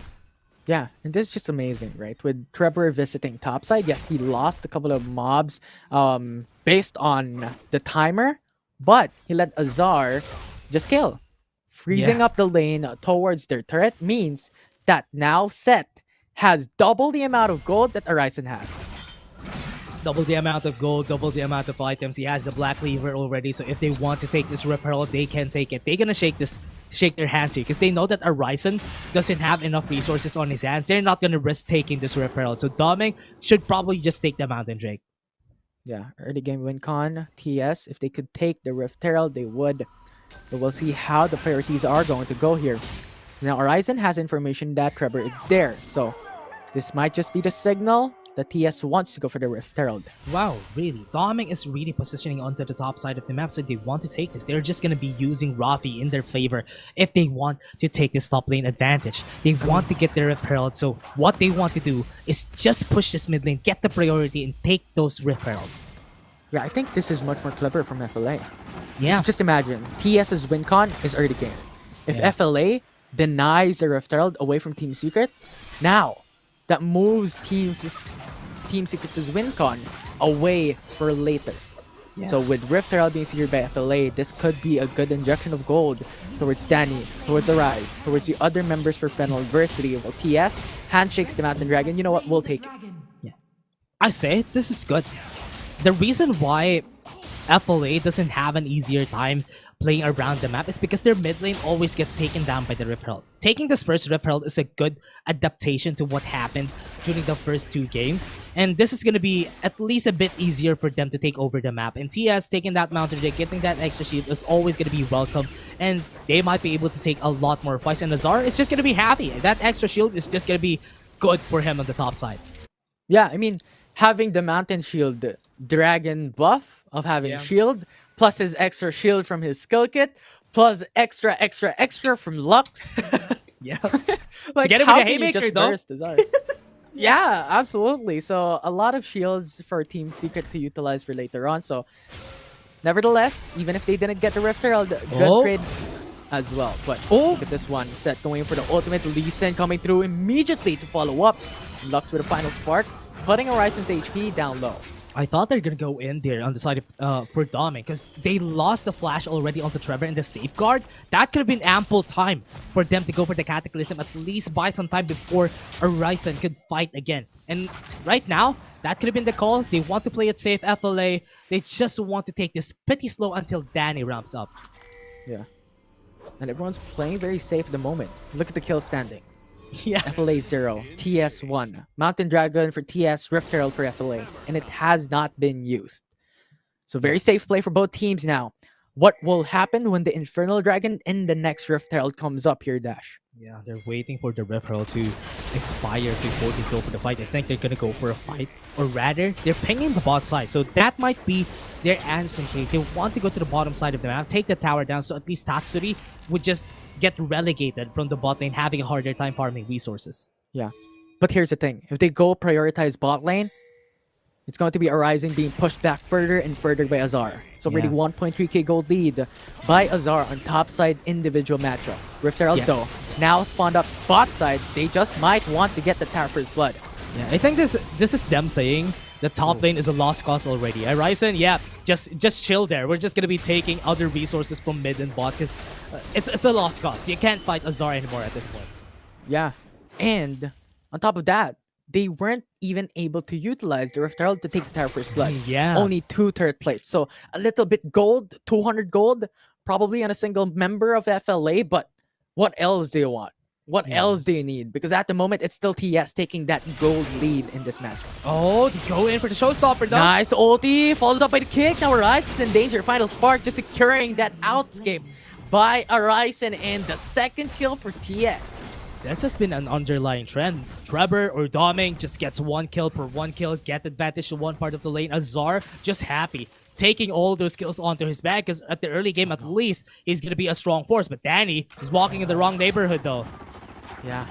And Azar has a flash. He can go flashing and go CC. This will be it. Flash punch. Oh. No. We have the Valkyrie away for Danny to be safe. Also the flash available for him. So no flash will be traded down, and clever move because now the Rift Herald will come up. 25 seconds. Infernal at 29. I thought he's gonna go with a flash place breaker there for just for them to secure the kill, but not. It's a good thing that they did not risk it because the objectives are gonna come up in just a bit. That's why they didn't want to go for the risk there. They have all their summoner spells up. They have all their ultimates up. So if they want to take this Rift Herald, yes, I think they do. So they need to risk everything that they have here. Yeah, and Azar is the hidden weapon here for this game for Team Secret. He has the gold lead away from Horizon. He has the level advantage away from Horizon as well. So this is a significant play from Team Secret. And if you're looking at it, FLA is going for the Infernal Dragon. They want to take this into the late game, hopefully. Yeah, that's to take that security onto the damage. And now it's just a shake hands between both teams on objectives. Yep, going in bot lane though. Hero's entrance. Nice zone from Rocks, but ultis being forced away. A lot of those ultis are down. Ross doesn't have the hero's entrance anymore, so if they want to go for a fight somewhere around the map, Turrets is down, and that's good. Top lane is down. Go for a fight though. The Tsuri is very low. Rox is stuck in the middle of the Cataclysm. He cannot go away. Now he will just get slain. FLA takes that kill. Yeah, good call for FLA. Taking down the top lane turret is a signal for them to get bot lane, but oh no, the Rift Herald is in the mid lane already though. Nice combo coming from Chewy, going in for the light binding, followed up by the final spark. Now, Trevor coming in, Horizon forcing out the flash and a barrier. No summoners. Spell for Horizon in the foreseeable future. Oh no, now, another? Yes. Oh, turret with the no. charge in the Rift Herald in tier 2. Oh no, another bonk at the mid lane. That was unfortunate. FLA, they didn't want that to happen. They wanted to protect the bot lane as long as they can, but because it's now open, it's now going to be hard for them to again roam around the map. But FLA, oh no, that is not ideal for them. Yeah, and as Ontalus has stated, if tier 3 turret rather, is up in mid lane, there is still an opportunity always to win, but with that being forced away, and now Team Secret having that early game lead. 3k gold lead already here. And this is what you stated, Dash, a while ago. Early game is going to be the name of the game for TS. Yeah, again, I mean, Chewy is just so fed right now together with the Rapid and Stat Cup. later on, if he gets a Final Spark onto Danny, Danny's probably gonna get shredded for sure. So they need to be careful if they want to start fights. I like that Danny just went in for the Essence Reaver because they're gonna go late game anyway, and they don't have any vision at this part of the map. Arising though. Horizon. Ooh, no vision for you. Are you going to go for face check? Oh no! Oh no! Ah, Rocks went out too early, but I think that's the more safer route to go. Yeah. Because if ever they showed up and fought that, FLA can just flash in, disengage, or engage what the Team Secret. So better safe than sorry, as they say. They didn't have info anyway on the side of Team Secret. That's why they didn't want to risk anything. But bot lane, though, I think they want to risk Tatsuri. Yeah. Yeah. Like, TS didn't know if FLA had the information or not. Yeah. So that was the scary part about the whole thing. So I think that was just TS being very safe because now they have the lead. Why force fights? Or why force anything? When they could just secure all the risks, and if there's no risk, then they go. No risk, no reward for the side of Team Secret going in. Oh my. Once again, it's now Azar locked in onto the Cataclysm, forcing out the flash. So ulti traded for a flash. Yeah, that is good for the side of FLA. They just got one flash right there, and that is enough. Azar without the flash, it's just going to be easy to deal with the face breakers. Face breaker flash won't happen anytime soon. And losing the flash, though, at this point in the game, especially that the Drakes are coming up on the Ocean Drake in just 45 seconds, Azar doesn't have a flash at that point. So Team Secret, what they want to do is force somebody on FLA for their flashes, just for them to get an equal footing on this next fight onto the Ocean Drake. Yeah. And if you're seeing the standing at the moment, right? 3 turrets for TS, 1 turret for FLA. 4k gold lead for TS as well. So a lot of gold to the side of Team Secret at the moment. And Horizon is falling down behind so massively. 3k gold deficit on top side individual matchup. Honestly, this is great for Team Secret. Just keeping a 4 to 5k gold lead when you have an early game composition, that is exactly ideal. That's what you want to go for. And now, punishing Danny, not letting him get the package would just buy them some time to get this Ocean Drake really fast. Yeah, and they could instantly start it. Now TS is ready to go. They're going to start this Ocean Dragon. That is the reason they used the Final Spark. But FLA has this information. Horizon rather, is here on the sidelines. Trevor is still going for the fight. Ready your smites. Because here we go. It's going to be TS taking that Ocean Dragon, and now they secured their second dragon in this game. Azar on the front lines, a lot of shield. Now that stasis coming from Trevor, good play. He's safe, and now that Suri is dead though, that's gonna be the important key. They have no more frontline damage. However, they're still going through 1 for 1 for FLA and TS with the Ocean Dragon on top of that. Yeah, a lot of things happened though, but it's still a 1 for 1. I wasn't expecting it to be okay. I thought that is gonna be the kill for Danny, but still, it was a good 1 for 1. Team Secret taking that Ocean Drake, denying FLA was a good call. Because if they gave that to FLA, they're getting a lot of sustain on 3 bruisers on their team. So getting that for their side was really smart. But now, even though that we're hyping up a lot about Danny, Tatsuri is looking to be really scary at this point. He has 10.3k gold, and he's almost at the 3rd item. At this point, I think, yeah, if he gets this IE, Tatsuri is also going to be as scary as what Danny is right now. Yeah, absolutely. And when you talked about sustain, right? Ocean Dragon, Mountain Dragon for TS. Yeah. Azar's shield, Chewy's shield, Bloodthirster for Tatsuri, and then you have the Dead Man's Plate, and also the Sterix Gauge for Azar. So a lot of sustainability here for TS. So no matter what happens, they can sustain this fight. And now they're having their eyes on the prize on that Baron Nashor. They want to set up the play. If they get a pick, this could finish the game. Yeah, that's a lot of big boys for Team Secret. They're using a lot of their skills. Azar. They went in. Ooh, gets good CC, but Danny is on the back lines. TS played safe. They're not pushing through. Oh yeah, they just want to. I like the fact that Team Secret just uses the same strategy over and over again. Take down the tower in the bot lane, mid lane and top lane, and just use it to at least get some cover, or rather some vision for themselves before they go for an engage. I think they're gonna go. Oh, Doming. Trevor rather got a good kick. Now Doming is in danger. He is in the middle of the fight, but now Flag and Drag placed him into safety. However, half HP already for the jungler of FLA. Yeah, they're gonna force a recall. Probably start this Baron. That's exactly what they wanted to go for. Doming with no HP has no business going for here because they need a Ryzen to step up in front if they want to go for a fight. Final Spark. Now good setup coming in from Seth. Going for the ultimate onto Horizon. Now HP advantage towards the side of Team Secret. The Baron Nashor is still being Nice. constantly pushed down. ATS Wow. has secured the Baron Nashor. The bait under this fight. TS has secured it. Good spacing from Team Secret. Getting that Baron is really what they wanted to go for in the side of Team Secret, because if FLA takes that, they're going to be taking a lot of towers. But Team Secret, they went in for the play. They know that Tatsuri is strong at this point, that they can take the Baron, and the spacing for the trio that actually got them some space was so great. Even using all their ultimates just to get that was enough for them to get the Baron.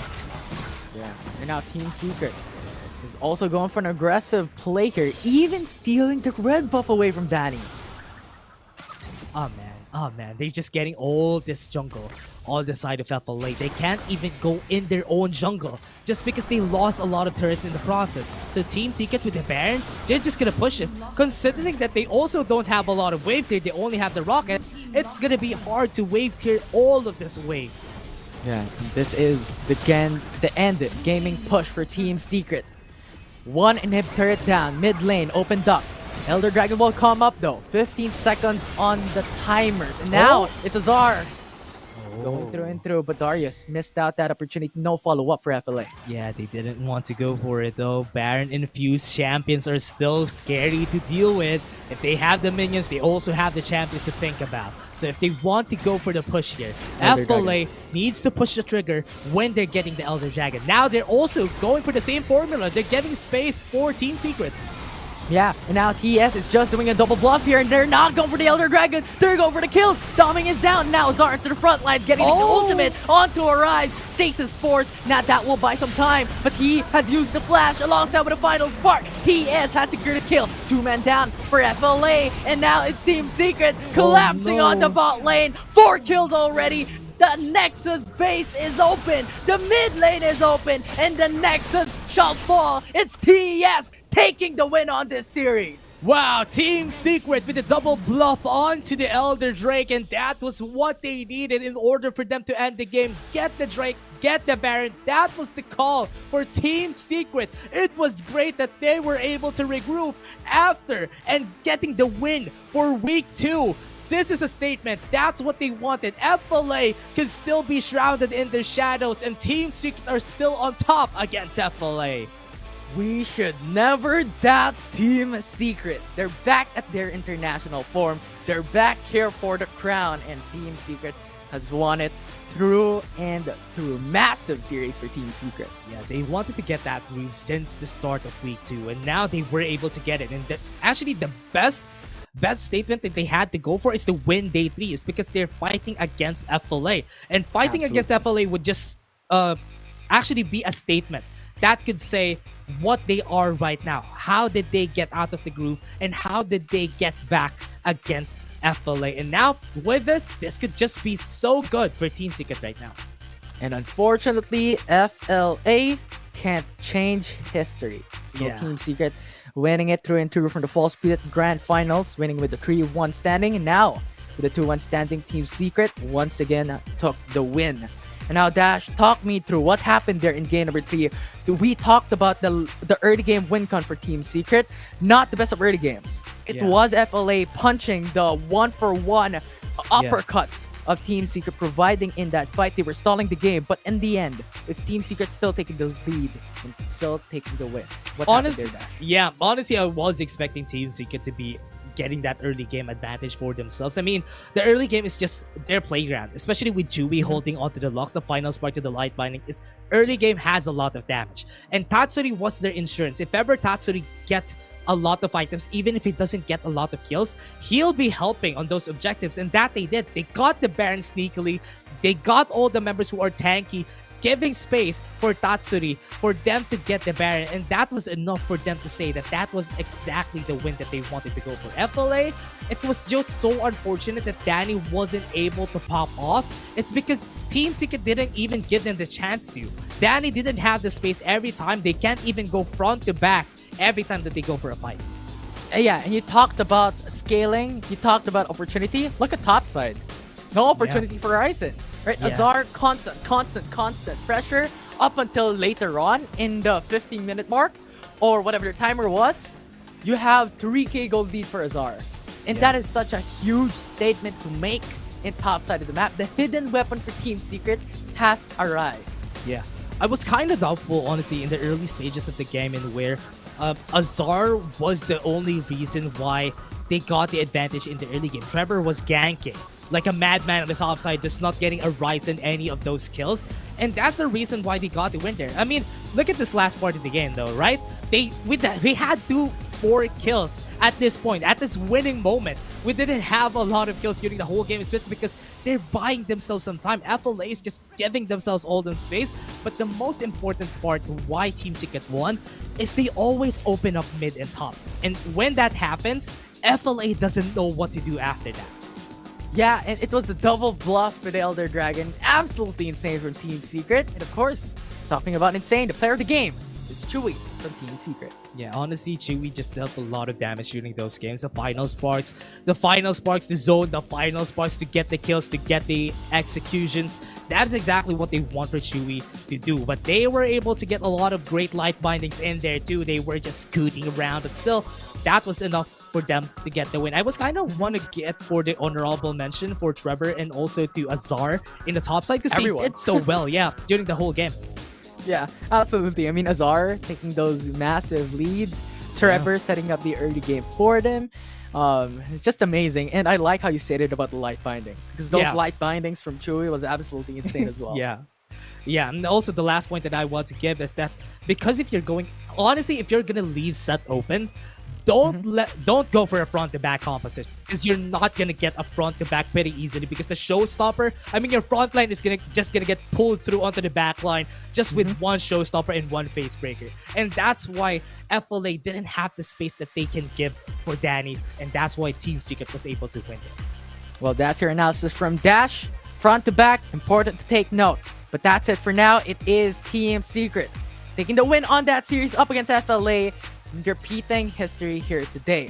But we're now waiting for the next matchup. We're gonna take a short break. When we come back, it's gonna be Grindsky, Esports, and Oasis after the panel.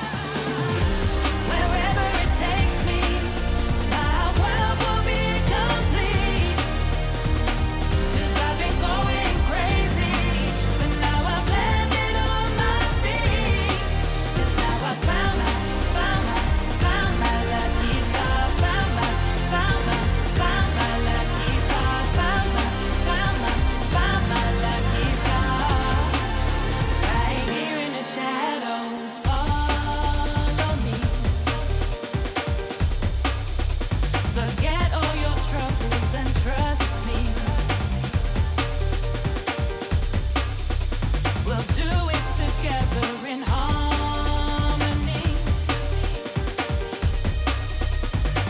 Let it go and set your mind free.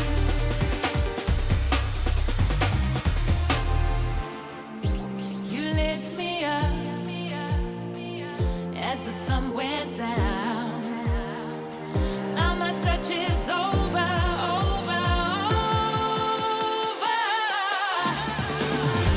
Wherever it takes me, my world will be complete. 'Cause I've been going crazy, but now I've landed on my feet. That's how I found my lucky star. Found my lucky star. Found my lucky star. Right here in the shadows. Right here in the shadows.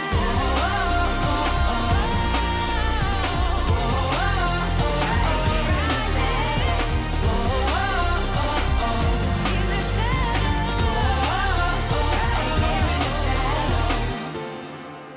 Right here in the shadows.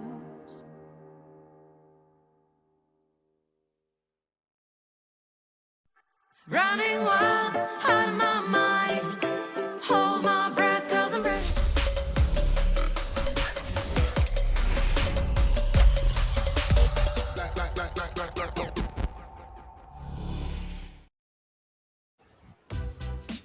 The comeback kings have returned. What is the secret to their power? I'm not sure, but I'm here with two very brainy panelists here. We got Autoluz and Deadeye. Guys, what an amazing match we saw. A recall from last season, a 2-1 in favor of Team Secret. Autoluz, give me your initial thoughts on this match while we see the highlights. Feels to me that during game number 1, game number 2, and even 3, Team Secret draft was all over, right? Nothing really, I would say, surprising. More of this is the Team Secret I have seen, or we have monitored since Sea Championships. They did some playstyle changes during the Horizon Cup, but this is definitely it. Azar being put on the carry on game number 1. You see the Fiora, Tatsuri being the one controlling the lane and getting priority. Meanwhile, Chewy and his support, now Rox, will be more on the wave clearing duty. And the thing here is Team Secret, I would say that Fennel Adversity is better in team fighting, but Team Secret was able to pick the fights that they will go for. And that's where they're good at. The overall macro or the overall map play from these guys feels like they were not on a 0-2. I'm actually surprised, and I'm happy for it. This is a very pleasant surprise for me. And again, Fennel Adversity on game number 1, going for the brand. Feels to me that Danny should still be on the hyper carry. On game number 2, we saw his Kai'Sa pop off. Yes, MVP, Yeah. player of the game. Let's hear your thoughts on it, Deadeye. Actually, this series as well is a statement for the side of Team Secret because they have lost 2 series in a row. I do believe morale has been a big factor as well. Now, eliminating, of course, FLA, which is one of the top teams currently in our league, is a morale booster here for the side of Team Secret. And this only showed, of course, the discipline they have showed here against the team FOA, because on the previous matches, we've seen some a little bit of shaky executions here and there, but this time around they're in great shape. As Autoluz have said, this is what Team Secret he have seen before and now showing its full potential. Right. This is just the reminder that, you know, a Team Secret is here. And also, I think the veteran experience came out because, right, the first 2 days didn't really go so well, but man, they were able to change mid-weekend to face against one of the most dominant, if not the most dominant team to be here in the WCS against Fennel Adversity. I think that's definitely something that we have to praise. And speaking of the team itself, we're going to head on over to the interview. I think Trebor is ready, so let's talk to the man himself. Trebor, congratulations on the excellent win. Hello, sir. First question, how did you guys prepare for a big team like Fennel Adversity? I know you faced them before, but what was the preparation like this time? Kulang lang kasi kami sa confidence siguro nung past 2 series namin, kaya ayun lang, kailangan namin ng boost of confidence. Binigay ng CEO pa namin. Kaya ayun, Wow. parang gumanda yung laro namin. Yeah, it really showed in the series. So congratulations on that. Let's head on over to Deadeye for his question. Yeah, I think morale is a big factor indeed, Trevor. Hi, Trevor. Of course, my question goes with regards to your boot camp setting here. We all know that you are still playing online together. You're not in a single venue. This setup really affects your gameplay or not? Sa tingin ko, hindi naman. Kasi simula, ang tagal na namin na naka-online lang eh. Pero parang yun nga lang talaga, parang nawalan lang talaga kami ng confidence sa sarili namin and as a team. Kaya, ayun, ang pangit ng laro namin. Hey, So but basically, boot camp is not a big factor, right?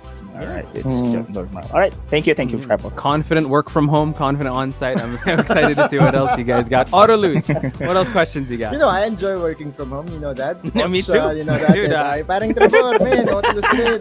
Tol, kumusta? So, man, nasabi mo eh, na ito nga, CEO was the one giving you the confidence booster that you needed. And I saw si Manager Yam Yam na nagsabi siya na si CEO nyo daw yung nag-draft for you sa comment section. So, pare, siguro kwento mo lang, what was the message from the CEO to you guys and how did it really help you? Siguro bigyan mo lang kami ng konting cheese beat. Ano yung sinabi niya? Parang actually naging top tier analyst nga yung CEO namin, si Boss John eh.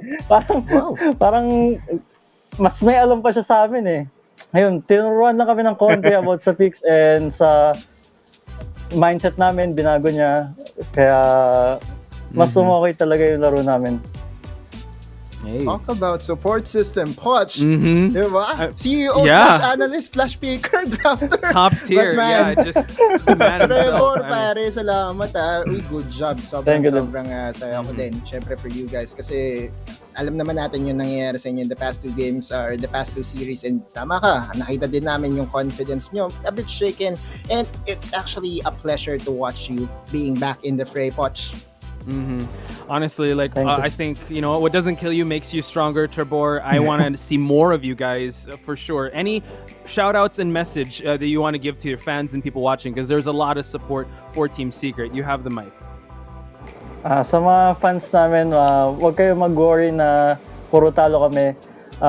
Next week, at saka sa mga susunod na laban, mas gagalingan pa namin and para sa inyo lahat yan. Boom. Beautiful.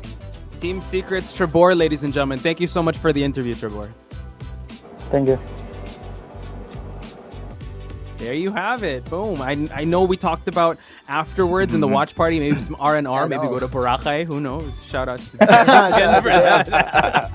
Mr. John Yao himself was the one drafting. Oh, he was. Wow. The boss, right? Like, yeah, that's definitely something that would give you confidence. And I like that. Yeah, it didn't go like too motivational. Went with really like. And I also like what he said. Like, you know what? They're always learning. Like they learn from him as well. So really excited to see. Sky is always the limit for Team Secret, but I gotta bring it back to the consequences. I know. Oh yeah. Yeah, not looking too good for Deadeye's. Well, I would say Osiris's friend over here, Deadeye. I'm so sorry you're into this. Like once he got into the panel, it's 0-2. Autolose, this might be the first time also that it's 0-2. So this next series is gonna be it's gonna be really intense because we got Grindsky versus Oasis. We're a little divided on this. So Autolose, why are you giggling? I want to get your thoughts on it. Feels like I'm wearing an unfortunate shirt right now. And shout out to RRQ's management, to Mr. Landrigates, the kingmaker himself. He's requesting for us to shift over our consequence to To what? Drinking a shot. There we go. Glass of vinegar. So Okay. we will see. I did say that if I am the losing side, this day, I'll be true to my word and I will follow RRQ's request. But we will see again. Oasis Gaming versus Grindsky Esports again. Oasis Gaming, I myself did actually paint them as one of the top 3 teams. Another team that is currently on a slump. Game day number 1 for week number 2, we saw them in action against UDG. It was close. However, that is still a 0-2 against UDG. That's another story. But yesterday against CE, feels to me the Oasis Gaming wasn't playing as disciplined as I expected them to be. Feels that there's going to be a shakeup in the starting roster for now, at least on game number 1. Because yesterday we saw Renzi starting, Etaf taking game number 2, but for now it's Etaf in the jungle. Etaf and Edaf goes way back. Their previous team was Esports, and again, when it comes to synergy of this Dragon Laners, when their previous team disbanded, press F. They actually said on social media that if you're going to take Etaf, you have to take Edaf. To a point that their surnames are actually the same, but they're not related. Boom. Man. Man. I know it's a crazy trivia that we have. But when it comes to Etaf, I've been following his page as well. He also streams every once in a while.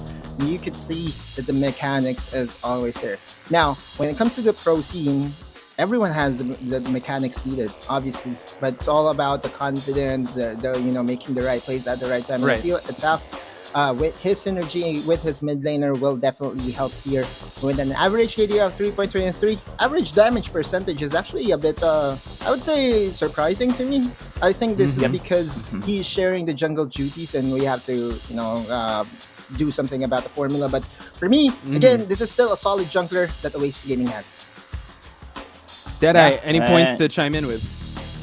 Yeah, with regards to Oasis Gaming, and we have talked about morale a while ago with Team Secret. With 2 series in a row loss as well, in day 1 and day 2, I think it's a big factor as well here for Oasis Gaming. Now up against Grindsky. Let's see if they can go for the comeback. I hope they did have a great reset, especially in that loss against Cerebrum there the second day, and pretty much solid team still, Oasis Gaming. I also consider them as one of the top teams here in the league, and I do believe that Etaf should step up, especially on the jungle role. And you have bruisers as your comfort pick champions, and you do a lot of damage technically here. But let's see if this series will go in the way of Etaf. Yeah, 100%. Because it's kind of you have 2 sides to the coin here. This team has to have that reset. But let's head on over to Grindsky, because they had an amazing performance yesterday going up against Team Secret. They're on a roll, and this actually, in Autolus, you said like, what? I gotta get on this. I gotta go behind Grindsky right now, because you can feel the momentum. I'm getting tagged on social media by Are this you guys. serious? Grindsky management, shout out to you guys. But still, I cannot deny the fact that they are on a rampage after that very, very fun R&R that they had. Again, if you missed the point here, Poch, last week, I feel I heard that they were in Pansol, so we are actually dubbing this guys as the Pansol buff boys. There we go. Version 2.0. Exactly, Pansol buff. Imagine, coming back from that R&R and getting that 2-0 already over the weekend. One more win, and they will be getting a 3-0 in a sweep for this weekend. And I feel Grindsky Esports, I actually dubbed them, or in my eyes, I dubbed them as a Team Secret Light. Mainly because they work as a unit. There's really no superstar. And if everyone from their respective positions plays their role, then it will just be the moment in where you could say that they have a chance to win. Qeon's one is at the forefront of everything, because at the end of the day, junglers are the most beneficial, or gets the most benefit from teamworks. because if your solo laners or your mid laner or your dragon laner is actually making sure that the lane pressure is there, more freedom will be given to the junglers. And we saw the Chinese one had a lot of freedom yesterday on that Kha'Zix. Yeah. Average damage of 22% and average gold per minute of 794. Chinese one is starting to evolve as a jungler to watch for Philippine team. Yo, was this the Yumi Kha'Zix combo, the Exactly. Ibis Meow Meow combo? Oh my The god. flying Ipis. That was so scary. Talk me through your thoughts, Deadeye. We have talked about Grindsky at the start of the group stages here, that mostly their strategy relies on Qeon's power spike as a jungler here. But on the game against TS yesterday, they have formulated new strategy, just slowing it down a bit. Not only Qeon's, of course, popping out there in that performance, but all of the players themselves. They know their role. They know their victory conditions. I think this reformation right now for the strategy of Grindsky is a great addition to their diversity when it comes to execution of the plays. Now, against Oasis Gaming, I'm looking forward of another strategy to be implemented here, because so far they have been linear when it comes to their execution, but with the TS performance they have shown so far, Yes. the team's first growth is looking bright. Oh yeah, definitely showing levels, especially when you go through the round robin format of this regular season. So let's head on over to the head-to-head matchup between Etaf and Chinese One. You know what? Both these guys, you know what? Their resume speaks for themselves. But I want to know from Autoluz, like, how are these styles gonna clash and differ once we head on over to the Rift? They're both very aggressive. Actually, their jungler preferences are pretty much the same, because Lee Sin is at the top of the food chain for both these guys. They have the Rengars, they have the Kha'Zix. So Yes. I often hear from the pub matches, the community, that junglers are not helping my lane, and that's the reason why we're not winning. For pro scene, it's actually the other way around. You have to help your jungler. In order for him to succeed, and in order for him to have the impact that is needed, you have to make sure that you prep your lane. We saw a clinic earlier, Azar helping Trebor, and Arisen was being bullied out because of the combination of the top and jungle synergy. So again, Ataf and Chinese one of the young guns that are very aggressive, and I just love their aggression, because if you are aggressive, then definitely it's going to be a headache for the opposing side. Oh yeah, the unrivaled pressure from an excellent jungler is definitely something to highlight in competitive Wildrift. Deadeye, anything to add to that before we head into the predictions? But yeah, you go first. But of course, the kill participation was to be highlighted there as well. And we all know that Grindsky Esports love to be very aggressive in the early stage of game, with Qeon dictating the tempo there, and the help of Bo. And we have seen Bo as well in the supporting role, choosing those proactive supports as well. Now, against Oasis Gaming, Etaf here, I think this is going to be one of the considerations that Oasis Gaming should adjust here. This is going to be a brawl on the jungle role. Ooh, brawl in the jungle. You've made like a really cool movie trailer for that one. So I'm excited to talk about things. But first, you know what? Something that stood out with me, Autoluz, when you're talking, is the Pansol buff. So Definitely. I wonder what was on that. I wonder what kind of buffs we need in the panel or the Boracay casters. Boracay buff. Boracay Shout out to buffs. Dale. I'm I don't calling know, it. Let's go. because like, okay, Mika didn't have a good day when it came. We have to wait for that Peacemaker dance. I know Osiris and Deadeye and Autoluz. Like, what kind of buffs does the caster Destiny? I don't know. Boracay, Pansol also. What do you think? I don't know. I know Autoluz his mind's working right now. Yeah, my mind's telling me Boracay. I need to go back to Boracay very, very soon. So yeah, see you, Dale. And I'll be there. I'll get there. I'll get myself there. Don't worry. How about you, Deadeye? What would be a buff for you? You know, to rest the voice. You know, you've been casting for like weekends on end, right? I don't know. Lola Meredios. Lola Meredios buff? I don't know. Yeah, just to rest the voice. Shout out to Osiris too. We were telling him in the watch party not to shout too much. And if you guys have like free time, please head on over to the PPGL Discord. I think if you message our friend over here, Autoluz, you could definitely that get added to the fun. I would say that's definitely something to look forward to. Everyone's like shouting like zoo animals there. So thank you for allowing me to be there as well, Autoluz. So let's look at predictions, okay? Because we're pretty divided on this one. I'm gonna start because I know me and Deadeye here kind of see eye to eye right now.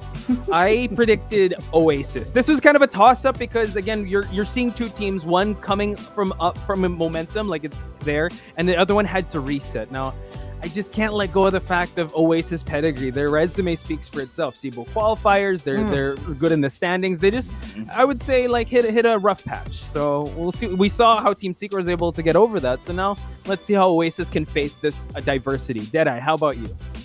Yeah, same thing. I'm looking at the numbers actually as well. But of course, before Grindsky Esports, What? Mom Chang, second love you guessing? so much.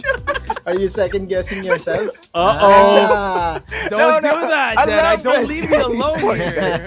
I love Grindsky Esports, of course, but of course, I have to have my prediction as well. I'm looking at the performances here for both teams. Yes, Okay. Grindsky Esports has the big morale. Oh, I'm explaining too much, right? But of course, Oasis game. Oasis Gaming is somehow need to have that win, and I think this hunger for the win is going to be it. The series Okay. against Grindsky Esports. So Oasis Gaming 2-1. I love Wow. Grindsky Esports. Man Cheng, shout out to you. No. No, you've dug your grave, bro. You gotta sleep just in have it to now, vote man. for one team. One And team, my man. vote goes to There the we go. team that always tags me on social media if I'm wrong on their team, and that's going to be Grindsky Esports. I'm a huge believer of the momentum that they have. And again, we were in the watch party with Berting Magiting. Berting Magiting is sharing his insights. We know that. Oh, yeah. And it's very also- colorful commentary. Exactly. And the 0-2 trend for Oasis Gaming, it's not really as drastic as what I would say it's not as scary as what we are seeing Team Secret with. Yes. One, because we hold Team Secret on a different standard, and two, Oasis Gaming did actually face Underground. However, 0-2 is still 0-2. And the momentum is definitely on the Grindsky side, and I feel that the energy that was given to them by RNR, it feels to me that GS Reborn is very, very strong. Let's go, GS. Hey man, if they really win, I don't know. We need to go to Pansol if that's the case. Oh, Because yeah, of I need course. this Pansol buff. Like what's Pansol happening there? buff, yeah. And look at Deadeye, he's trying to make do. I'll just You do can't. this one because there's gonna be a snapshot for let sure. me ready for the screenshot. There's gonna be a I don't know. Oh no, just hide. We have to hide. Kidding. Okay. Because if not Grindsky will tag me, it will be Miss Abby. Hello po. So at the end of the day, it feels like I will be get tagged. We'll see. Hey, you will see. I like that you stuck to your guns because you know what, Grindsky. I can't deny that they have that momentum. And Oasis, yeah, you can't say that they face the same adversity as Team Secret, and they can try to make things happen. So we'll have to see, because once this does pan out, either Autoluz or Deadeye is gonna break even here, and someone's ready gonna take either a way. shot. Someone's gonna take a shot of vinegar if that's the case. Yeah. Oh my. And then you have to do the outro, I think. Or you have to analyze the entire game. I'm kidding. No. I'll do the Xiaomi spiel with Asim Natural. Let's go. Okay, before anything else, just want to tell everyone, if you guys have any thoughts, head on over to Twitter. Don't forget to use the hashtag WCS and WCSPH, and also hashtag Wildrift Champion C, because we guys want to hear your thoughts as well. And if you guys also want to hang out with us in the watch party, because these matches get so hype, you know, we gotta watch it all together, right? We gotta go on the Discord, and also message Autoluz. He can definitely give you the link. We could all just hang out there, have fun. I remember we were just talking about wrestling at one point. And So, let's go. Any final thoughts before we head into the Rift, you guys? Any final words I would say for Deadeye? Yeah. There's gonna be a close fight. Close 2-1, fight. Okay. but in favor of Oasis. So let's see. Autoluz, any final thoughts? Any final words? Let's I just like the get at cockiness. it. Let's All go. right. Oasis versus Grindsky. Ding, ding, ding. On that note, ladies and gentlemen, let's head on over to the Rift. Casters, take us away.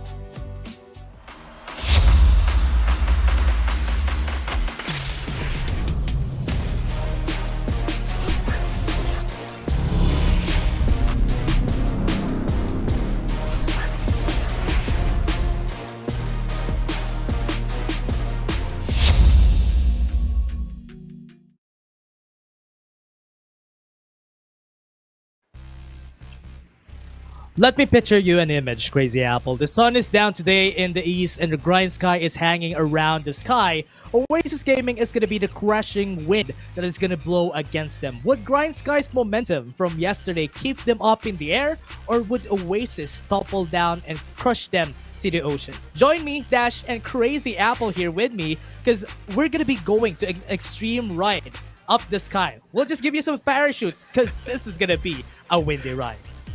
Oh my god, man. I feel like you just described a vacation to Pansol. Just Exactly. like what the panelists were talking about. Yeah, I agree. We need that Pansol buff, man. For sure. But yeah, coming into this series, Oasis Gaming and Grindsky Esports, two teams that I think we're looking at as going to be a very explosive matchup. Yeah. Grindsky coming up from a high yesterday, winning against Team Secret, getting that 2-0. While Oasis Gaming in a bit of a slump that we're seeing, they have made a bit of change in their rosters. They do have Etaf in their roster right now in terms of the jungle position. Let's see here as the pick and ban start between the both of these teams. Yeah, they have been using Etaf a lot, especially right now. Oasis Gaming needs to turn this thing around because they need the win. At least if ever they win this against Grindsky, this is going to be a 3-3. But Grindsky, the momentum that they had yesterday, that is big. So I hope they would be able to use that even today against Oasis Gaming. Now, banning all of those champions, probably going to be seeing a set, and a lot of this are probably the meta champions that we have just been seeing so far, Crazy Apple.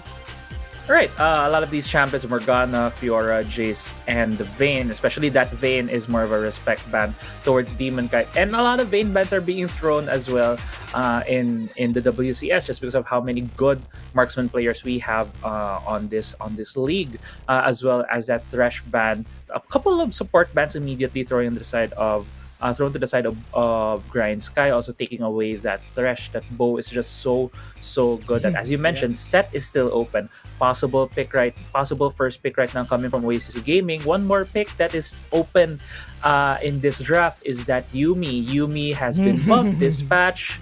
And I mean, we think it's a menace, but the thing is, Yuumi has not had a good win rate yet on the side of Oasis Gaming. Yeah, and then Zilla, they know that they made the mistake before that they have been picking a lot of Yuumis. Now they're not going to go for it. They're just going to go for the safer route, going for the set. I think Grindsky, I'm not sure if they want to go for that Yuumi also. Because honestly, if Bo is going to use that Yuumi, I think it's not... Nah, never mind what I said though. Yeah, they went in for the Yuumi. So thank you very much, Grindsky. But with this Yuumi, this could change a lot of ways for them. They could still use the Corki. There's still a lot of ADCs that are up right now that Grindsky could use to pair up with this Yuumi.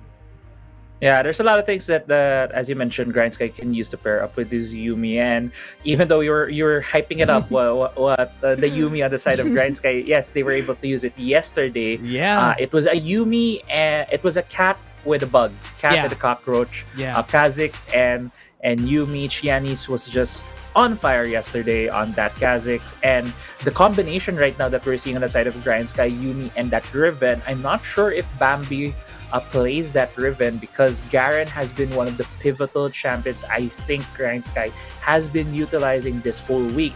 It's probably where they got. It's probably the champion they thought of when they were at Pansol, having the Pansol buff, seeing the Garen just spinning around maybe at some point there, and this could very well be the third pick in this first phase pick and bans for the side of Grindsky. But also looking at where the teams stand for the side of Oasis Gaming, they have locked in that Darius and that Corki.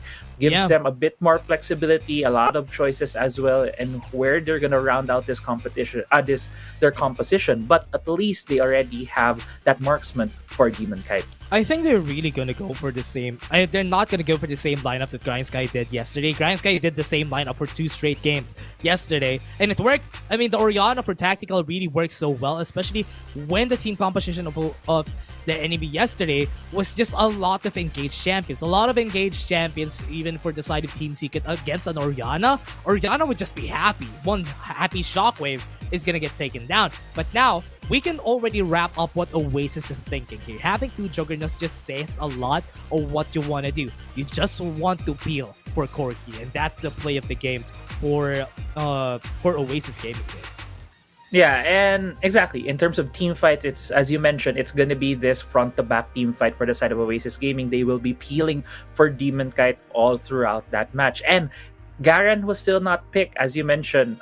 Ziggs has been picked up by Grindsky. Garen has been banned by Oasis Gaming. I think it's smart ban right now at this point because it is one of those comfort champions that Grindsky has. So taking that off at least gives them that better opportunity to be able to take game one of this series. Rounding it out though, it is going to be the Z ban coming from Grindsky, taking away one of those good assassin side lanes, and a lot of damage is going to come from Oasis Gaming. Also another one of those AD picks that could come because as they can see, Oasis Gaming already picked up that Corki, which deals a lot of magic damage.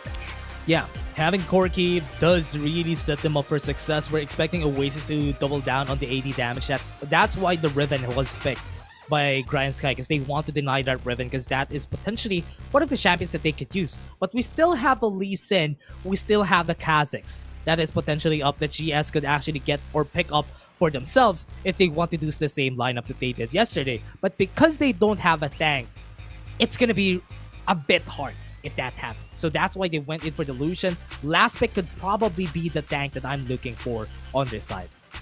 Yeah, and I love how you pointed out that there's no tank yet, or at least that one beefy member for the side of Grindsky, because Riven is not historically that kind of champion. And right now, seeing the composition, even locking in both the Lux and that Lee Sin, so much damage is gonna come from the backline from Oasis Gaming. I think this Lux might be going to the hands of, could be mid lane, could still be bot lane where Corki will be mid lane for Edoff. But I feel like we might see more of that matchup depending on what will be the last pick. As you mentioned, Tank is the champion that Grindsky is using. A Juggernaut will be picked on that Renekton. Renekton can also build a lot of these damage items. A lot of these tank items for his team, instead of going for maybe a Triforce, going for that Black Cleaver and stacking a lot more tanky items on the side of Grindsky. Right now, both teams seem to have a lot of good mix of damage. On the side of Oasis Gaming, they have a bit of poke potential with the Corki Rockets and then that Lux, wherein Darius could take advantage of that. But at the same time, though, I'm looking at Grindsky, and they have the Yuumi, they have the Lucian. There is a scenario here where Oasis Gaming will run up to Grindsky in team fights, and Grindsky will just pop the last chapter, and they'll be able to catch members of Oasis Gaming. Yeah, all I can say here is because they went in for the bot lane Demon Kite to set onto also the Dragon lane, I'm not really feeling it. Honestly, I only see a set being used pretty effectively against engaged supports. But if you're fighting against a Yuumi, your Phase Breaker needs to be timed perfectly. Because if you don't time the Phase Breaker perfectly to cancel out the Yuumi, most likely he'll just wait for the Phase Breaker to happen before he comes out and get the shield after. That's basically the play that Bo is gonna do here in the bot lane. And I'm kind of liking that they went with the Ziggs versus Lux, because at least that would be a bit better. Because Lucian is left alone in the mid lane by himself. Would be good, especially if it's against a Corki. Yeah, it would be good, and it's still something, I think, an adaptation right now in the WCS, because we've been seeing a lot of these Lucians playing in the solo lanes, and often what happens is they get picked into a melee matchup, which gives this Lucian a lot of early lane presence compared to their melee counterparts. Now it's both range right here with the Corki and the Lucian, which makes this lane a bit more even for both Grindsky and Oasis Gaming. Let's see where will be the rotations, because usually when they have these range champions in the mid lane, they look at where the scuttles will be going for towards their team. We already saw Edda putting that deep ward into the jungle of Grindsky, trying to spot out when this Riven will be rotating towards the blue buff side. Also, one more to take note is there's 2 deep wards into the blue buff side jungle of Grindsky. Yeah, but the same point, like you said a while ago, it's that Edaf with the Corki, I mean, a Corki plays almost the same as a control mage in the mid lane. And that is where Lucian really thrives. So I think this is a much more Bambi-sided fight. But the bot lane though, Demon Kite now low on HP. Bull is going in with a Prowling Projectile, almost getting the kill. Really good fight for Grindsky, getting the advantage in the bot lane. Yeah, I think it was a fight that must maybe started out by Oasis Gaming, because a lot of summoners were already down to the side of Grindsky, a barrier down for Tactical along with that heal and exhaust, only the heal down for Oasis Gaming. So at least it was a good trade for them, forcing Oasis Gaming back from that. As we were talking about earlier, Rift Scuttle control, since there's no clear winner in the mid lane in terms of that shove, it was a handshake in terms of Rift Scuttlers. Blue buff though might be getting contested here by Oasis Gaming. Yeah, they want to contest the blue buff, fighting out Xiaomi, going for the aggression. But because Etaf has a really fast wave clear, he can just take that out pretty easily. That's why he was already on the top side of the map. What I'm really afraid of right now is this game would just revolve around mid lane on how Bambi and Eda fights. Because most of the time, these junglers are just going to invest all their resources onto both of these players because they're going to be the only constant TPS source of both of our sides. So if they want to get that advantage, what they don't want is to let Lucian get the early game. Because if Lucian gets the early game, that would be great. But Etaf, top side. Yeah, Etaf is sneaking his way into here. It looks like he's gonna get the jump on Tante. Okay, they have the slice and dice. Dragon's Rage come in. Tante flashing away. They didn't use the resonating strike, so just Tante still alive on the top side, but Etaf was still considered to go for a fight. Okay, he's just only level for 4. the aggression here. They don't have the dominance. Yeah, they have the dominance already, so he can go in. They have the 5 stacks on his head. He doesn't have the Cultivate, so no heals for him. So that's a kill on the top side. First blood for Oasis. Yeah, that was a very risky first blood right there coming from Oasis Gaming because Tante was just about to hit level 5, but the binding here. Oh, showstopper onto Tactical. What a good play. Xiaomi is here on the right time. Might be able to get the kill. They have flashes onto Demon Kite and Dragon. They don't have the final chapter, so this is not gonna be a kill angle. Oasis gets a good kill on bot side. Yeah, 2 quick kills from both sides of the map for Oasis Gaming. On the top side, it was a risky dive for the side of Oasis Gaming, but as you mentioned, there was no call of the Meek for Tante. He wasn't able to get that heal to be able to out-sustain the damage coming from both Esila and Etaf. On the other side of the map, Demon Kite was able to catch Tactical with the binding, with the snare, and was able to burst him down. 2 quick kills right now on the side of Oasis Gaming as we approach the 2 big objectives coming up in the 4-minute mark, the Rift Herald and the Mountain Drake. It looks like right now, in terms of priority in the Drake pit, Oasis Gaming has that priority. Yeah, they just want to shake hands here. They just want to sign the contract. Yeah, you take the Mountain Drake, we take the Rift Herald. We're going to be okay here. But right now, I think it's really good for Grindsky that they were able to get this. I mean, in the early game, they won't really get a lot of potential damage against Oasis because, you know, Tactical Bambi needs a lot of time to ramp up, and also Bambi is going for the Black Cleaver route, so he doesn't really have a lot of damage to contest on a lot of fights. So this is a very smart play for Grindsky. Yeah, smart play really as well, but there's another fight here. Another showstopper came in. Flash has been burned. That's what's important. So they just want to take the turret in the bot lane, but because they don't have any minions yet, yeah, good timing. Rift Herald is gonna get taken down the top side, and they're just gonna be trading turrets. Yeah, this is another layer of that handshake, that trade for both of these teams at this point. Since top side is the weak side for the side of Oasis Gaming, they just gave that up. They didn't even bother to defend the tower since also the Herald was taken by Grindsky. So 2 towers right now traded on the opposite sides of the map. So we'll see right here where will be the rotation coming from both of these teams. It looks like their dual lanes are again going to the mid side. Mid lane right here, but Oasis Gaming still putting a lot of those wards into the jungle of Grindsky, playing very proactively, wanting to catch out Tante here.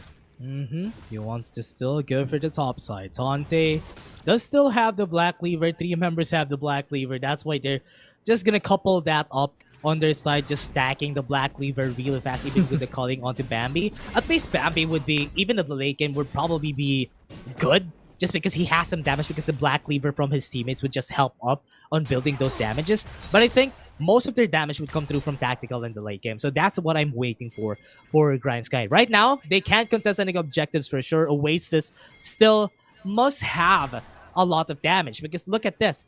Look at Edaf though. He went in for the Edge of Night first item just because he doesn't want to get stun locked.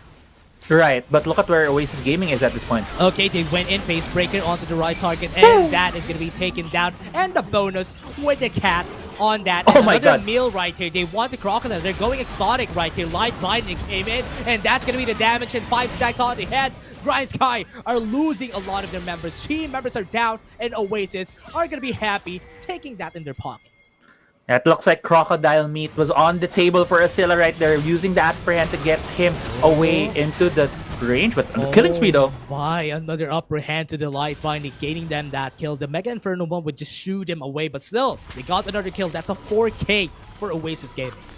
Yeah, 4K, and man, these kills have been coming at a very, I feel like, slightly awkward moments for what we expect. But at the same time, these are the catches that Oasis Gaming are getting, and also at the same time, because of getting these catches, they are getting these advantages. Looking at the gold right now, 4,000 gold lead for the side of Oasis Gaming, 3-0 start right now for Asila, putting him in a very good position. Also in the item check, yeah, there are a lot of black cleavers for the side of Grindsky, but Yeah. on the other side, they're not really building armor yet. They're not at that point. They're still at that point of being bruisers, still building some of their damage. The Yomu's Ghost Veil as well as the Black Cleaver for the Darius. I expect Asila right now to go for a recall to pick up maybe components of his second item, since I don't think he can get a whole item yet. But at the same time, yeah, Edge of Night for Edaf gives him that that safety, so that he won't be like kick. So sorry, he won't be just stun lock. I do agree on that one by Chianis and Tonte. So yeah, a lot of these item choices right now for these players are very, thought about. But at the same time, we are getting to that second round of objectives. Infernal Drake gonna come up just a bit earlier, about 8 seconds ahead of that second Rift Herald. Already the dragon is being pinged by Oasis Game. It looks like they want to prioritize this Drake right here. And they want to get on the Drake. They want to get this next one. Dragon wasn't able to get the face breaker, but they have the Infernal Drake. Just because they forced the flash out of Bambi, they know that they can't take this down. They don't have the right timing on the side of Grindsky if they want to take this, especially they don't have any vision. This is the reason why it's hard to also have that, but they have the timing. The flash comes in, and nobody was able to take it down. The package would be able to zone them out, but Blix is looking good for GS, but because Asila is already here, they don't have any flashes on Bambi, but they're going on to Asila. They don't have the Noxian Skeleton yet, and he's being taken down. He has the heal, he has the Noxian Skeleton. Not gonna be a kill onto their side, but that's a 1-for-1, and also a Drake onto the side of Oasis. That is a flash to the slice and dice on Tonte. Might want to get for more though. Not a lot of damage for GS yet.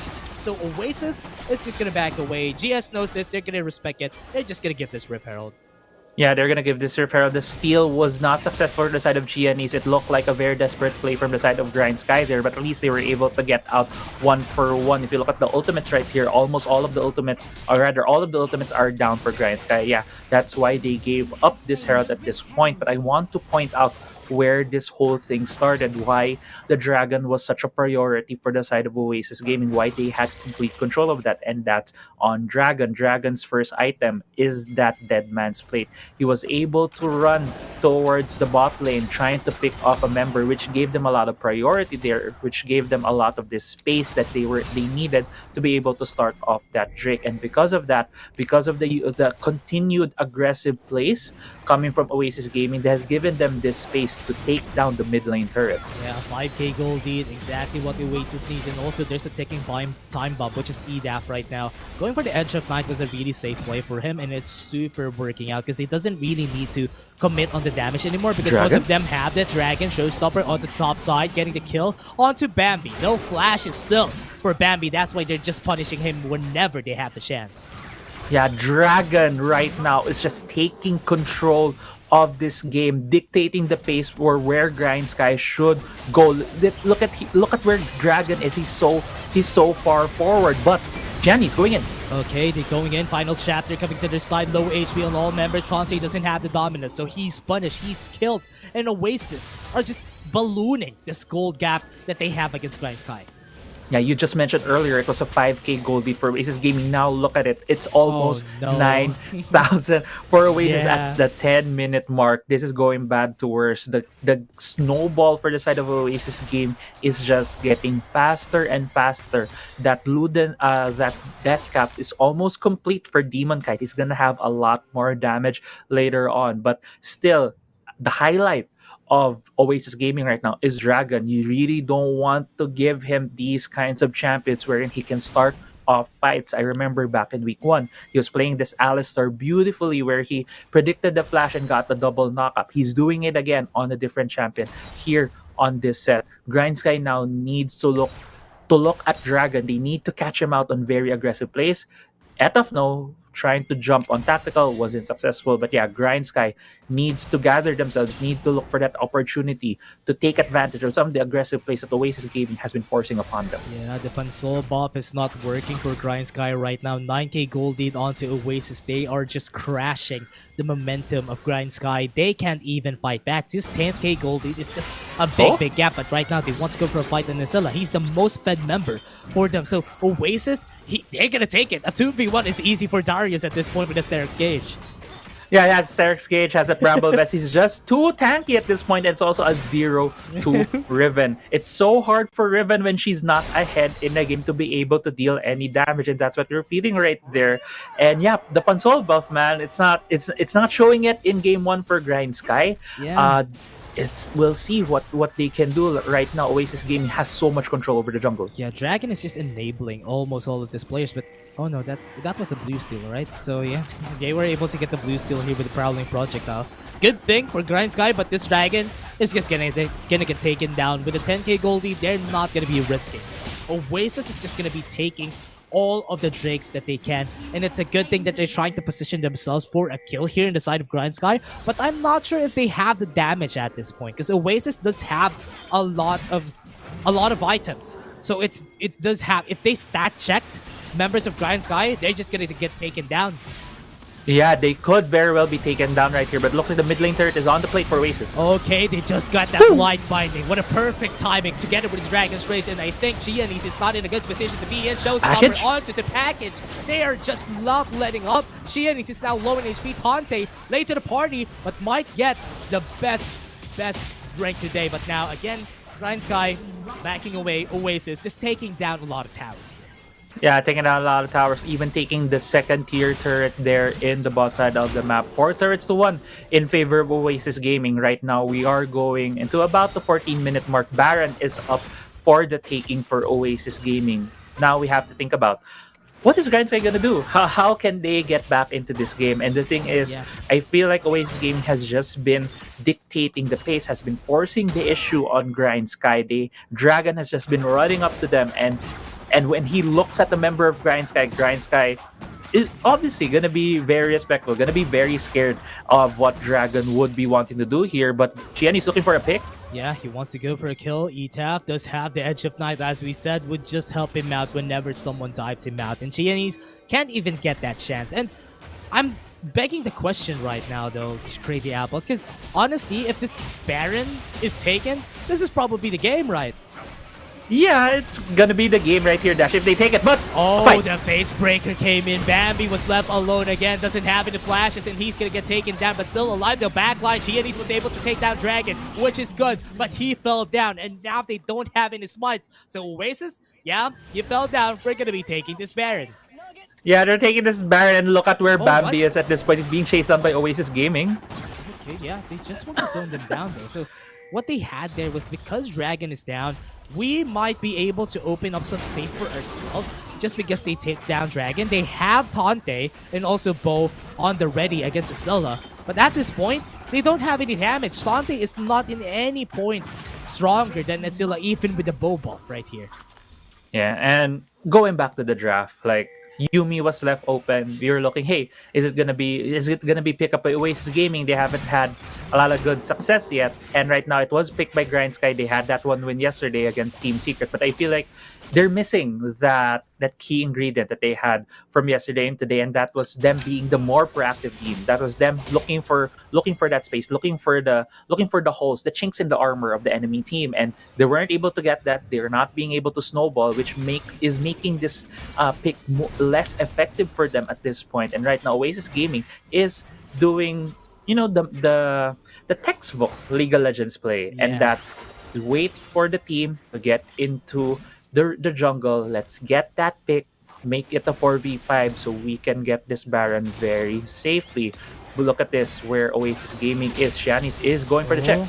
Yeah, Dragon's Rage onto the flash, not on the right target though. Final chapter comes in, so ETAP is now low in HP. Qeon is now low also, but they're still backing away. Bo was able to sustain a lot of the HP for his members here. I'm really liking it. I'm really having a hard time on where Grindsky wants the position here. I want to ask you though. I mean, it looks like a 4v5 situation every time that you have uh, a Yumi on your side, right? That's why it's super hard for them to position really well, considering that they have Tante and Xiaomi also that are not as tanky as I thought they would be, because, you know, they're bruisers. They're not supposed to tank a lot of damage.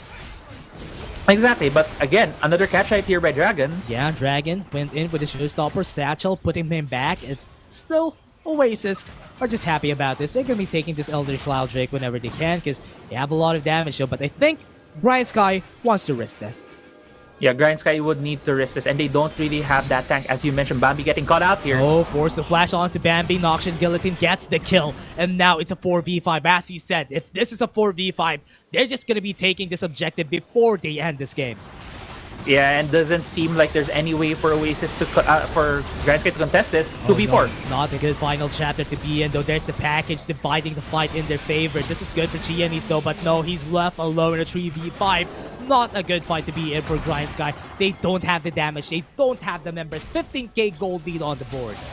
Yeah, 15k gold lead. Again, another pick for the side of Oasis Gaming. They're still looking here. Grindsky is trying to look for that opening, but the thing is, the best case scenario for them to go and win a fight against Oasis Gaming is maybe catching them, getting that objective, maybe being able to funnel 5 members, catching them all with the final chapter of the Yumi, and then throwing all of your AoE damage. That's gonna be the Mega Inferno Bomb, the hit coming from the Riven, and also the Renekton jumping in. That was the best case scenario. The thing is, that's super hard to pull off at this point in the game. Oasis Gaming is very much aware of that being a possibility. Baron now is being taken down. Grindsky is slower to the play. They can't get there in time, and this looks to be the first game in the bag already for Oasis Gaming. They are just going for the recalls, getting more items. Awakened Soul Stealer as well, built up by Demon Knight.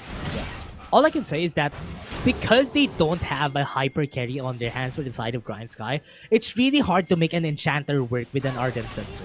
Honestly, they don't really have enough of that attack speed. I mean, Lucian doesn't really need a lot of attack speed though. That's why it's not working. But now they're pulling him out. Bambi is falling down. Nothing right there to get it with Bo. Just a bonus right there to get it. Bo is basically like a filling now onto bread, and now it's just like peanut butter, and that's why it's just gonna get taken down. Another kill. Grindsky, they're pulling back. Tante is just gonna run away. Xiaomi and Tante won't be able to answer back here. Oasis is so much ahead.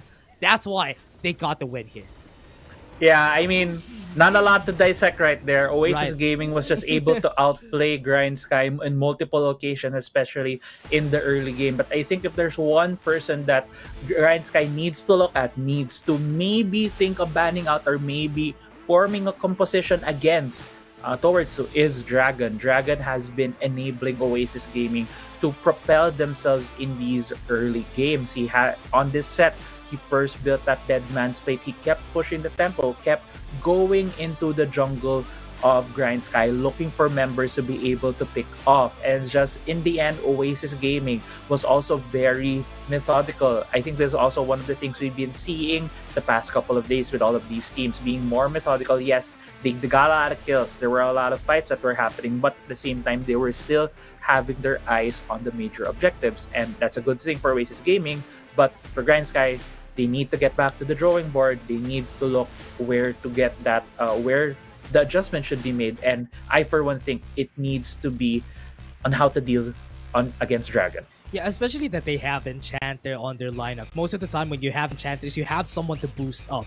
And during that time on their lineup, they don't have anyone to boost up, a hyper carry that they can look out for. And that's the reason why they did have a hard time. I think at that point, the Yumi was more of a liability than an asset. Because most of the time when they get killed, they get two. They get the Yumi and they get wherever Yumi is latched onto. That's why it was easy for Oasis to balloon that gold gap in their favor. And also, yeah, like what you pointed out, Dragon was such a menace to deal with during that game. He was enabling a lot of the lanes, even better than their jungler. And that's why I was super surprised that Dragon was able to make it effective, just getting the showstoppers at the right places at the right times.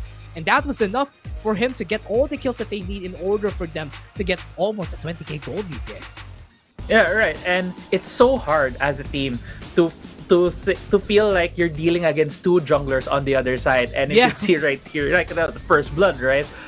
For the side of Oasis Gaming, I think that was more of really the great understanding of the game that we have seen Oasis Gaming have. And even though they lost yesterday to Cerebrum Wildrift, I believe it was a 2-0, but still you can see here how they're picking themselves up in the start of this series, making a lot of this aggressive methodical plays. They're not really overextending themselves on multiple locations, and if they don't get the catch, they go to plan B. The thing is, for Grindsky, we have talked about this with this team before. When plan A doesn't pan out, it's a hard time. They have a hard time looking for that plan B, that plan Yeah. C, and you could see the plan for Grindsky even in the draft was, let's get Yumi, she's open. Then let's think about what other components we can add. Yeah. And Oasis Gaming already spotting that hey, they picked the Yumi, we left it open. Let's ban the champions we think that are gonna be good with the Yumi. Ban out the Jax. They banned out a lot of these other champions that would be essential with that composition. They also took away a Darius. They also took away Set, which are two of these beefy front lines that could be needed, that could be helpful when you have that Yumi. And just read a lot of things that are going through in this game on why Grindsky, I think, ultimately defeated here in game one. Could go back to the draft. It could also go into the game, but at the same time, it's so hard to say that it's only one thing, because it's gonna be a multiple things that the coaching staff needs to look at in this game. I love that you made that point right there, Crazy Apple, right? I kind of see the same thing though. The draft doesn't really reflect anything. I don't really know what the draft is actually going for. They had the Yumi, they had two bruisers, which is why I was kind of confused during the whole time. But again, player of the game Dragon, no surprises there. He was the one who was roaming around the map. 10k damage, even though if it's more of a support role, it's still working out. And also drafting up front to back, they kind of, I can also say that Grindsky was kind of leaning towards not drafting a full front to back composition just because there's a Set. Because Set just makes front to back compositions negligible, right? Yeah, exactly. It's hard to have like a front to back because he's just gonna use his showstopper. You're gonna have a beefy tank at the front line. I'm gonna throw him at you and deal a lot of damage to your team. And we've seen that in a couple of moments. But the thing is, as well, for Sets, if they get a bit behind, you won't even have time to pop your shield to be able to sustain through the damage. So it's still those things you have to think about when you're picking the Set. Do I pick him now? But there's a hypercare in the other team. So yeah, some of the things, some of the intricacies, but at the same time, with how Oasis Gaming utilized the pick, that thing became irrelevant, and it showed more that you can't pick just one tank when you're going against a Set. Especially against the Set, you need two choices at least. I mean, put the other one in the back, put the other one in front, just for them to have still a front line onto the front to back composition. But again, everyone, we're still going on to game 2. Oasis got the first game. We're just gonna be going for a short break. We have bigger casters for today. I'm Dash and I was here with Crazy Apple. See you guys in just a bit.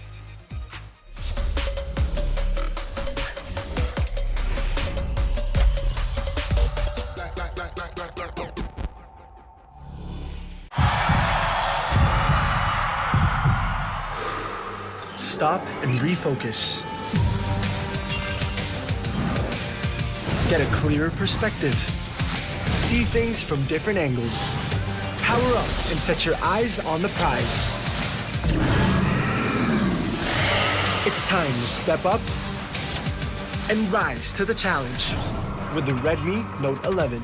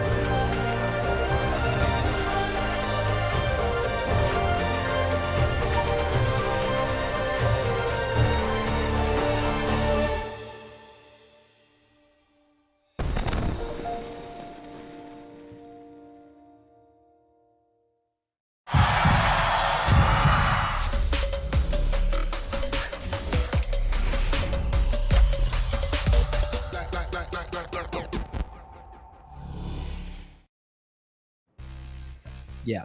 I painted a picture a while ago, right? That Crazy Apple, but I think it's kind of different right now. I mean, the airplane is now kind of swinging around because the wind is just so strong. So that's why Oasis was able to get that 1-0. So this is a great advantage for Oasis Gaming, getting that momentum against Grindsky, putting a cap on the win against Team Secret yesterday. And again, guys, we're going to be your shoutcasters for today. I'm Dash, and I was here with Crazy Apple. Crazy Apple, tell me about that game one.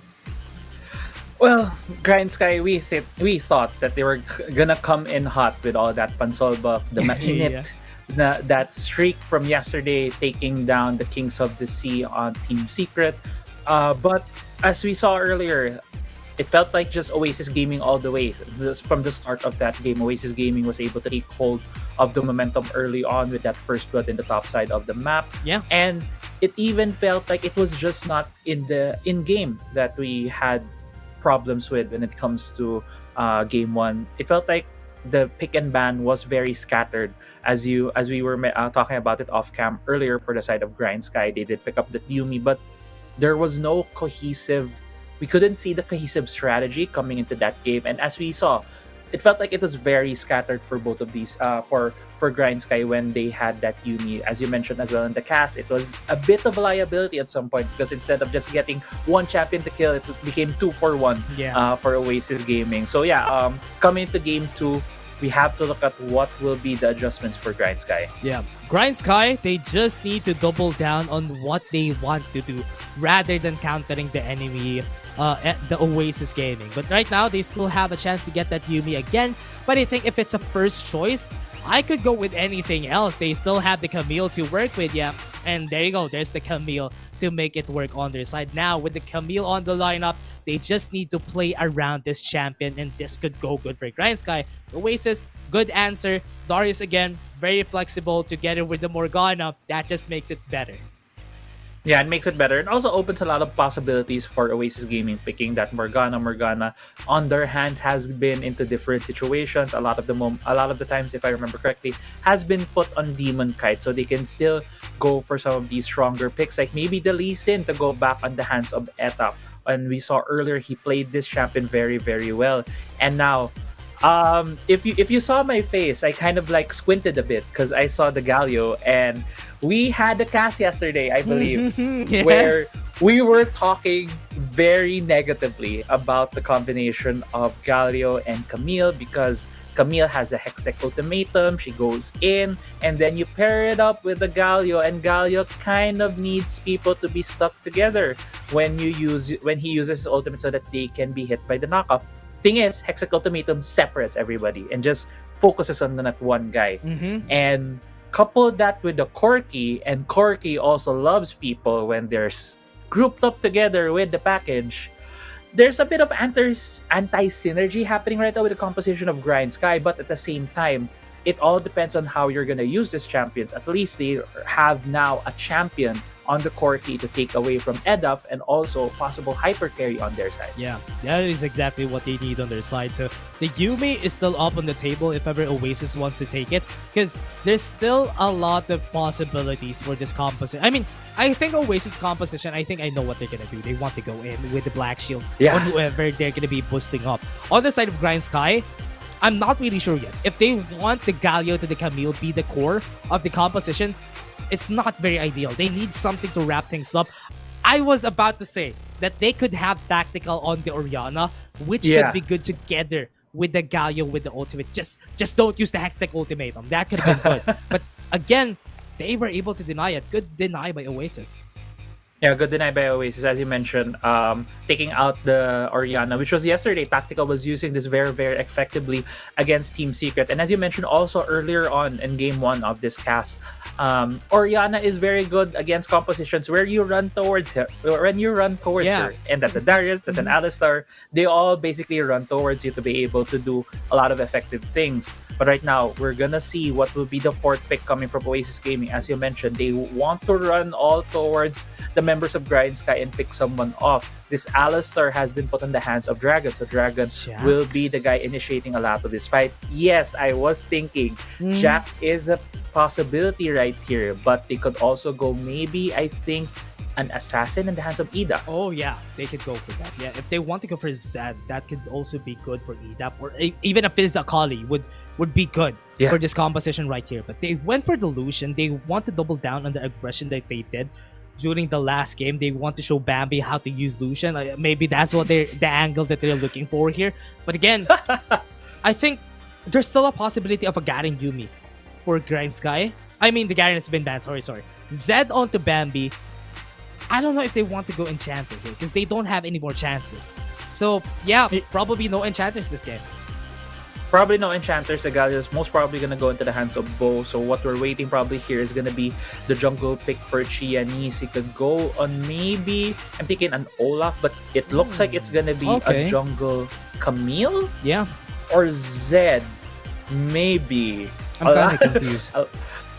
I am. We are confusion at this point, Dash, with what Grindsky is picking. But the answer for Oasis Gaming, you can see that maybe they have a better idea where these guys are gonna go. They have picked that Graves. So in the end, team compositions from both of these teams, Grindsky has the Corki as their late game insurance policy. He can be able to build a lot of these damage items and deal a lot of that magic damage with his autos. On the other side for Oasis Gaming, they have two guys right now who are also pretty proficient in that late game. And one thing that I do love when I see these Graves pick is he has the same potential as when you mentioned earlier on the Orianna. He loves people running towards him because he can use his buckshots and just immediately explode these members. I remember seeing a Zed using his death mark on an ally with the Graves, and the Graves just hits him twice and he dies. So we'll see where these guys are gonna go. What do you think? Dante on the top side, Zed against Darius. I'm not sure if that's favorable, to be honest. I think we're still on the same boat like what we had a while ago. I'm not sure what this team composition wants to do because it's super scattered. Yes, they have the Zed, they have the Camille. Yes, that's a lot of damage potential onto early to mid game. But what the composition wants to do is important. Especially when you're drafting a Galio, you're supposed to have another frontline. Because you can't get the hero's entrance way better if the Galio is the only frontline that you have. Yeah, I really agree with that point. And I'm not sure. I think we're very hesitant right now. We're very confused with what Grindsky is going for, but at the same time, we are getting into game 2 of this series. Yeah. Grindsky will very much know what they want to do, but instead of looking at where Grindsky is at this point with their composition, let's look at where Oasis Gaming is. They have put this Lucian in the mid lane on the hands of Edap, and I feel like this is a story that we tell a lot of times, and Lucian will be the one who will be dictating the pace of that lane. He could very well just keep shoving it towards the Galio so that he could have an advantage. We could also see where the junglers are at this point. Looks like Dragon is trying to spot out where Chianis is. If he does put down the ward there, he would know that he is at the Krugs at this point. But looking at this game, look at where it happens. The top side of the map, Asila going for some harass. Yeah, Asila is just going to be happy here, taking the 5 stacks on the head of Tante, just because Tante doesn't really have much damage until he gets a serrated Dirk, which might be a bit later on. So Oasis Gaming would just be happy to the early game, getting that damage. Demon Kite is just going to wait here. I think Oasis still has the better hand on the objectives later on because Grindsky has a lot of members who needs a lot of resources before they become relevant. And now they're going to the bot side. They don't have a lot of damage. Yes, they had the Tormented Soul. They're flashing in Dragon. Oh no, he overstepped his bounce, but I think Tactical was the one who overstepped his bounce. He flashed in and Dragon is the lone HP. Oh, what a first blood. But Bowie's gonna go down and Tactical. It's not an ideal trade. 2 for 1 in favor of Oasis. 2 for 1 in the favor of Oasis. First blood goes to the hands of Grindsky. Yes, it all started with the double knockup from Dragon. I want to highlight the great flash from Bo, counting down the timer when the Alistar had that stun when he throws his auto because of his passive. He flashed as soon as Dragon was about to throw the auto, negating that stun, putting Alistar off, timing overextended. Chiani's going for the top side gank, but wasn't successful. Wasn't able to bonk Estella to get that CC. Going back to my point at the bot side, it was a great first play from Bo. 3-man though. Oh no, another knock off to Pulverize, and Tactical was Tactical? left in the air and left along to the dust. And he got the kill again. That was Oasis just setting up another kill, a 1-for-0 in favor of their side. Yeah, exactly. Great series of plays coming from Oasis Gaming, knowing that Tactical burned all his summoners, so they went back for the for the gank, staying in that tri-bush, being very, very sneaky, getting a kill. At least they rewarded that for the time spent there, but now 1-3 in kills, about 600 in the gold lead for Oasis Gaming. We are a minute away from these objectives with a bit of that momentum lead right now and experience lead on the side of Oasis Gaming. Whatever I feel like whatever objective they're gonna choose should be a handshake for the side of Grindsky, because they are weaker right now at this point in the game. Zed still needs to get his items. Camille still also needs to get her items. They're gonna have a harder time if they want to challenge these objectives. So a better thing for them to do is just go for that handshake, go for that trade on the Rift Herald or the upcoming Ocean Drake. Yeah, the only reason why they were able to get the gank at the bot lane was because EDAF pushed the wave in the mid lane just for them to get that setup in the bot lane, because we all know Bambi would have a hard time to get the wave clear. Winds of War today attack, it's still gonna take a long time if ever EDAF would be pushing that wave. So that is a good setup for them. 13 seconds on the clock, we still have the Ocean to the Rift Herald. So for now, I think this is gonna go in favor. I mean, this is gonna go for a fight. I think GS and Oasis wants this Ocean Drake. Yeah, I think both of them really do want it, but at the same time, it's going to be hard for Grindsky to take this. If you see the back timings right now, it's a bit ahead for Oasis. They have back a bit earlier. Xiaomi and Bambi are already contesting vision here. Control into the river. The Rift Scuttle did go to the side of Oasis Gaming, giving them a bit more of that vision and that movement speed in the side of the river. But both teams right now are not looking at the Ocean Drake. Instead, they have their eyes set, but it looks like into the Rift Herald. Yeah, shoving the wave in the mid lane. Very smart play. They want to take this tower, or rather, their priority into the mid side. But they don't know that ETAP is taking priority onto the red buff. So if ever they want to pull the trigger here, they still have the package to work with. So that could be a good timing for their side. But right now, Oasis might go for a fight here. Yeah, there's only, I think, 4 members right now. Oasis is going for the fight. Okay, wasn't able to get the apprehend as Zilla. They took a long time, maybe 5 seconds for the grind there. A hook shot wow, was perfect right there. What a great timing onto the package, but still, Oasis was still able to get the Rip Herald, which was important. Hero Surges onto the back line, was able to get it. The Zilla is going to fall down, and Dragon is going to be next on the chopping block. This precision protocols are just hurting the members of Oasis. This is going to be GS turning things around. They were able to get the double kill, and that's going to be an ace. This is EDAP falling down, and that's a takedown. Grindsky takes a triple kill onto Bambi, and that's an ace. An ace for Grindsky. We had so many doubts on the team composition, and I think we're still gonna have doubts even after that fight, to be very honest with you guys. Yeah. But Grindsky was able to pull it off. They were able to have great timings. The precision protocol, as you mentioned, was so good on the timing for Xiaomi. Was able to dodge the initial engage coming from Dragon, but because of that fight, because Grindsky was the team who backed away right now, it looks like Oasis Gaming also has their eyes on the Ocean Drake. Binding did land though, but I feel like momentum, blood is boiling right now for Grindsky to try and take this Ocean Drake. Yeah, they just don't have a lot of damage potential. I mean, Grindsky is all damage for the early game. Oasis, they just have a lot of peels. They have a lot of wave clear. Ocean Dragon taking 1k. Final Spark coming in. They get the vision and no! They get the steal! And together with the knockback in order for them to get the safety. Dragon, 1 HP, and that's gonna be the death mark, marking their death. That is 1 down onto the count. Make that 4 Oasis. All of them are crumbling down there, not converging on the same target. Demon Kite is the next, and EDAP is also gonna fall. Grindsky are just winning fights for fights. Yes, Grindsky keep winning these fights. Oasis Gaming looks to be crumbling when these objective contests are happening. And man, Grindsky, you can't doubt this team with what they're trying to do, because they just keep trying to prove us wrong. And right here, you could see, we were envisioning, right? Grindsky, Galio, Camille jumps in, and the Galio ult is used. But what if this idea right now comes into mind?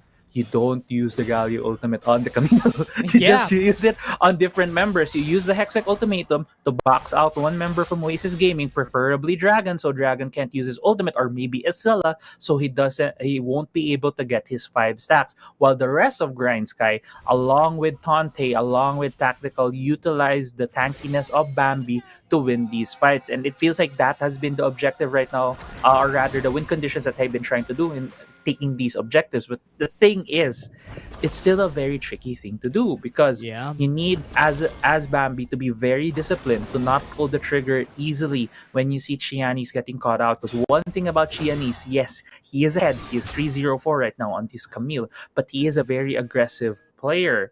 Sometimes we might see Grindsky being forced to pull the trigger, and they're not be able to use their abilities optimally, which Oasis Gaming might be able to catch them. But Hextech Ultimatum using Hextech Isilla. ultimatum onto the final spark. Isilla gonna back away, but Tactical is on the mission, was able to get the kill. Heroes Entrance would be able to get the knock up. E-Tap is now low in HP, but still not gonna be able to get the kill. That was a good play. Oasis, they're all here. So this is gonna be a fight that they want to go for. Still a 1-for-1, and their bot lane is getting pushed. They're just taking their time. They're forcing them to fight them. They're forcing the fight. Bot lane is ticking. Rift Herald is down, and now that's going to be Oasis backing away with a second tier turret down in the bot lane.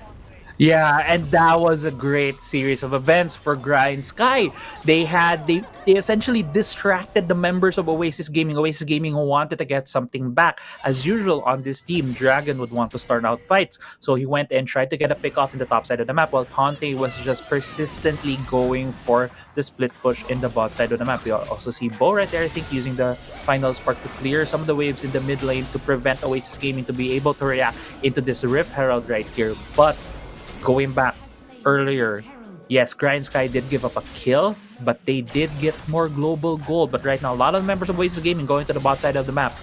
Yeah, going for this desperation play. They want to get the kill on Tante, but Tante is a very slippery target. If they want to get someone right now, it could have been Grinds, or rather Tactical would be a good target, and even Bambi, because Bambi is building a lot of AP. So what they want to work for here for the side of Grindsky, they're taking a lot of towers from Oasis. Oasis, I forgot to point out a while ago, their composition, that's why I was vouching for their composition, is because we know what they're going for. They want the insurance for ETA. They want the early game to be on their side for them to take all these objectives. But what happened?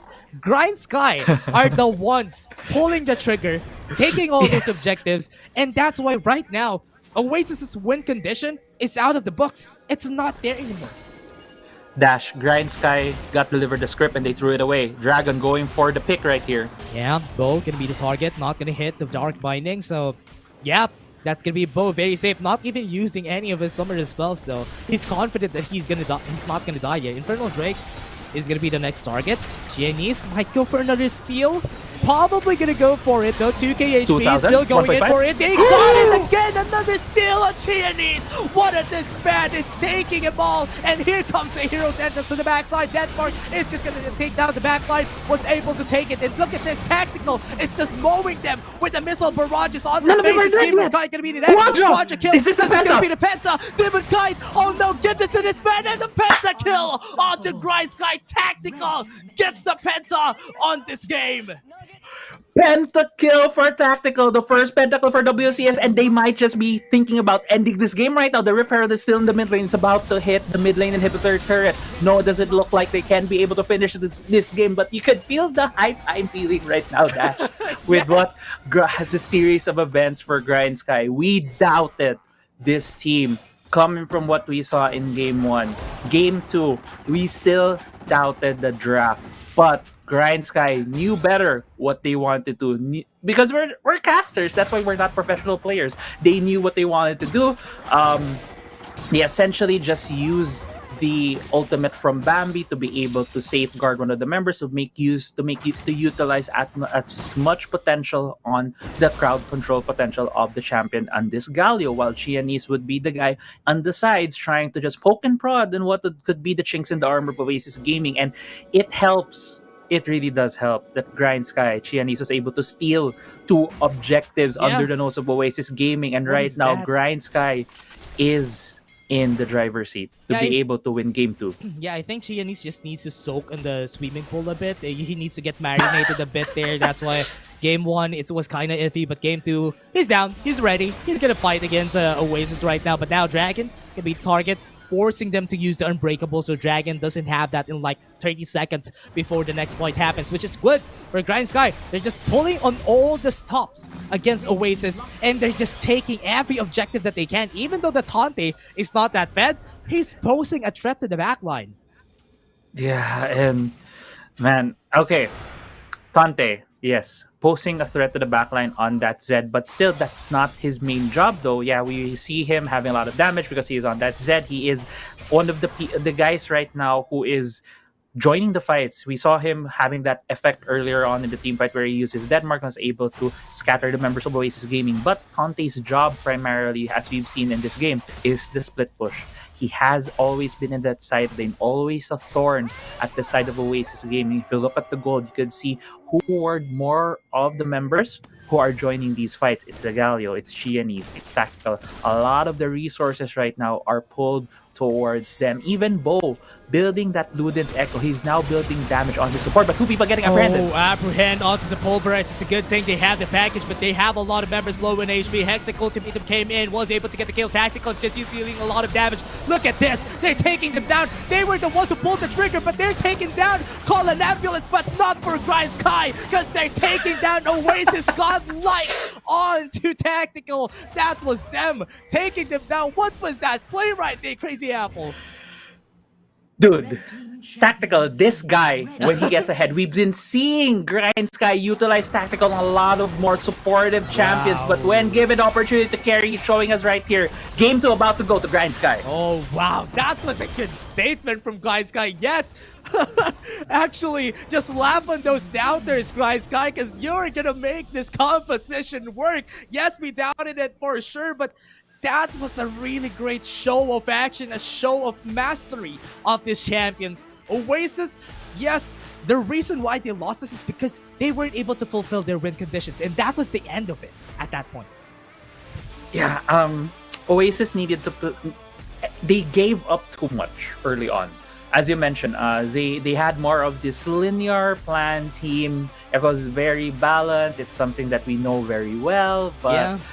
Grindsky had this, I would say, a more solo queue-esque team. Yeah. Because everyone picking what they're comfortable with, picking what they think could benefit the team. It felt like, you know, we need a tank, but everyone's picking damage. I'm the mid laner. I should play damage-dealing champions. And I'll adjust. I'll fill in what we're missing and place the Galio. And that's basically the team composition of Grindsky. But yeah, I do want to point out that it's sometimes chaos like that puts enemy teams off up tempo. Yeah. And that was what was utilized as well by Grindsky. They just played to their strengths.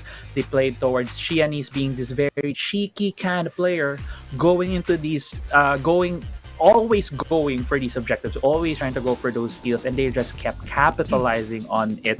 And yeah, Oasis Gaming, they had a plan, didn't work out. Yeah. I mean, on the other end of things, though, a Crazy Apple, all I can say is Oasis is a very fast team. The way that they play the game is very fast, and you shouldn't get caught up on their facing, because what happens most of the time is because they're gonna take over. But what they did, Grindsky just upped the ante and was able to play the game in speeds that Oasis wasn't expecting. Because they have a lot of solo. I mean, their picks are really solo queue as you said. But because of that, because of the way that the composition is working, they were able to play on that speed, that exact speed, because they have a Zed in the top lane, which doesn't really need a lot of investment. He was able to make work of Azilla. Azilla wasn't able to get the kill because he can always get out of the way with the Living Shadow. And all this plays just came down to how they played around Tactical after giving them all the kills that he needs. Yeah, Xiaomi and Tante was able to make it work, but because they gave way to Tactical and getting all those kills, Tactical was just a beast of his own in the late game. Yeah, that was one scary Corki. That was one scary Corgi as well, flying with that Corgi, man.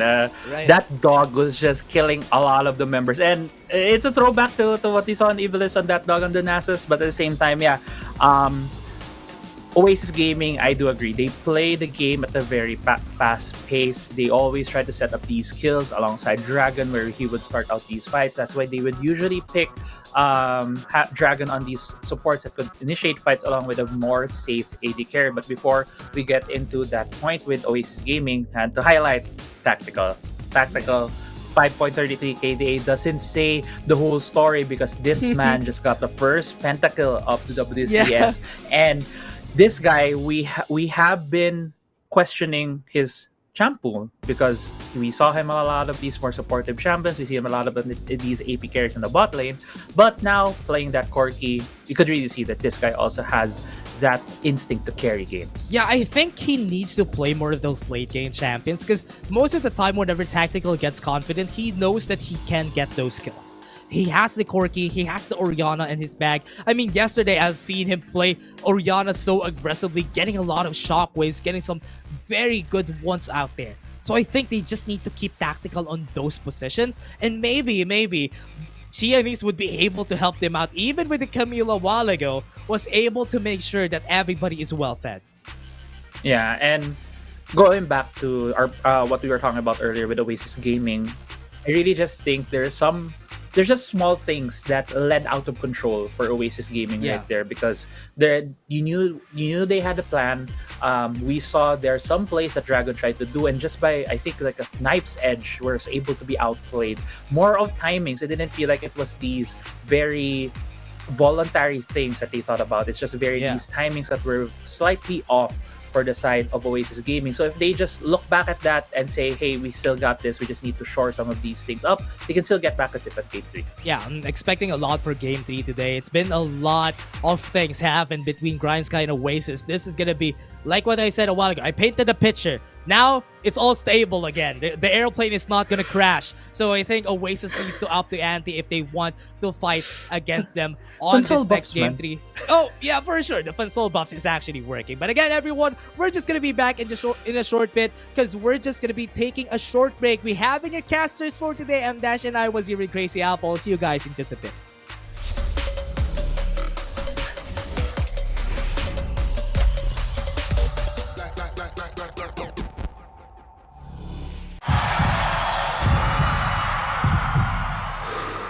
Stop and refocus. Get a clearer perspective. See things from different angles. Power up and set your eyes on the prize. It's time to step up and rise to the challenge with the Redmi Note 11.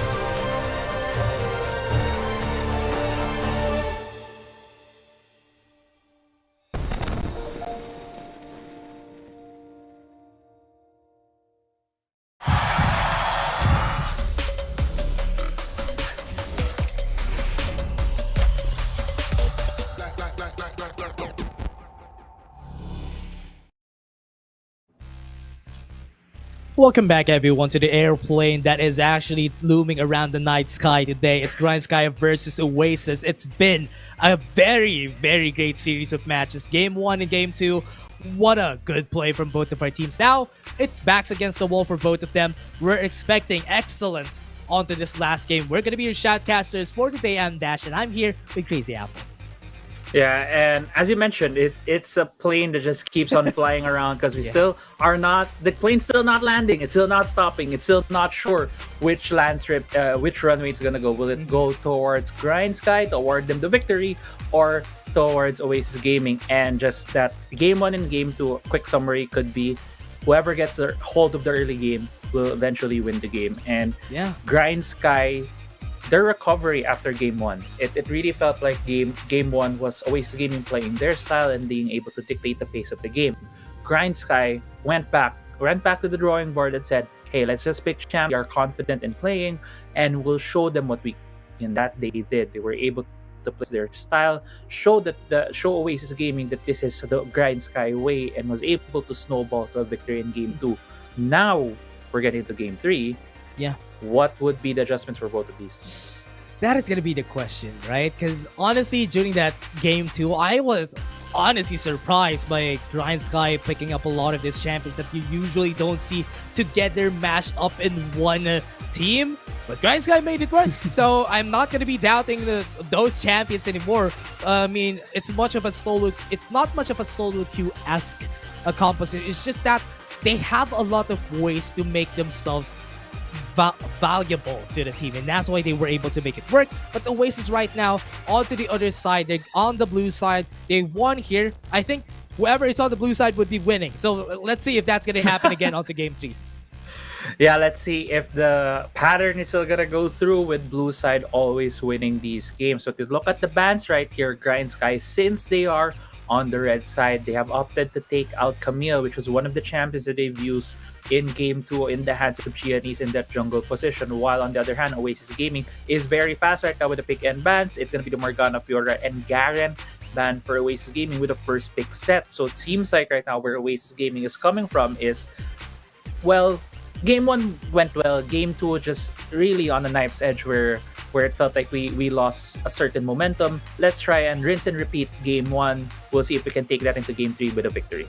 Yeah, I mean, going on for this, it's still going to be hard because they went in for another set on the side of Oasis. Remember, set was the bane of their existence on the side of Grindsky, and that's why they had the hard time during Game 1. It was Dragon who's the one who's using it. And what's hard about this is because it's a first pick, you don't really know where it's going to go. Yeah, you don't really know where it's gonna go. It can be flexed also into the hands of Wasilla, since there's still a lot of champions that Dragon is very good at in terms of being this initiation champion, being the second jungler for their team. Could still be the Alistar pick for the side of Oasis Gaming, could also be the Galio who is still open. But the answer quickly from the side of Grindsky is the Darius and the Corki, where Tactical just got the first pentacle of the WCS. So Tactical feeling very hot and very confident with the champion. I feel like it's gonna be a good pick for the side of Grindsky. The answer from Oasis Gaming though are that Lee Sin and the Ziggs. Yeah, I like that they're going for this setup right here on their side though. They're going for a very, very niche setup on their side, going for the Kha'Zix onto Xiaomi against the Lee Sin, which usually is the 1v1 in the jungle. Most of the time it goes the other way. It goes onto the side of Lee Sin most of the time, but still, it could be quite different. Demon Kite probably going for this Ziggs. At least they have a lot of wave clears on their side. GS just preempting a lot of those assassins to take down a Tactical if ever. That's why they're banning Akali. Yeah, I do agree. Taking out the Akali takes out one of those side lane pressures, takes out one of the assassins that could very well jump Tactical, because that's what they didn't see in Game 2 in the side of Oasis Gaming. There was no real threat to Tactical. Tactical can just play the front to back composition, try to just hide behind the Galio to be able to throw all of the damage coming from the Corki. The answer though from Oasis Gaming, since they see that the pick on the jungle is that Kha'Zix on Xiaomi, they have banned out that Yuumi, since this was one of the combinations that Grindsky used on their victory yesterday against Team Secret. So taking that away alongside the Thresh really limits right now what could be the support pick coming from both. Galio. I think that is the answer here for Grindsky if ever they want a Galio on this side, because there's no ban on the Galio yet. So if they want to secure Bow, or at least secure the mid lane for Bambi, they should just pick the Galio and just let Bambi decide on what to go for next. Because at least if ever, right now they have the Galio. If ever Oasis goes in, if the showstopper comes out, the hero's entrance would be there to stop the continuation of what's gonna happen after they go in with the showstopper to the facebreaker, which could be easy to pull off. So that's why Grindsky needs a bit of that peeling potential on this side. Yeah, could be a combination that we see if the Galio does get picked, but okay. A bit of a just a bit of a graphical issue, but the thing is, it's still Zed Renekton. We are final on that, so it will go with that. It's gonna be the Zed on the hands of probably Bambi, but Honte was the guy who used it earlier more as a split push threat. And Zed and Kha'Zix are a good assassin combination. They can go to the backline, immediately take out one of the targets. They can just jump in very easily. So this is one of these duo assassin combinations we've been seeing in other teams. The answer though from Oasis, thing is, Dragon usually plays a lot of these support that do initiation, but it's gonna be the Janna on the hands of Dragon for a bit of disengage going against that Kha'Zix and the Zed. Yeah, Janna with the Monsoon. Not sure if that is actually the best way to go for around this on the side of Oasis, but maybe they have some plans on their end. That's why they want to go for it. For Grindsky, yeah, going for the Nami just to pair up with the Janna so that they would be quite equal in the bot lane. So all of the pressure would probably be on the side of this Zed and also the Renekton in the mid lane. That is where most of the action would come out for sure for Grindsky versus Oasis. Because in the bot lane for sure, Demon Kite and Tactical are just gonna farm out together because they don't have enough damage anyway. Yeah, they don't have enough damage. They also both have Enchanter support, so there's not gonna be a lot of action right there. Although the only thing that could happen there with some action is when Nami is able to catch the Ziggs with a bubble. It may be accompanied with Xiaomi with the gank. So maybe that's the only thing the time we see something happen in the bot side of the map. But looks like both of these teams have finalized their compositions.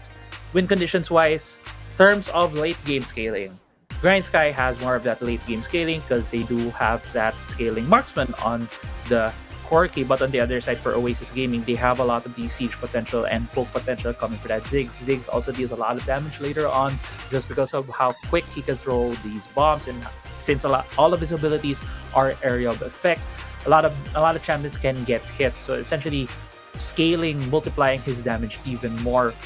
We also have seen Demon Kite on a lot of these AP carry champions has been very proficient on them. So we'll be looking at what will be the focus for both of these teams in terms of objectives. I think since you have a Ziggs on the side of Oasis Gaming, a good idea is to be able to get this Herald early so you can break the mid lane turret very, very fast along with that Ziggs. So the Satchel, throw away one of the turrets immediately. Yeah, that might be the threat here for the side of or Grindsky at least. If ever they want to set up the early phase of the game because they want Xiaomi and Bambi to set up for them, earn the early stages and make that work. So if ever, that is going to be the clear here for Grindsky. The clear objective, make Kha'Zix and Zed actually enable Tactical to get that late game. They just need to actually put the pathway for Tactical, and that is it. But Oasis, they probably have a different way of going at it, because honestly, what they have here is a lot of burst damage. Yes, they had the Janna to at least mitigate some of the damage from Grindsky, but the early game is their playground. They need to get all these dragons before Grindsky becomes a living time bomb here with Tactical. And I think that's very fitting as well, having the early game as a playground for Oasis Gaming, because as we mentioned earlier, in the start of the game three is that early game has been the key for both of these teams. Whoever holds the early game has been able to snowball it into a win. Game 1 was the scenario for Oasis Gaming, and Game 2 as well for Grindsky. So having that early game advantage already puts one of Oasis Gaming in a better spot to be able to win this game. But at the same time, there's still that late game potential from Grindsky. There's still that thing where they've won Game 2. They're feeling a bit more hot, but the Rift Scuttle right now is being contested by both of these teams. Okay, they want to take this, but Grindsky has no business going for here. They tried to go for it. They were able to get it. Xiaomi is going to get punished. He's going to fall down. That's going to be the first blood onto the side. Edaf takes it for him, and Oasis gets that first blood. Good advantage against Grindsky. Yeah, and I'm not 100% sure about that play, to be honest, because the only thing that could happen there is Shiani's going in, securing that objective, securing the Rip Scuttle, but at the same time he's still jumping in, still needs to use his flash to be able to get out, and I think the kills would have still gone the same way. Where the first blood would have gone to Oasis Gaming, so I felt like that play was a bit low percentage for them, but Tante and Shiani's again going for this Rip Scuttle. Yeah, Dragon already here. They don't have enough damage right here to work with. They're 4v3, but here comes the resonating strike onto the backline to the showstopper. Was able to get a lot of damage. Ryan Sky, oh no, they were able to get it, but the turnaround comes in. Tante has the ultimate on his hand, so he might be able to get something out of this. Bambi is going to get the damage out. A triple kill already onto Bambi. An answer back from Grindsky. Great answer right there from Grindsky. Yes, it was another risky play coming from them, and that has been their game plan for I believe, the whole tournament. They are the point flip team, as we have mentioned in the first week of the WCS. They love going for this very risky engagement. Etaf.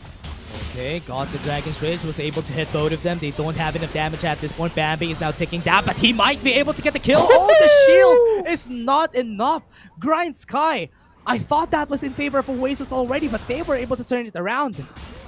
Etaf had the level advantage on Xiaomi. That's why he was so confident walking into that, not thinking that Bambi was still in the lane early. He was last seen in the mid lane, was never seen to go for the recall. That's why he never expected that Bambi was there, gifting Bambi the 4th kill of the game. Man, he has a black lever already at 3 minutes, so that is a very big statement here for Bambi. He's getting all these kills. Now the level advantage in the mid lane with just Pose right there. We're gonna be seeing its advantages onto their side. So right now, it's just gonna be quite chill for now for the side until the 8-second mark. But right now with the advantage on the Bambi, for sure Oasis is gonna be afraid on taking any objectives that they're on. Right, you can see the clear item disparity as both of the objectives have spawned into the map. There is a black cleaver, as you mentioned already, on the hands of Bambi.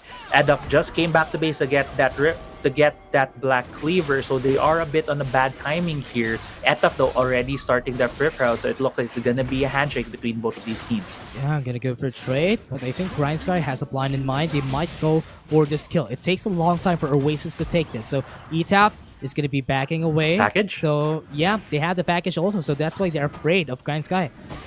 Yeah, great respect right there from Oasis Gaming, because there is the package from Tactical. He can be able to use this, but Herald is reset. Oasis Gaming still here.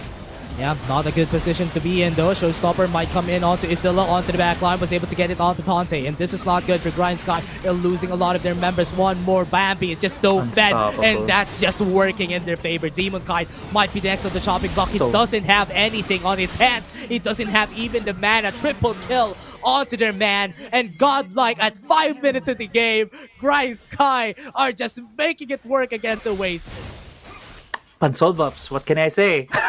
Wow. Yeah, but yeah, Grindsky, almost all of the kills going towards Bambi right now. He has 7-0 on this Zed, even has the Rip Herald on him. This guy is just snowballing out of control, and Oasis Gaming needs to take back control of this game if they want to win this series, because it's not going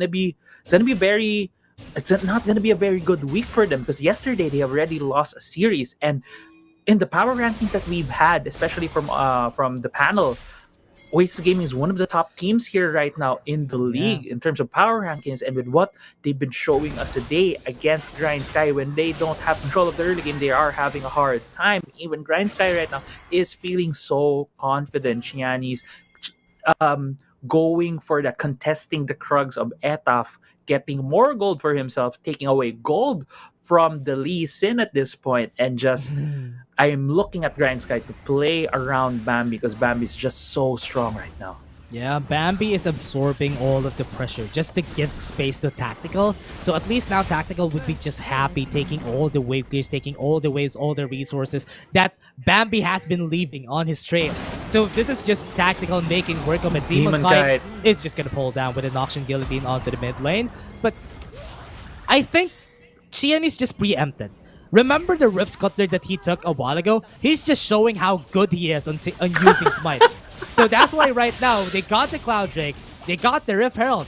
So wow right there, Qeon. Is that what you say, what you call a handicap at the start? Right, Anyway, right. a handicap that Chianese wanted. But yeah, as we were saying, they are a very risky team. They love going for these coin flips. They love going for these 50-50s, and with high risk comes high reward. Yeah. And Grindsky has just been able to pull this lead off. It's a 5,000 gold lead at 7 minutes. Half of that is in the hands of Bambi, and right now Yeah. Etaf has been spotted here. Yeah. 4v3, so this is a good fight to be in. And rather 3v3, so if they go for a fight here, Tante is a bit fed. He does have some items, but because Edaf is here, they can go for a fight here. Chianese is going to be the target. They had the stun onto him. Resonating strike to the kick. The Dragon Spray. Chianese was able to bait them out, almost surviving, and now he's going to be here tactical. Does have the damage. Tante was able to get the kill. He has 5 sacks on their heads, so if he wants to be the executioner, he's going to go for it. He has the guillotine. Was able to get the kill, and now Edaf and Demon Kite, the last remaining members, was able to get the kill onto Tactical, and 3 for 2. I think that's a good trade. It's not for over yet. Oasis. It's not over At yet. this point, Bambi's it's here. not yet done. Bambi would go in. He does have the damage. He has the death mark. Demon Kite gonna be the target, and that's gonna be the 4 kills. And now it's work for Grindsky. Oh my god, just a long series of fight right there, very chaotic from both of these teams. But Bambi, you know how long that fight was? He was at the top side of the map. He ran across the map, going to the Right. bottom lane. He didn't even have Yomos to be able to help him run faster. And because of that, how long that fight was, it went to a point where the Mountain Drake is here. It is gonna be an initial 2v3, but members of Grindsky already running here is still the only guy in the river for Oasis. Yeah, doesn't have the showstopper yet though, so he took a lot of his time though. Showstopper comes in, and Scylla is just gonna fall down. Legendary. That was kinda too late right there for Scylla. So now this is just gonna be an easy takedown, but I think they want to take this still. This might be a very risky one for Oasis Gaming if they want to go for it. They just need to back away. If they Oh my try to God, go Demon for Guy. this, oh no, that was unfortunate for Demon Guy. The satchel pulled him back to Grindsky's side. That's why he was forced to use the flash. Yeah, I was about to say Oasis needed to get out of there because Grindsky just have just smelling blood in the water at this point. They want to get the series win right here against Oasis Gaming, and that was a very unfortunate pick on Demon Kai. He was forced to use his flash right now. He is gonna be flashed in this next fight against a Zed with 900. 9-0 Z, 10k gold, 9 minutes. That's just so big of an advantage. And now with the tidal wave, there's going to be more. And that's going to be the takedown onto Isaac. Was able to take the Rip Herald. And now they're backing away. They're just going to be harvesting the seeds that they put. And now Bambi is going to go in. Isilla going to be the next target. But they are not going to be committing just yet. Isaac might be the target. They're just punishing them, taking their jungle. So yeah, Oasis just came out unscathed. But they got there, the Rip Herald. Did you see how aggressive Bambi was? How much he was feeding himself? He flashed over the wall, man, tried to go for a 5v1. He just wasn't given to him by Oasis Gaming at this point because he's just that far ahead. Looking at the gold, about a 10,000 gold lead, 9,000 gold lead at this point for Grindsky. And if you look at the items, look at Bambi. He has 11,000 gold against 7,000 of Edaf. He has twice the gold of the top laner of Oasis Gaming at this point. And man, Bambi, 3 items on this Zed. That's why Oasis Gaming, they were so far away. They were at the top side of the map because that's the only way they could play this game at this point. Stay away from Bambi. Bambi just snowballing out of control. Yeah, and again, just because Bambi is so fed, it's incentivizing them to build armor in the side of Oasis. And they might forget the threat that is tactical, but I wasn't able to see that. Chianese just fell down. And that is good. Oasis just finds way to give. They're just finding pathways for them to get some struck down goals, just for them to lessen the goal gap. That is 8k right now, just because of that kill from Chianese. Yeah, but Rip Herald though summoned in the mid lane. If it does get the bonk, doesn't look like it. Yeah, wasn't able to get the bonk. That was unfortunate for Oasis. 5 members were there, but because they don't have any way to deal some poke damage or at least engage against them, they don't even want to use the showstopper just because they're super close onto the mid lane turret. Right now, Grindsky would go. E-tap, gonna be the target. They have the death mark onto his head, but he's not gonna fall down. What a good way to play. And that is just Bambi, just marking his territory on the top side. Yeah, but before I get to my point here, Tante, Okay, wants to go for a fight again. Asilla might have the showstopper, so they're just not going to be going for this though. So if ever they want to go for a fight, they need 5 members to just go for a pick. Right, but let me paint you a picture. Let's be it my turn right now. Dash. Yeah, sure. The silver lining for Oasis Gaming. We have seen twice now Xiaomi being very flirtatious with his positioning. Ooh, he right. has been almost getting picked by Tante, trying to force a pick right here. Okay, they're letting me make my point. Come Yeah. on, Oasis Gaming. Come on, Grindsky.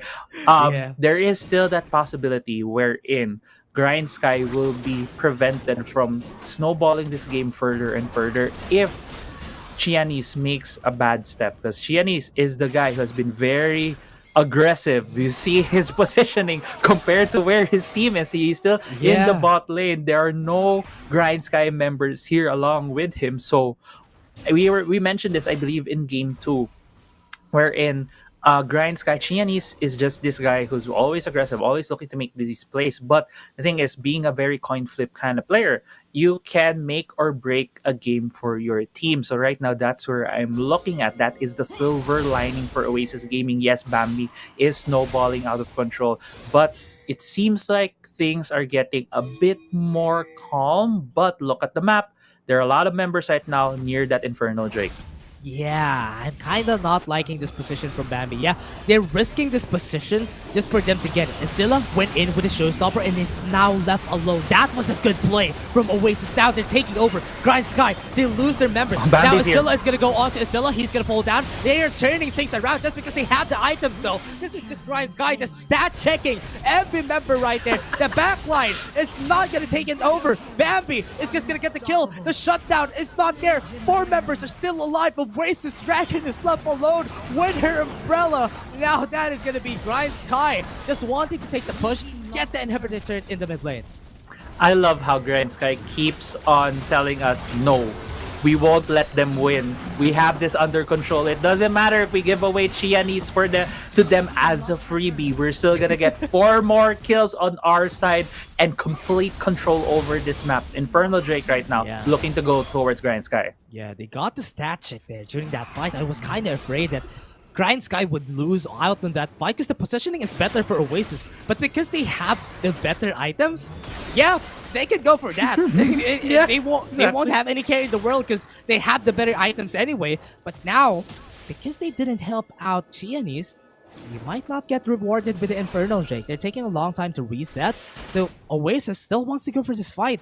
I think they have no business actually going for this because it happened a while ago. They lost just because of the stat check. They need to just go for picks. Tante is really aggressive because he The fight's has about to start right here. Xiaomi is going to be the target. Asilla onto the back line. Not going to be able to do anything. But look at that. Bambi is just buying a lot of time for his team. It's over. He's absorbing a lot of pressure. They all lost just because they went into the wrong targets. Oasis is just going to fall down one by one. And the last Look at the member, mid lane. Etaf, is left alone. And this might be it. They're going to be ending this game. 30 seconds on the clock. Etaf is just going to give this kill.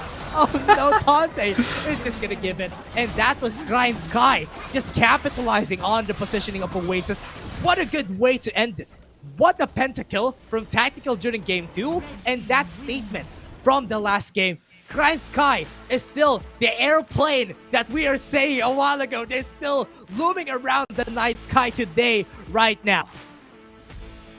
Doubters, be gone. That's what Grindsky is saying right now. That is what is plastered on their plane as they land in the Grindsky hype train here in this series. Grindsky, man. I love how you painted the picture. I love how it's still the plane. I love it's still how we're still landing. But Grindsky, man, they took control over the early game with some great kills over towards Bambi. Yeah. And can you agree with me, Dash? In my headcanon right here, my headcanon right now is Xiaomi was the freebie. He had the most deaths in his team. It's like the handicap, as you mentioned. Yeah, honestly, it took a lot of risks there. I mean, during that first fight there when they got the scuttler, I mean, that's a scuttler. That is some gold that you could get. And he went in, flashed away, gave the freebie, maybe that was him being the bait though. Like they're gonna be getting Qeon every time. Oasis was always so focused on him during the later stages of the game. It was Qeon who always died because they're focusing on him every time. Bambi, Tactical, and even Tonte were enabled, and that's why that is a very smart play, to be honest. I mean, if that was planned, it is a very... That was planned for sure. I believe you, Dash. I believe that it's planned. It's Yeah. this like, I don't know, 9,000 IQ play coming from Grindsky. for sure. Getting Bambi ahead, giving him all the kills. At one point, we thought he was also gonna get a penta alongside Tactical, but instead we got a double legendary on the side of Grindsky. Both Tonte and Bambi ended this game with the legendary streak, and it's just really, I think this is a game that teams will have to look at if you want to keep on defeating Oasis Gaming. Yeah, because I think because Oasis Gaming has looked flustered when they're behind. You need to get the early game going, and Grindsky just showed that in full display right here. Yeah, I was kind of surprised though, right? I was expecting Oasis to be dictating the pace here, especially in the early stages. Because honestly, when you go for a Renekton, a Set, a Lee Sin, you're picking off early game. You want to get that advantage because you have a lot of combat stats earlier in the game. Because you have some damage. But because Bambi got a 4-0 at the early stage, that was enough for them to get that. The tidal wave so far from Bo was also, honestly, it was just perfect. We can just say that most of the times it was because everyone is just distracted that Bambi is just putting the spotlight on himself. That's why we're almost always focused on what Bambi is doing. But everyone on the side of Grindsky, they don't really have... Honestly, their positioning was scattered around, and that was the play. Yeah, we're gonna 1v1 everyone. Yeah, exactly. And it's just as how you painted it. Oasis Gaming was scattered. They are very flustered when they're not ahead. When Dragon is not the guy who's leading the way for them, and he's not the one who's starting out these fights, they're not able to convert to leads for themselves. And yeah, player of the game, obviously, Bambi on this Zed, being gifted 3 kills early on. He was able to snowball from that point. 16 KTA, 1,000 gold per minute. I think if we look back at the VOD right there, I think almost the whole game he had twice the gold of the enemy top laner, of the enemy Baron laner, and it's just so... He's just that strong at that point that he even flashed over the wall to go for the 1v5. And Oasis game was like, nope, we're not gonna go for you. We're just gonna run away and not even look your way. And it's just Grindsky has been this team where we think that they really have a hard time ending games. But the thing is, if you give them that big of a lead, it doesn't matter if they have a hard time ending games. They can just keep on slapping their big wallets on you, and they're just gonna keep on winning these games with a lot of stat checks. Honestly, just because of that fun soul buff, maybe they got the... They know how to end games right now. They matured during that time that they were team building. They now have better communication, and that's why they know how to play around the objectives. This is why I like Grindsky right now. They've been defeating some teams that are at the top of the power rankings right now. They're a different build team right now. And like what I said a while ago, I painted you a picture. They're still up there. They're still roaming around the sky, not landing, because the momentum is still on their side. Yeah, they're just, as you mentioned, a very built different team. Grindsky, congratulations to them. They've gotten one more series, and this, at least for Oasis Gaming, this is the end of the week. They have a week to prepare to remedy whatever they need to do, whatever they need to change in their lineup, whatever they need to change in terms of their draft. But yeah, Oasis Gaming has a lot of thinking to do. Yeah, they probably need some things to work out. I mean, we're just going to be taking also a short break, everyone, before we go on to the panel. We have been your shoutcasters for today. I'm Dash, and I was here with Crazy Apple. See you guys next time for more Wildrift action.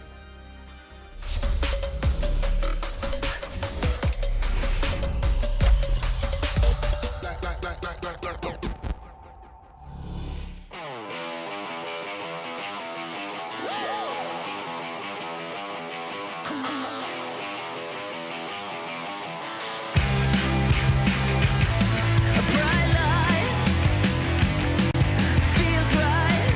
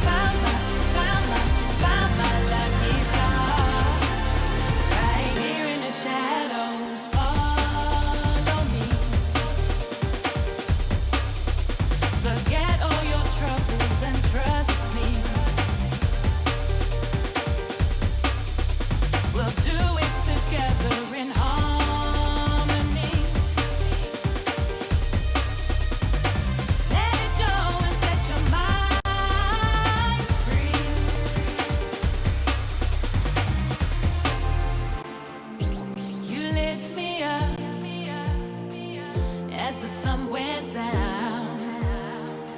Now my search is over, over, over. Wherever it takes me, my world will be complete. 'Cause I've been going crazy, but now I've landed on my feet. That's how I found my lucky star. Found my lucky star. Found my lucky star. Right here in the shadows. Right here in the shadows.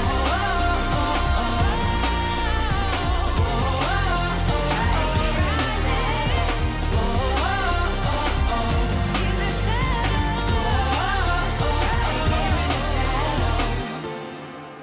Right here in the shadows.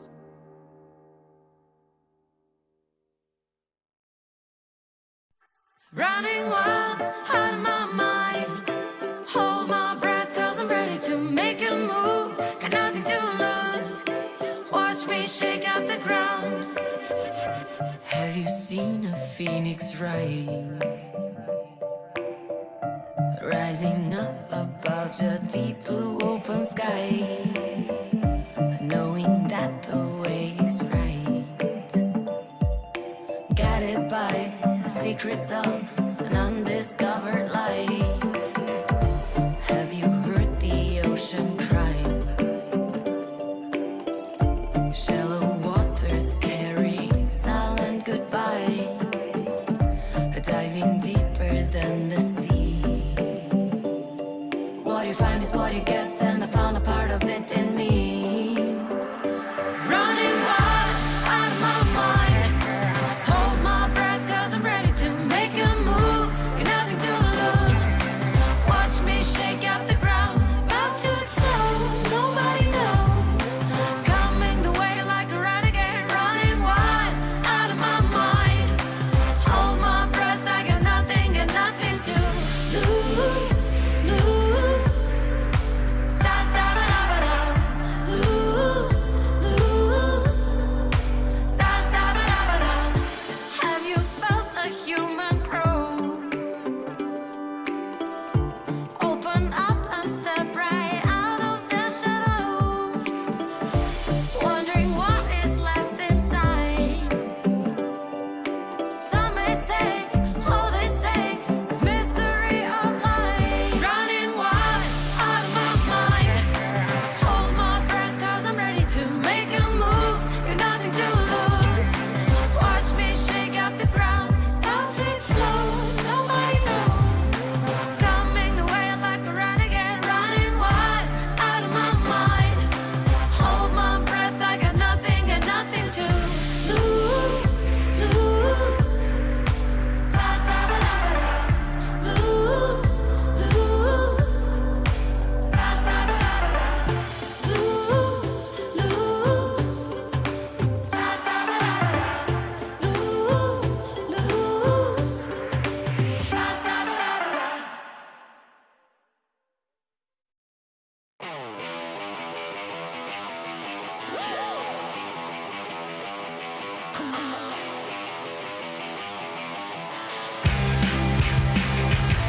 A bright light feels right. I can't lie. I'm sky high, sky high. It feels like lightning, burning it up in the sky. Bright as the sun in your eyes. Feeling alright, I can't shine.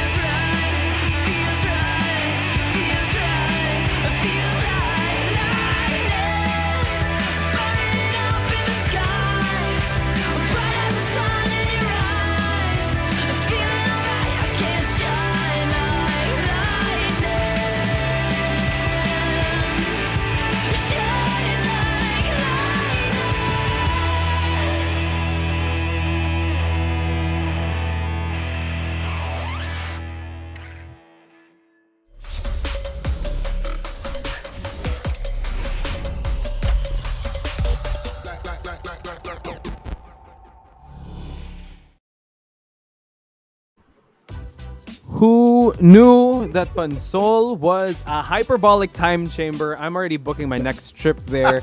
Autolus, Dead Eye. I am speechless with what we just saw, but Grindsky never die. Congratulations, Grindsky, taking it 2-1 over Oasis. Autolus, yeah, you called your shot. Grindsky, how you feeling now? Feeling I don't know, it's refreshing, you know, after what happened yesterday of being tagged. I just checked my social media that you are already tagged by Grindsky Office. And yeah, basically, man, what a weekend for them, 3-0. Standing side by side with UDG as the two teams that did go undefeated. Looking at the game highlights, this was game number 1. They played the Yumi, was kind of baited by Oasis, and again Oasis plays very fast. They went for an angelic pick on the locks for Demon Kai, and was very effective. You know, our casters was all praises on this one. And again, although Yumi is very much a very, I would say, OP champion in the current meta, it still is very, I would say, very telegraphed when it comes to the composition. You still have to at least make sure that you put out the pressure. And if you're getting owned like this, 14 minutes and 30 seconds, 10-1 or 10-2, it's still very difficult to win games on that Yumi.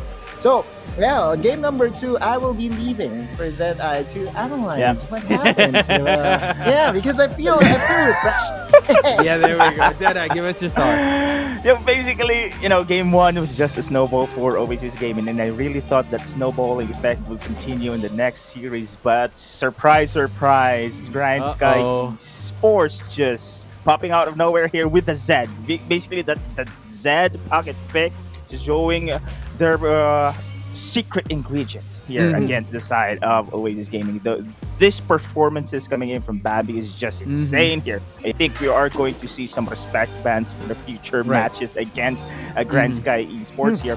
And we have talked about, of course, the early game strategies here. And I have pointed out, of course, that basically it was a linear strategy that Grindsky Esports just delivering here in the first week there. But here, right now, the diversity, of course, of their execution only shows here. I think the Pansol buff really delivers a lot of positive benefits here to the time to the side of Grindsky. You know what? Go for it. Yeah, no, also, I just wanted to, because I was waiting for the moment for the Pentacle highlight to appear. Because, man, this is the very first for the WCSPH 2022 that we saw a pentakill. There were quadricles and Quirky by Tactical. Wow. Yeah. Player of the game, Tactical. He was definitely one to pop off. But let's head on over to the interview because we've got Bo waiting for us on the other line. But I'm pretty sure that we have the entire team.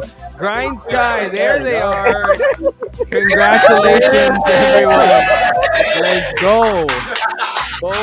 Everyone, congratulations. How does it feel having a flawless week number 2? Ano po, parang kailangan namin ulit ng Pansol Buffs. Management listening? Kasama na si Otto. Wow. Okay, I'll pack my bags na, guys. Wait lang, Sige, Deadeye, go for it. Your question to them. Oh my. Personally, before I do ask the question, I'm sorry, Grindsky. This time around. No! For doubting such a prediction.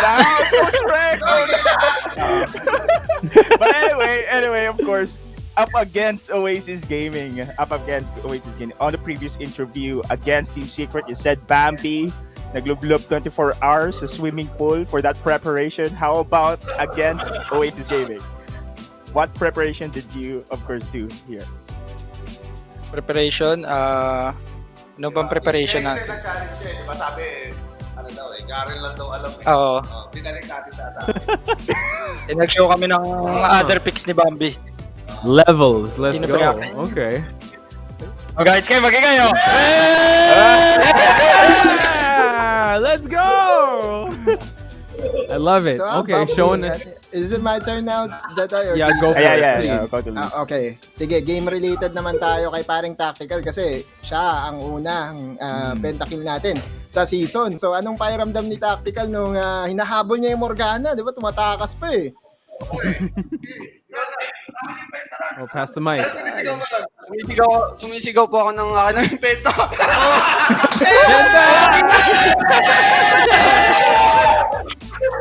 And yeah, just very fitting that Grindsky, with all the energy that you have, yung refresh ng Pansol buff. Sabi nyo nga, di ba, magsa-schedule kayo. So, another question, kailan ba yan? Kasi nakita ko si Maintenance Guy, nag-post siya eh. Team building na daw ulit eh. Kailan ba? Coach Ray, kailan ba? Sana And pagka Pansol bumoto ka na ulit, ulit sa amin.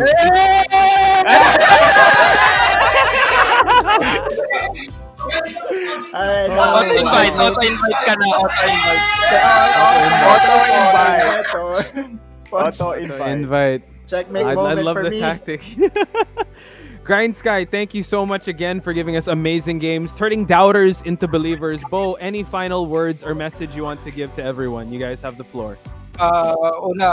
Looking forward muna kami sa rematch namin sa UDG bago mag-shot. Tapos shoutout ko lang yung mga boss namin, si Sir Wayne, Sir Don, Sir G, tsaka si Mami Cheng, si Sir Dennis, tsaka si Boss Jomar, yung cook namin. Pati yung Grindsky Aries. Shoutout sa wife ko, pinakamagandang wife ko. Isa lang naman yan. So, Meister, so shoutouts dito sa Team Sipol. Ito yung bago nyo habang team. Yan, nakikita nyo. Team Sipol, let's go. Ano yan? Si Otto, kasali na rin yan. Isa din shoutout. Shoutout pala sa mga makonood ngayon sa bahay dyan. Ebuma! Hey! Shoutout sa girlfriend ko, Syra. Let's go! Let's go! All right. Thank you guys so much. Again, there we go. Grindsky Esports, ladies and gentlemen. Big round of applause to them. Yes. Turning doubters into believers. Autolus making him dance already, making me and Deadeye look like fools. But well-deserved. Never a doubt, Grindsky. I can't wait to see them next week. So what an amazing match. 2-1. That seems to be the trend. But we gotta save our energy, boys, for the main event, which is Cerebrum Esports. Cerebrum Wildrift, I would say, versus RRQ. How do we paint the picture of this match? How do we set the context of this match, Autolus? For Cerebrum Wildrift, they have been very... No, not really one trick, but they have been very defined when it comes to their strategy. They will be grouping up and will not let the opponents breathe. I think that's the best term for it. They will group as 5 and just take objectives left and right. If given their comfort picks, I believe they will have they will have a very good opportunity against RQ. Again, I did say earlier today, I'm a huge believer of momentum, and Cerebrum Wildrift did just get their first win yesterday. And that was a 2-0 against Oasis, no less. Looking at the lineup that they have right now, we have Hivalis, Zhao Pipigo, Hao, and Fleur. We did interview Fleur yesterday. Ganda lang is the name of the game for this wonderful support. And of course, we would like to highlight him as our pro player to watch for this day. Fleur, I feel like his playstyle, what he said yesterday really resonated with me, because he said that if one person calls to do this, everyone will pile up on that action and no one would question it whatsoever. And that's the importance of communication in Wildrift. Fleur being at the lead, the shot calling reminds me a lot of the talented supports that we have here. Oftentimes we see supports being the shot caller, and Fleur is no stranger to that.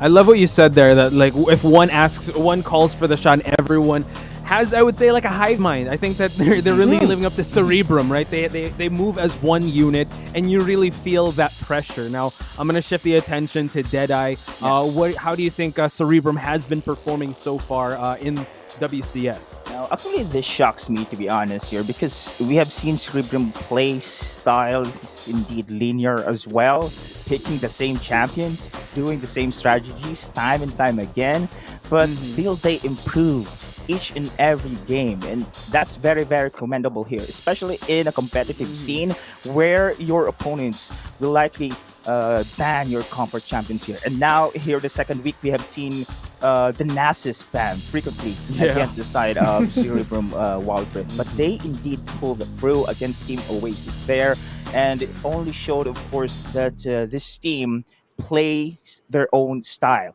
In the interview, Evilis said that they don't care about what the enemies will go up against them. They'll just play their own game here, and I think this is the strength, the core of Team Cerebrum. So let's see up against RRQ if they be able to pull that one with the same strategy. Yeah, that core will definitely be tested because up on the screen next is going to be their opponents for tonight is RRQ. They showed that gods can bleed yesterday, taking one game out of Team Underground. But you know what? I say it was a moral victory. Autolose, do you agree? Because they did make Team Underground kind of show more of their hand. Yeah, definitely. It's a win already by itself, having to force UDG to show cards that I feel they're hiding from everyone, including us, for the more meaningful games, also known as the playoffs. But one thing that really is interesting here for RQ is Exosen. Exosen is now being put as the support of this group. And don't know if I can say this on broadcast, but Coach Kaiju, I will probably be, I don't know, I will be probably indebted to you for a lunch or something. But I had a chat with him yesterday, and I asked him if they were really practicing with Exosen as their support. And I was told that it's just their experience and practice. Wow. They weren't really practicing Exosen as their support. That just goes to show the veteran minds that RQ has right now. Looking at the champions that he has played, it's not for support role, and the numbers that he has right now is definitely not for the support. The average damage percentage of 10% is actually a big leap if we're talking about supports, but. This is RQ that we're talking about. Going YOLO and finding a way to win against all odds. RQ has tagged me today, and Rogin as well. But whoever loses the bets today or the prediction guesses today has to drink some vinegar. Exo7 Floor. What a matchup! What a matchup! Yeah, I definitely want to get Deadeye's thoughts on that. Like having mid laner moves as support, it can help you, and it has been very unorthodox, but it works for RRQ. Yeah, it did work, but I can say it's also gonna be a double-edged sword here because unlike any teams, they have a pretty solid player who plays their own role here. Switching from Exosen from mid to the supporting role is already a big challenge. This goes to the same situation that Dragon has on the team Oasis Gaming. He said that even though he's performing very well in the supporting role, he's being challenged of the switching of roles here. I think it goes to Exosen's experience as well. But let's see if up against Fleur, which we already have witnessed how beautiful Fleur plays that role. Exosen, this poses a challenge for him, and we know Fleur has the great momentum right now. We believe right now that morale is indeed a great factor when it comes to playing the competitive scene, but I think RRQ still has a bigger chance to win this year. If Fleur has an iconic phrase of ganda lang, Exosen also has an iconic phrase here. Experience lang. So ganda lang versus experience lang. This is a very, very cool matchup, right? Ganda lang versus experience lang. I don't know which one weighs more heavy because we talked about morale. We talked about confidence boost and how that helps out the teams. And you know what? Deeming today as hashtag positive vibes, good vibes Sundays, it seems like it goes a long way. So I wonder how the moral victory of RRQ taking a game out of Team UDG, or what, the amazing performance of Team Cerebrum up against Oasis. It's really up in the air with how these go. Let's head into the predictions. We heard a little bit of Deadeye's prediction already. Do you want to explain why RRQ though? I think RRQ is pretty solid. Even the loss on the UDG, they did take one game there, and it's already a statement that they can be in par with a top team in the league. And Cerebrum, of course, momentum is there on their side, but when it comes to the numbers, I'm always looking at the numbers here to have my predictions. It's gonna be RRQ for sure. All right, looking at the numbers, I was looking at my gut, and my gut kind of says RRQ as well. Cerebrum, they have a chance, but I think it's RRQ to this one. What about you, Autolus? RRQ. I think so. We have to settle this down with the series score. The series score, man. So we have our predictions already. It is going to be RRQ all the way. I mean, RRQ, unanimous, 3 of us, but now prediction scores. I'm going to go with a 2-0 because I really think that they're more hungry than ever to, make sure that what happened to them in Underground is going to happen again, but in their favor. So they just want to go through the motions of everyone. And unfortunately, it'll be at the expense of Cerebrum, Wildrift. So RRQ for me, 2-0. How about you, Deadeye? Yeah, same as you, Posh. I'll go with Cerebrum. Oh, changing it up? What's this guy doing? Okay. All right. We're locking this in, man. Okay, how about you, Autolus? 2-0 for you guys. And, just for the benefit of your viewers, I'm actually in the position to just win. But I'm a guy that really would go for the haymaker, and I feel RRQ would be getting the series 2-1. Deadeye, if I lose this, then I will be doing the vinegar shot while you will be doing the eye thing. Oh, right? yeah, the menthol in the menthol eye. is ready here. Menthol there is ready. But if I win, brother, then you have to do both. How's that? What? Both. Oh, double or nothing. Double. How confident are you, Deadeye? Putting you on the spot here. Sure. Let's go. Sure? Wow, we have it on record. You saw how green that was? It was going up against the green screen. That's exactly. Holy smokes, ladies and gentlemen. Look how, that's going to be all over his eye. Wow. Vinegar shot. Yes. Wow. Oh my. Double or nothing. Oh my god, Deadeye, I'm nervous for you, bro. And then RRQ 2 points. Okay, let's do it. Wow. Okay, how about this? If Cerebrum wins, double shot for you. You guys, how about you? We all do a shot. Okay. Okay. All right. If Cerebrum wins, we'll all do a shot. But Deadeye still has to do the eye thing. Yep. Okay. All right. Fair enough. Because you're not going away for that one. All right. All right. That sounds like we've kind of put ourselves against the corner here. I'm really scared. But let's check out what's happening in the Twitterverse. So let's see. Using the hashtag once again, WCSPH. Here we go. Oasis Gaming, not a good week for us, but we'll bounce back soon. GG's at Grindsky. You gotta love the class. Oasis Gaming, I'm sure they'll bounce back. Yeah. Like Autolus said, you know what? Take this week to reset. Maybe they gotta book that Pansol trip. You know, we got some contacts in Boracay. Just message Autolus. The Auto Guild. They gotta hook you up, right? Station 1. Specifically Station 1. And with that, I just want to plug again, if you guys want to hang out with us, we do have a watch party happening at the PPGL Discord. Again, just message Autolus. We're having a ton of fun there, just memeing about stuff and also kind of breaking things down. I'm definitely learning a lot. So, okay, so just putting the stakes out there again. If Cerebrum wins, we're all taking a shot of vinegar. Okay. All right?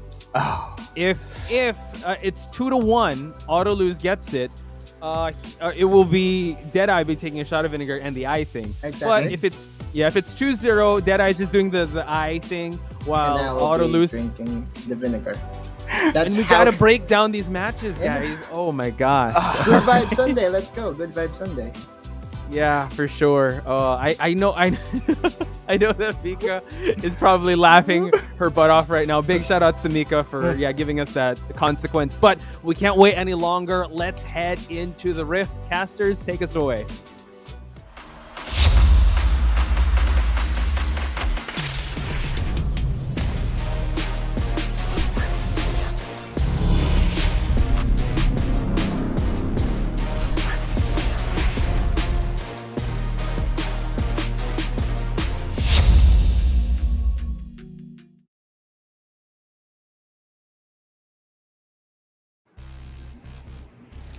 Welcome back, everyone, to WCS Philippines. We are on the last series of the day and the last series of the week. I'm Infinity, and this is Crazy Apple with me.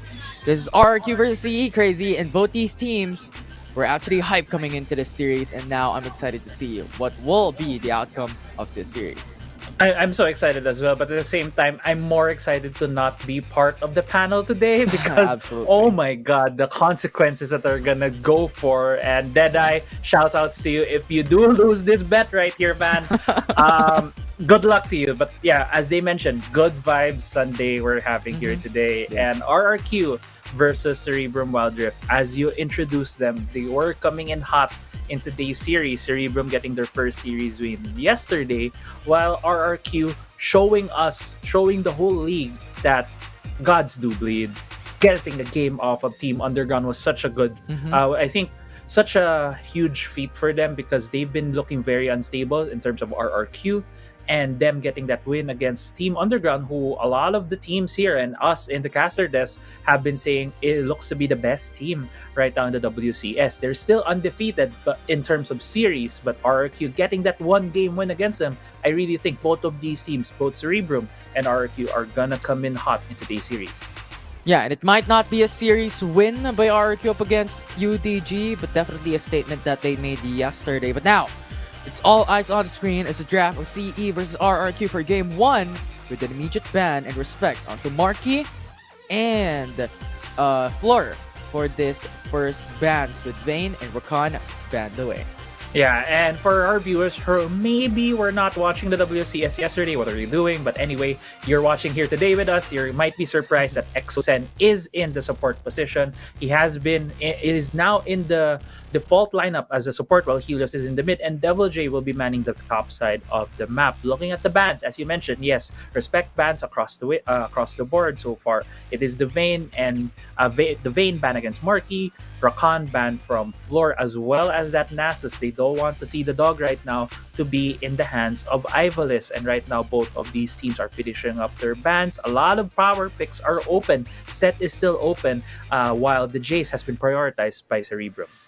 Yeah, and when we talked to Ivalice like the past couple of days here in week 2, right, we talked about the NASA's, his transition onto the Darius, because he can't see the light of day anymore on that dog, on that NASA's because of this constant permaban up against CE. So he has to force a different champion, and now he needs to do the same up against RRQ. But we're swiftly going through the picks here, with Jace and Lux being first picked by CE, and Renekton and Riven for RRQ. Yeah, Renekton and Riven are just, at least for the side of RRQ, is very standard and at the same time very flexible because we have seen both Chaz and Helios playing that Riven. So at the same time, there's still a lot of flexibility on their side. Yumi was open and has been picked up by RRQ. We have seen mixed results from this champion. It was a menace in week 1, mostly manned by Team Underground, by Orthros, and now it's being used by RRQ. Let's see how they're gonna utilize this champion here. Yeah, and with Yumi being picked by RRQ, yeah, I was going to say Teresh needs to be banned away by RRQ because Floor needs that champion. He's really great, and when you have Treasure Lux, you have so much single targeted CC. Yeah. And now CE needs to force a different champion for Floor. Maybe Rakan, but it's banned away. So who's gonna be that remaining champion that you need to pick up, as they have already banned Galio as well. And now, with that respect ban, Ziggs also removed from RRQ. So limiting that magic damage potential coming from the side of RRQ is a good option right now. We might be seeing maybe a Corki ban, maybe a Morgana ban for the side of Cerebrum. It is gonna go to the side of the Varus ban. Garen is open. Garen, yes, is open But we're also going to look at maybe what is RRQ going to go for here, because Marky has been going for a lot of these magic damage picks. Maybe the Garen would be prioritized, could go both into the mid lane or maybe the top side of the map. Yeah, this is interesting because we've seen how Helios play the Riven. Absolutely insane player. This is the specific champion that really just shook UDG down from game number 2 on their specific series, and now they have to force something else because I'm thinking this is not really exactly a Garen draft. So Twisted Fate being locked in and CE immediately followed by a Jax Lulu. Okay, right now I'm thinking where are these champions are gonna go for the side of Cerebrum, because they have locked in their composition with that Jax and the Lulu. It feels like they took away the Jax because Jax could have very well been picked by RRQ because they have the cat with them. RRQ have also locked in this Twisted Fate. It's I think the first time we're seeing Twisted Fate here in the WCS, and what Twisted Fate brings to the table is his global presence. With his ultimate, he can gap these side lanes very effectively. I am now looking at what would be the adjustment here for RRQ. Will this TF go into the hands of Marky? Because I think why we're not seeing a lot of Twisted Fate here in the WCS, because the meta has been when these champions hit level 5 at around the 3-minute to 3.5-minute mark, the bot lane, the dragon lane goes to the mid, the middle goes to the bot side of the map. So you don't have that pressure right now coming from the Twisted Fate. Now, if you're gonna put this Twisted Fate in the hands of Marky, you can still do that rotation. Put the Twisted Fate in the middle lane to be able to make plays across the map. We'll see if that's gonna be the final lineup right here from RRQ when we do the rotations. I have to disagree there. I feel like it is going to be Riven mid. We talked about this a while ago, so they have to force a Twisted Fate bot lane because they need something else to match up against that Lux. So this is going to be the expectation here for RRQ, and now this is going to be such an interesting case for both teams. And I want you to paint me a picture here, Crazy Apple. What is the winning conditions here for both teams? I right now in terms of Cerebrum Wildrift, they have, I believe, a Lux and a Lulu in the bot side of the map. So these two champs are just going to be playing very, very safe. In terms of, at least in the late game scaling part, RRQ would be the ones who have a lot more late games, will have a bit more late game scaling because of that Fiora. And I feel like they're going to be able to dictate a lot of these fights when they have that Yuumi. But at the same time, Cerebrum Wildrift also has a lot of tools in their hands. They have the Jax to go into the late game. They have that Lux for potential to get these picks. So we'll have to see how these teams will navigate each of their victory conditions. But at this point in time, it feels like, at least in the mid lane, it's going to be that advantage for Pego. Oh, we'll see. That is the mid lane advantage for CE. Now, RRQ. Now, the question is, how would this Yuumi going to go here? Huge damage coming from Devil J. Huge pressure top lane. I think that's a bit of a miscalculation aside of Devil J, because he hit the level 2, he had more than half of his fury, so he was thinking, I can get the stronger damage ability with my second ability, get the sun, get the ignite, but it wasn't enough to get the kill. So at this point in time, I don't think that was enough of a trade for him, because summoners are still both up for Ivalice at this point. The lane right now is not clearly in Devil J's control, so it's gonna be very, I feel like it wasn't that worth summoner spell right there. Yeah, it's just the early game, right? I think Devil J, although I think that was a good attempt. Because if they get the kill on the Ivalice, now this changed things up. Now Ivalice will fall down behind on top side, and we all know how Ivalice just changes the whole ambience for CE when it comes to that mid-game, late game. He's the one who sets up the play. Now we'll see how this works out, because there's just a constant stagnant moment for now where everyone is just playing safe, aside from what we saw a while ago from Devil J on top side. Yeah, but also I want to add as well, to make that play work for Devil J, you saw the map movement as well from both of these teams. Immediately, Cerebrum Wildrift supported their Jax to get that scuttle. Renekton burned all his summoners and put Ivalice in a bad spot. He was also shoving the lane. If Devil J and RRQ as a team went towards that scuttle, they could have very well gotten that because they had control over at least the top side of the map. They could have challenged it. But knowing both of these teams, they are very methodical. They're very, you could say they're more on the passive side. They're not Grindsky where Qeon just jumps in and randomly gets killed because he tried to go for the scuttle. That's not RRQ. That's not Chaz. That's not Helios. So I think that was more a call right there, knowing that Pago still had more control in the mid lane compared to Helios. Oh, yeah. But look at Zalpi. Look at Fleur. Cream and Rome from CE. Double J. A very Yeah, they're dangerous trying spot. this. Mhm. They're trying this right now because we're about to hit the 3-minute Oh, mark. there we go. They're gonna get it. Now, Pixie, actually CC. Now, Final Spark gets the first blood for CE. Great call right there from CE. I love how you spotted it out early on where both members from CE were essentially snuck into the brush and just waited for Devil J to make a more aggressive move into that part of the map. Still, we are nearing the 4-minute mark. It's still not gonna get immediately translated into an objective advantage, but still Cerebrum Wildrift had the timer on the flash for Devil J. Since it was still down, they were able to pull off that kill with little risk. Right now, though, in about 20 seconds, Herald and Mountain Drake are gonna be up. It looks like both of these teams might be looking at getting the Drake just because of what their composition has right now, but it will depend on who will get there first. RRQ might get more information just because they do have that Twisted Fate. Absolutely. That Destiny is going to be such a huge utility for RRQ. If ever they want to go for this Dragon, or if they want to go for that Rift Herald. But as you talked about during the draft, maybe the Twisted Fate after from the bot lane goes into mid lane, and I think that is just fantastic, right? Because he has that control.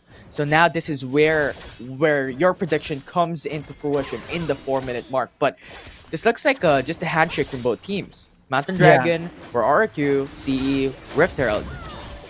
Yeah, but at the same time, you could see Cerebrum is trying to be annoying towards RRQ, using that redemption, just spotting things out, making sure that they are at the same timing between these two objectives. Because if RRQ were a bit faster there, they could have very well jumped into the Herald to try for that contest. But at the same time, as we mentioned earlier, both of these teams are very passive in the early game. CE was the one who was able to pull the trigger first, getting the first blood, getting it to the hands of How on that Lux. And Lux has been such a pivotal champion for Cerebrum Wildrift. He has been very good at hitting these light bindings. So getting him ahead on this champion could be very much be a key right now for Cerebrum Wildrift in terms of their win condition. So at least have that early game presence to wait for Zalpi to get to his items on that checks. Yeah, and here's the thing. When we're talking about the first blood, it's good and all CE getting that early lead. However, when we're looking at top lane, it's Renekton still getting that advantage, still getting that 100 gold lead. So now this begs the question, how relevant is that kill? Well, at the same time, it is because the wave has been shoving towards him and he got that early advantage early on, but still he's getting bullied right now. Yes, he is even in gold, but looks like this tower will very well be going to their side. A fight here. Nice ultimate comes from Yumi, roots Floor, but that is just a support kill. But nice pick off nevertheless. Yeah, nice pick off. Tower, though, traded for Cerebrum Wildrift, getting the top side tower. RRQ went for the dive instead, tried to get that kill. Right now, Tower is below half HP here in the bot side of the map. Let's see if RRQ will go back there, because as it stands, there is a tower lead for Cerebrum. Yeah, they're looking fantastic for both sides. However, RRQ is falling down behind when it comes to turrets taken down, but gold lead is not that far. And Zalpi now forcing out the Rift Herald mid lane. This might just open up the map control for Cerebrum. Yeah, it might just be, but RRQ will try to challenge this. Ooh, that is a turret down for CE, now taking their second turret in this game one. Yeah, second turret goes to Cerebrum Wildrift. It was bit of a misrotation for the side of RRQ. Knowing that Cerebrum already went for their backs, already destroying a tower in the top side, they could have thought that maybe the next step for Cerebrum is to destroy this mid lane, because while still having that mid lane, it gives this Twisted Fate a lot of space to go into the side lanes. But now, because the mid lane is destroyed, it opens up the map for the side of Cerebrum. They can go for these deep wards and also prevent Marky from making a lot of these proactive plays. RRQ is trying to answer with some control here in the bot side of the map, maybe thinking about catching Pago right here, but doesn't look like it's happening. And right now, if you look at the pings where Cerebrum is pinging at, it is that side of the mid lane. They are pinging out where Marky is rotating to at the moment. Yeah, and I want to just point how Marky is putting his items down, but after that kill That from was quick.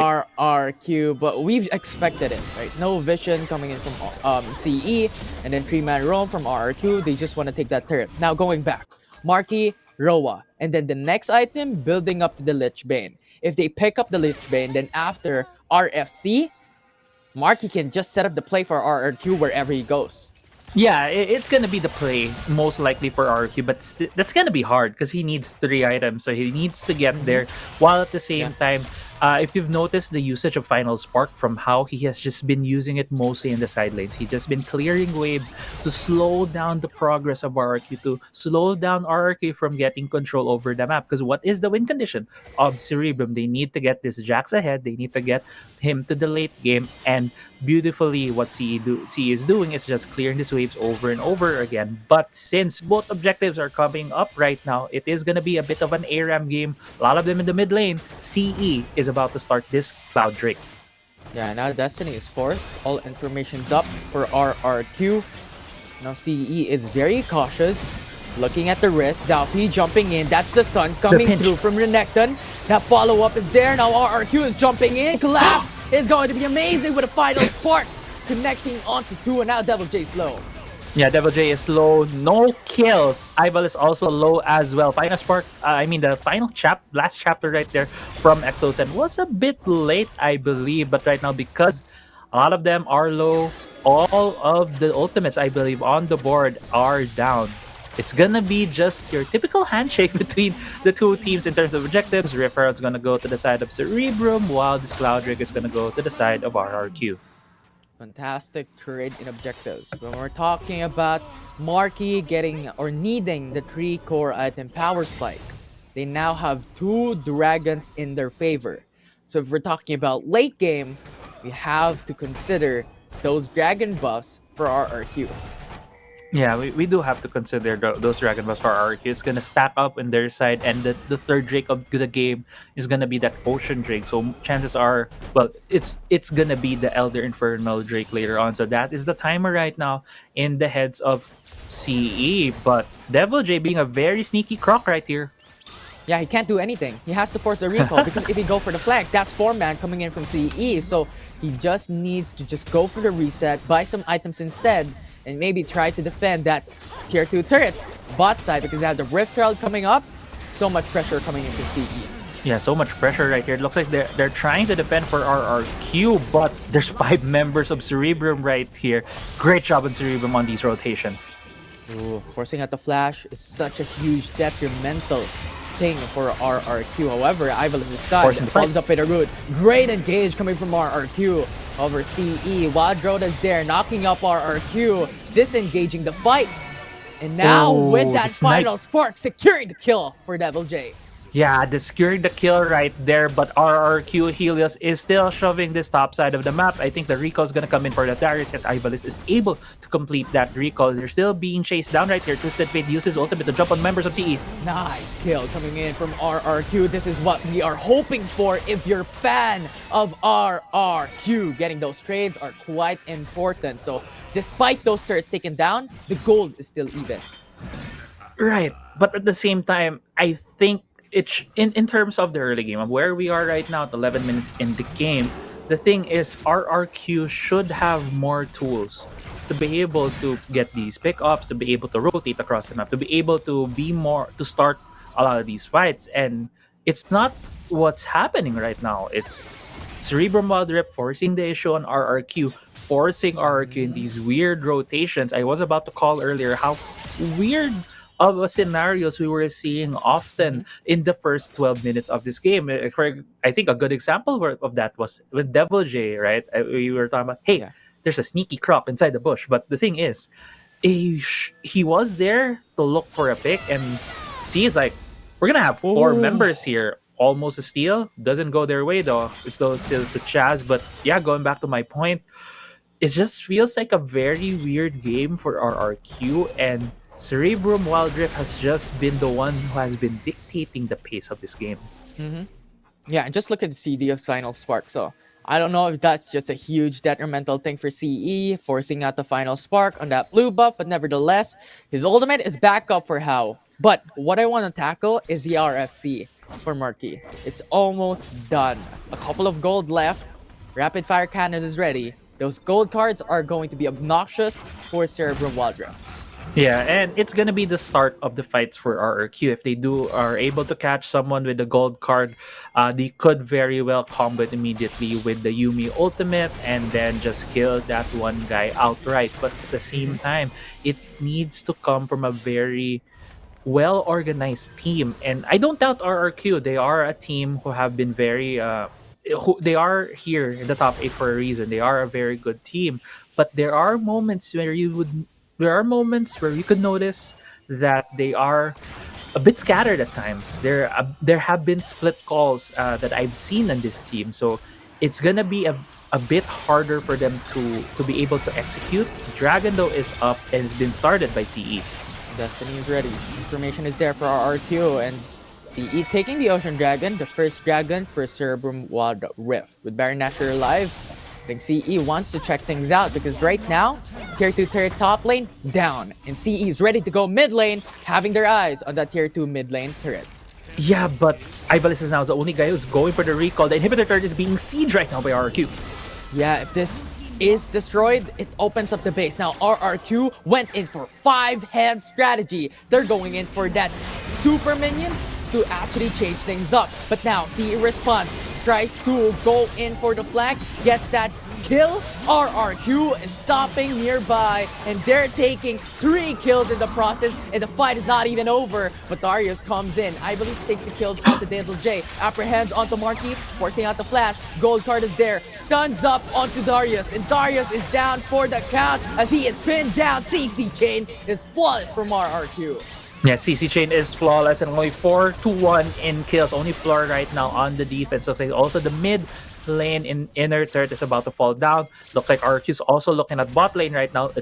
Another turret gonna go on their side, and it just suddenly opened the floodgates for RRQ. I was talking about earlier where it felt like RRQ was not really doing a lot of things in the early game, but when they saw their opportunity, when CE was a 5-man unit in the mid lane, Marquee using his ultimate, utilizing the side lane shove by Helios in the Baron lane, they were able to pick up the inhibitor turret, and the members of RRQ immediately went to them to help them, save them while they were in the jungle, and RRQ was able to get, I believe, four turrets out of everything that had happened. Super minions right now flooding into the top side for CE.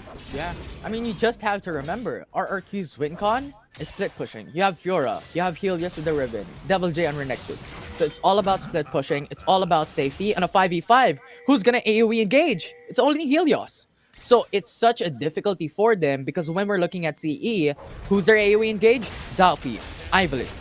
Pago can even go for knockbacks, right? Lux can also go for light binding, so much. So pick off is going to be very important. And RRQ is doing just that. Getting the kill onto one. Floor is down. And now that's going to be the double for Chaz. Well, you don't go for team fights, right? If you are RRQ, so what they went for pick off, yeah, exactly. Alongside with the cat, when you have a cat and the Fiora, you can just run super duper fast. But yes, as you mentioned, they're going back to their split push win condition. Who are on the bot side? Helios and Twisted Fate. It's having. Yes, there. I think Cerebrum was going to the Baron about to check, but when they saw these two members, they need to engage here.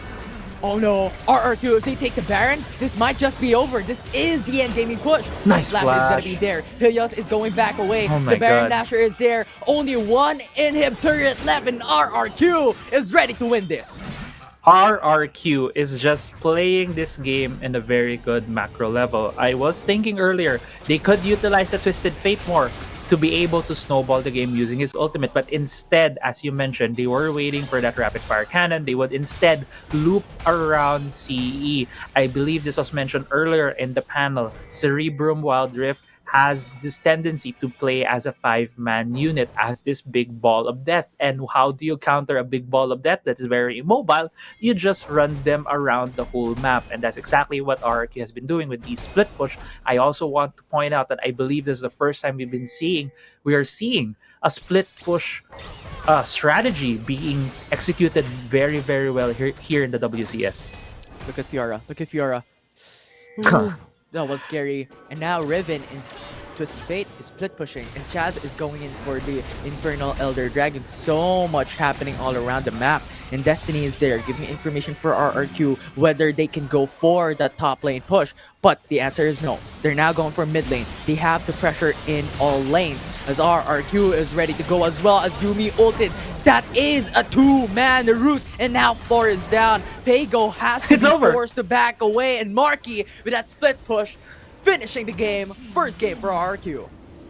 First game of the series won by RRQ. Congratulations to them. You can see the smiles on their face. I could really feel that. It's more of them thinking, hey, we threw CE for a loop. They just kept stretching them thin. It's so hard when you're a team that needs to group up as 5, when you're really good at team fighting and the other team's like, no, we're never gonna team fight you. We're always gonna go for the split push, and in the end, it was still the split push strategy that gave RRQ that win with a Twisted Fate at the side lane, just barreling down that Nexus. Yeah, it's an amazing thing to see, and people are wondering, why is EXO-Sen into support role? Well, this is your answer. And what Oculus has stated a while ago, right, in the panel, this is just based from their experience. EXO-Sen is not really a support that RRQ has practiced with. So it's all about that seniority, and EXO-Sen, when we're talking about experience, from League of Legends PC scene into Wildrift, he has it all. Yeah, exactly. And there's a lot of experience as well, not only on EXO-Sen, but also on Marky on this team. Absolutely. So like the Dragon Lane of RRQ has, I don't know, 20 years of combined experience in League of Legends, and that's how veteran these two are. And I want to believe that's why how creative they have been in these compositions. And yeah, right now CE needs to think about how they can remedy this, because I really feel like they were playing to their win conditions early on. For the side of Cerebrum Wildrift, they were able to crack the mid lane turret early. They were able to try to contain the side lanes as much as they could. But the thing was, when RRQ had those 3 items on the Twisted Fate, they were just able to play around it. And RRQ had a very creative strategy. I'm wondering what they're gonna go for game 2. Yeah, and what we talked about a while ago, right? RRQ 5-head strategy. We have Fiora, we have Renekton, we have Riven. We're going in for some split push. And on top of all that, they have the safety net because of Marky with that Destiny. So it's just absolutely insane. So when it comes to team fights as well, we talked about the weakness of RRQ in this specific draft. They can't go 5v5 head on, but when Marky unlocked RFC, when they've unlocked this specific items for Marky, they're already good. Because Rapid Fire Cannon can give you so much range, and that golden card, if ever he's down for the count, he can just go in, stun his enemies that is approaching him. So safety net for the whole team of RRQ. And on top of all that, EXO-Sen Yuumi, you have AoE CCs. Yeah, exactly. I feel like there's not a lot of things to dissect there, because it's just really RRQ throwing CE on the loop.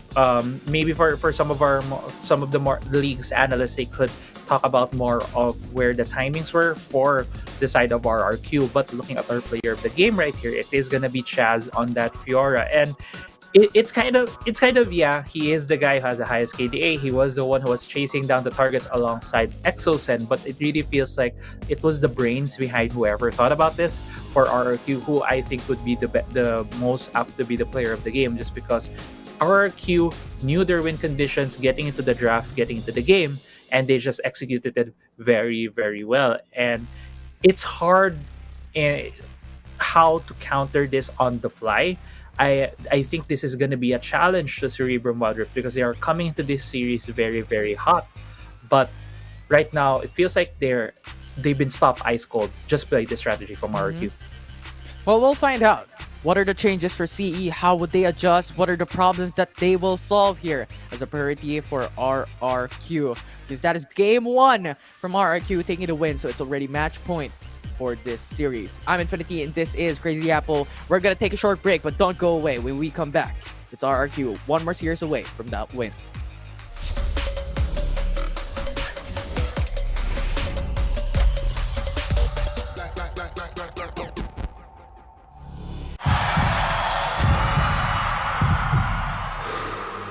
stop and refocus. Get a clearer perspective. See things from different angles. Power up and set your eyes on the prize. It's time to step up and rise to the challenge with the Redmi Note 11.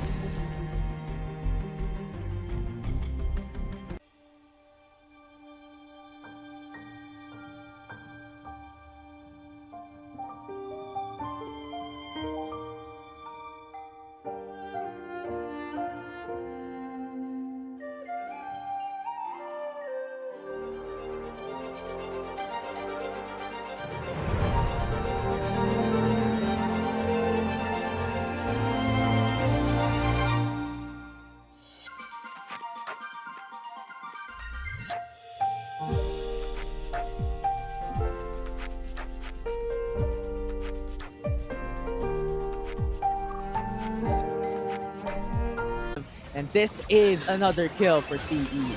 Yeah, Charm, that did kill him. But yeah, the charm right there from Helios. Great catch right there onto How. But yeah, Redemption got the kill. Floor using the Redemption aggressively, but the Herald was taken by the side of CE, and they have immediately summoned it in the top side, about to get the first turret of the game. The answer from RRQ is this Ocean Drake.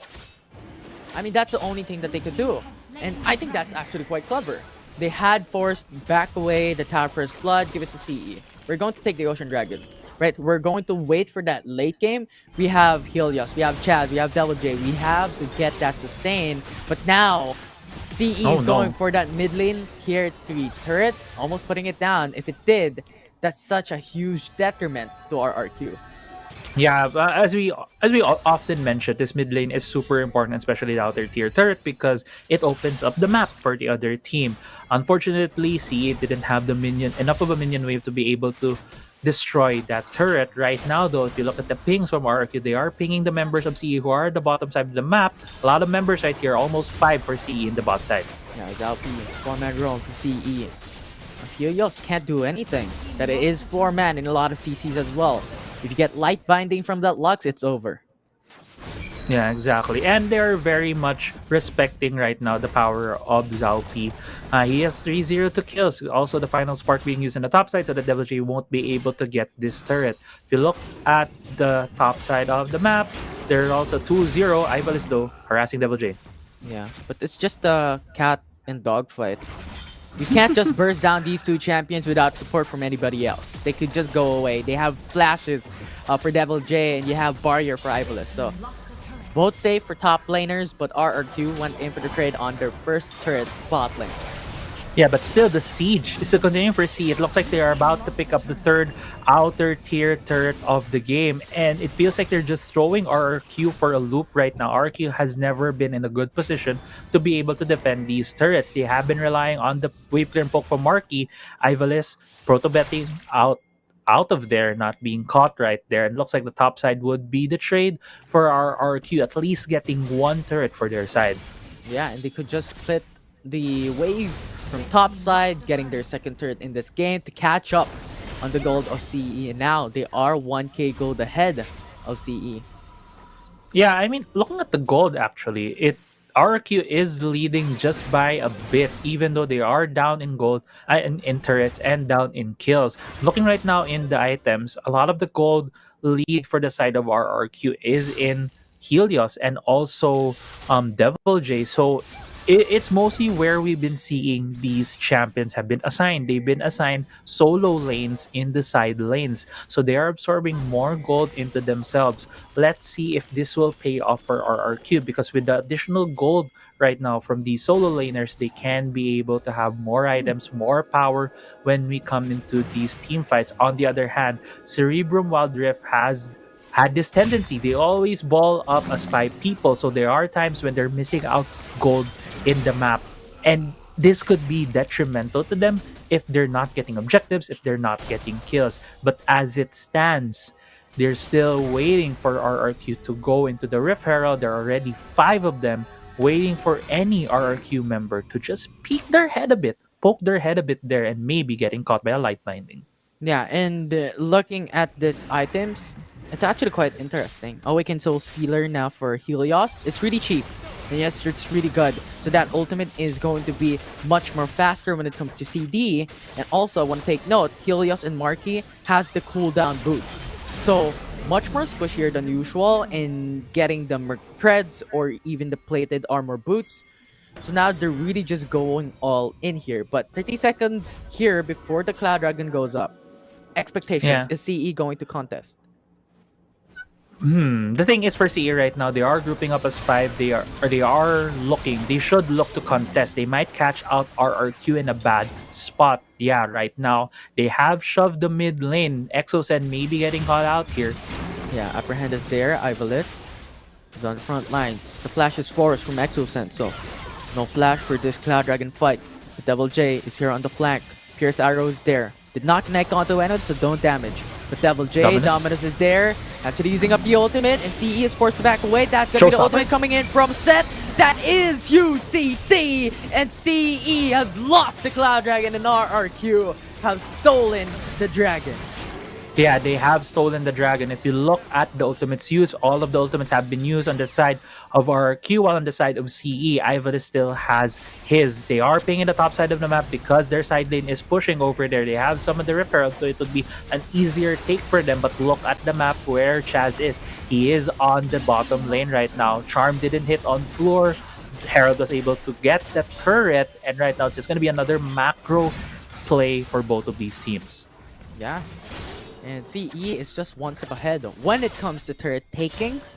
But RRQ is thinking about the future here. 2 dragons already for this team. And if this continues, especially with the Infernal Dragon being that next objective up for this game, it's going to be such a huge thing for RRQ. Yeah, and I'm just racking my brain here with how CE has been playing this game. They are not in the gold lead, even though it feels like they should be. And this could be attributed to them always grouping up as 5. 5 of them are getting the passive gold whenever a minion dies, and only maybe one of them getting that last hit, as compared to what RRQ is doing. They are scattered across the map. More members are absorbing the gold. And I'm not sure if this is worth it for CE at this point, because in terms of where this game is going, I feel like when RRQ gets their items faster, if they get their item breakpoints faster, they can just poke out CE. But I'm here to be proven wrong by CE. I was proven wrong earlier by Grindsky with their very weird composition, as well as the split push, a strategy from RRQ. So we'll see right here, another 5-man stack for CE in the mid lane. I don't know if that's going to be worth it if CE takes that mid lane turret. So much value for this team, and now RRQ trying to defend, but no front lines to go for it. Now Ivalice goes in for the 2-man Apprehend, and Set with that ultimate not gonna be enough to stop CE. Yeah, and okay, 5-man group, of course you're gonna be stronger when it comes to those fights. And RRQ was just caught out there with a flash Apprehend from Ivalice, catching 2 members right there. It's only 3 members right now for RRQ, trying to defend these certs. And I feel like RRQ is playing very passively. Helios might be getting jump here. Yep, he's ready to go, using up his skills. Closing up the gap, but CE only wants a turret. They've gotten it, huge gold injection, and now they have the 1k gold lead for Cerebrum. Yeah, Cerebrum. Their name is very confusing. I'm sorry, but yeah, them taking down 6 turrets, they are only 700 gold in the lead. Yes, still, taking down structures is the main objective of League of Legends Wild Rift. You need to take down the Nexus to be able to win the game. But the thing is, they also have 3 more towers standing for them. That's still gold that is standing for RRQ. So if RRQ is able to win fights and get gold from these turrets, they're immediately going to be propelled up. And a charm right here. Absolutely insane charm, as you stated, but Set is now here, going in for the ultimate. Backlines, forcing out the flash. They got the kill, piercing arrow, insane from Marky. But now, Ivalice is ready to go as well. That Noxian Guillotine connected on the Exosen, raw target, and now Chaz goes away. No kills yet for CE in that fight. Now 2 down already for Cerebrum. With Byron Nasher alive, Infernal Dragon is up. RRQ can change things up. Yeah, this is what I was talking about. One lost fight for CE could change the gold lead really, really fast because they're not getting the passive gold at the map. They're wasting so much of the minion gold. They're just dying in the side lanes whenever they're grouped together as 5. Even though they are 2 turrets up against RRQ, a kill up even, there's still 2,000 gold behind. And even when it comes to the late game scaling, as we were mentioning, dragons are on the side of RRQ, so they really have more power right now when we get to the later parts of the game. But still, 5 members of CE are about to challenge this Infernal Drake. They're gonna create already the Infernal Dragon. RRQ is just waiting on the corner. Ooh, piercing arrow almost has gotten that dragon, but CE takes that smite for the win from Zhao P. Yeah, at least they were able to get that Infernal Drake because earlier on it was stolen. The Drake was stolen from the side of RRQ, but now look at the pings where they are right now. Chaz is pinging danger on the side for CE, knowing that there's still 5 members from their Devil J. Might be catching Zalpi here. But no. Zalpi is quick to respond. They saw the axe of Devil J. They have to go back. This is like signal. We are on the weak side of the map. This is actually quite great for CE, but now Baron Nashor is alive. Next objective up for both teams.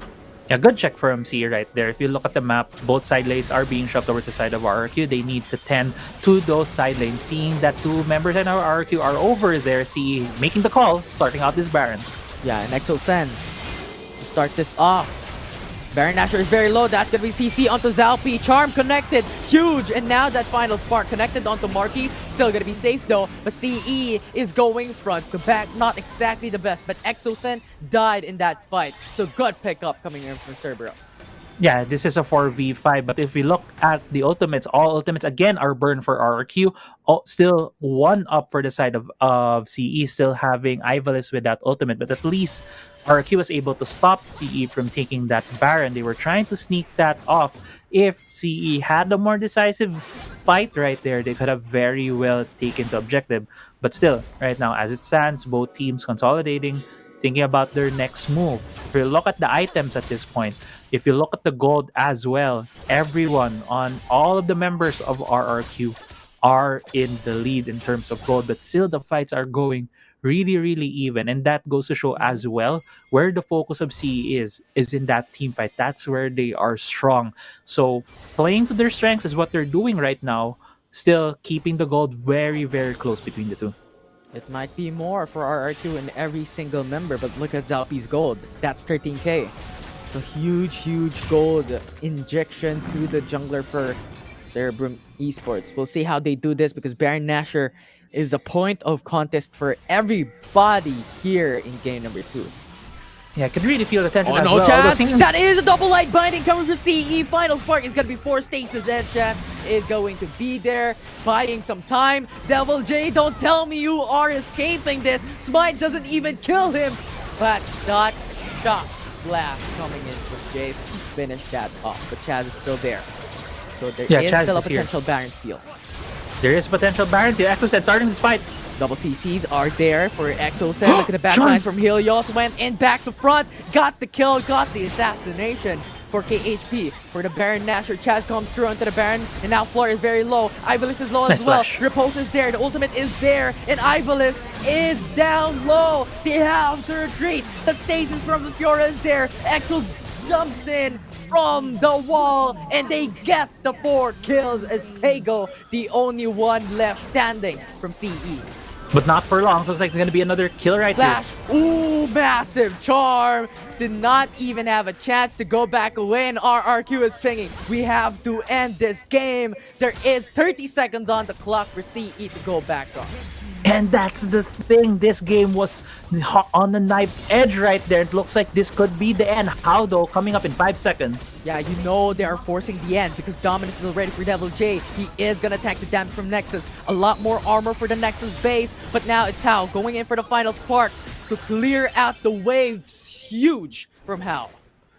Huge defense right there from Hao, just getting at that last second to be able to cast that final spark. But going back before two members of RRQ were caught by the light binding earlier by Hao, this game really felt that there's this very thick tension. You could slice it with a knife just because of how these teams were positioning themselves. CE desperately looking for those picks, trying to get advantage against RRQ, but RRQ was the one who got that fight. Great assassination from Helios, getting Hao and even a steal on that blue buff right there.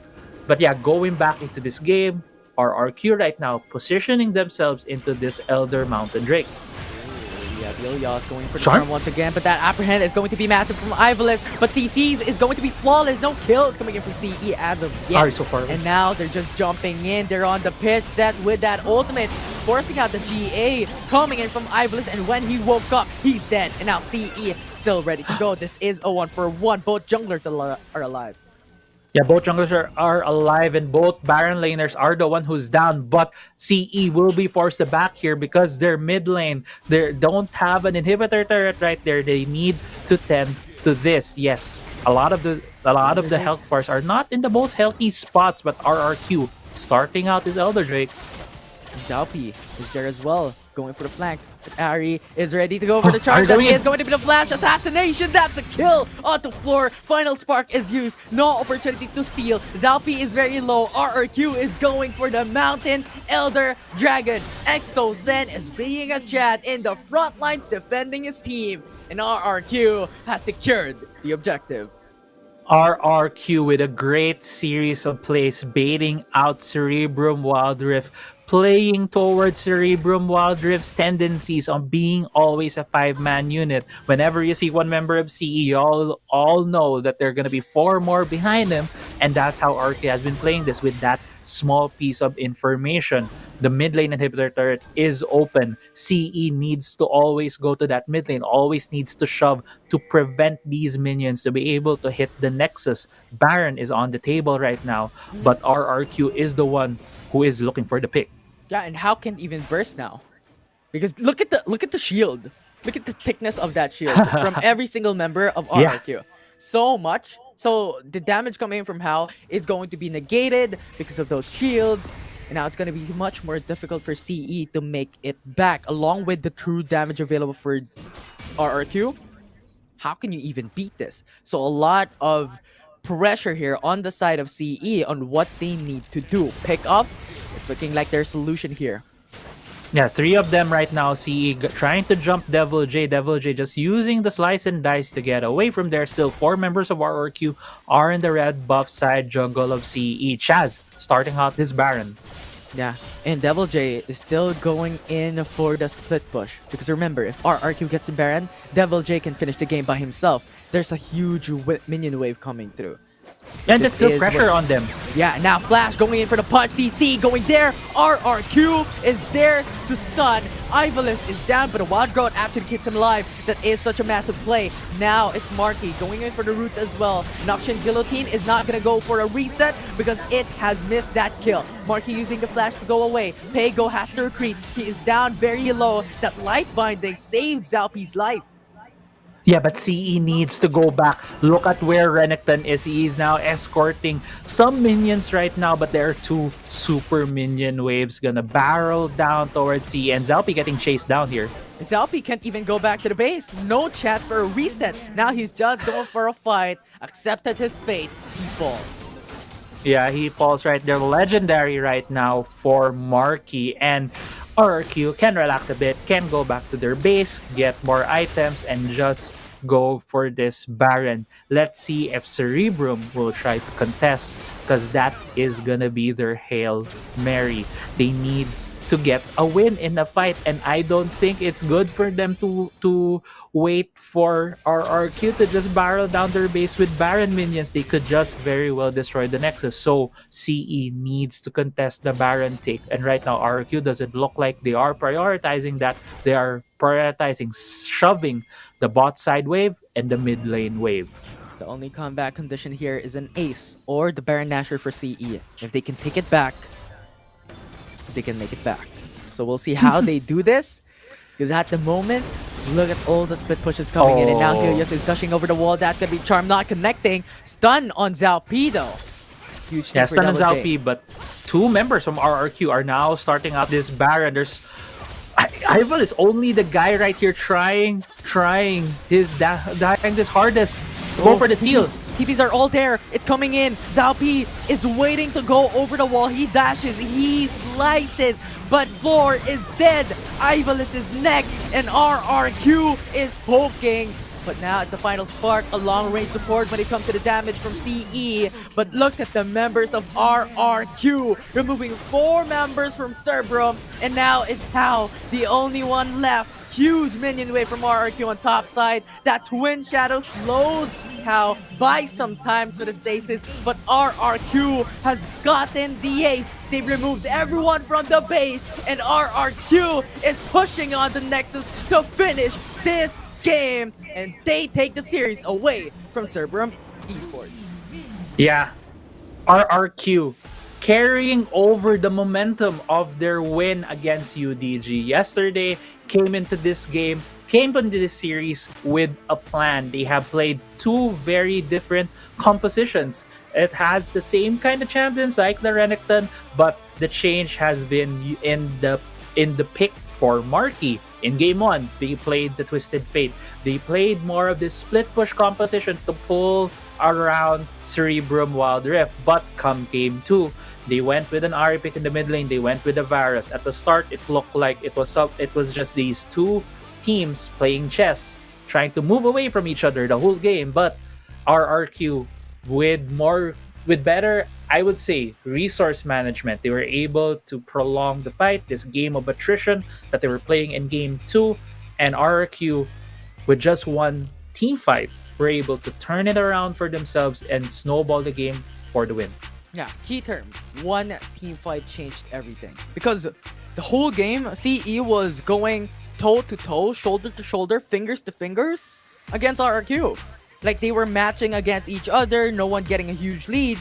But when this huge team fight came and RRQ won, it's over. They constantly pushing, they're constantly punishing. They got the open on mid lane, and then they got the Elder Drake next. So there's just so much, as you've stated, resource being utilized by RRQ to the limit that they were able to beat CE with a 2-0 sweep. Yeah, and I mean, kudos to RRQ. They were able to play these, I would say, a difficult composition to play. It's not as linear as what we've been seeing, like Grindsky, kill this guy, just go for the win.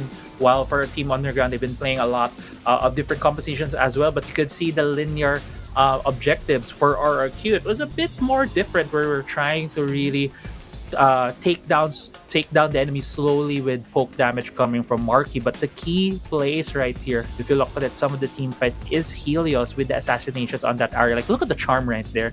Hitting these charms have been the most crucial skill shot that RRQ had. One of the key team fights as well that we'll be seeing later on is where Helios literally ran at the back of the Baron pit and caught Hao off guard, was able to get the assassination, turn the team fight around for them. And it's just really a mix of individual plays, but also an understanding of what their overall win objective is for the side of RRQ. And yeah, I just really think RRQ right now is playing towards the strength of their veterans. They're playing towards the strength of, we know we have played League of Legends for such a long time that we can just play everything in our arsenal. Yeah, and speaking of experience, right? I think the also characteristic of RRQ, they're probably the team that has the most role switch right? Yeah. Helios came from mid, going to top, and then going to mid once again. Exosen came from mid, went to top, went to mid, went to support. Right? And now Devil J coming back into Baron. So there's just so much changes, constant changes, but it's working for our RQ. And that is the commendable thing from this team. They've done like a split push comp from game number 1, and now they were doing like a assassin from Helios, and then you have the team fight composition with Exosen being on the front lines. I'm gonna defend my teammates, and I'm gonna do those engages.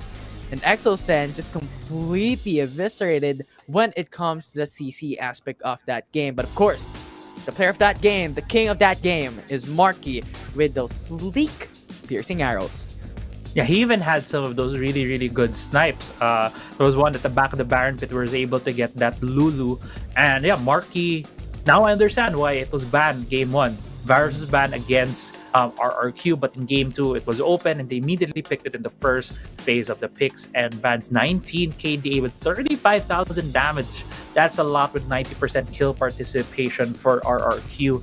And talking a bit more about just overall RRQ and what you touched upon earlier is Exosen, is I do think there has been a big improvement with how Exosen has been playing the games alongside RRQ, because based on what we were seeing before with Exosen, it feels like he was playing a bit with a bit of miscommunication with his team. But now, the past 2 days, it feels like he is more at home with his position as that support, as the guy who is at the front line, as that beefy tank to help RRQ into these wins. And yeah, I really do love how Exosen has been looking in the couple games. Yeah, a lot of improvements, a lot of evolution from every single team in WCS Philippines. But that was the last series. That was the last game of this week 2. I'm Infinity, and this is Crazy Apple, alongside with the other casters from the Shoutcasters desk. Thank you, everyone. But don't go away after this short break. It's going to be the panel discussing what happened in that series and an interview from RRQ.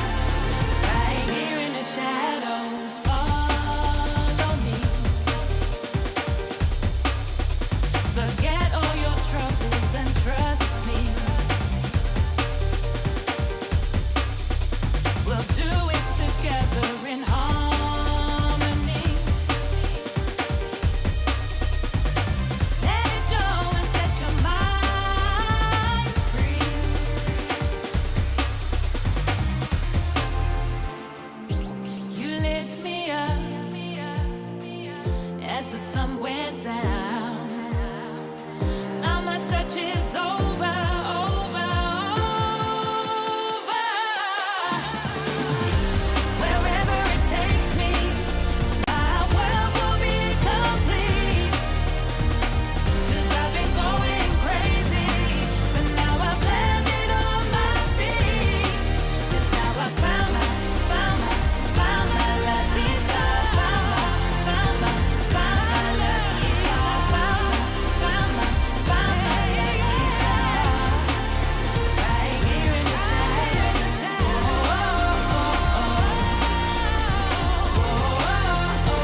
here in the shadows. In the shadows.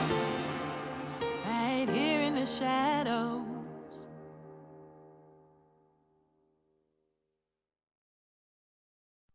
Running wild out of my mind.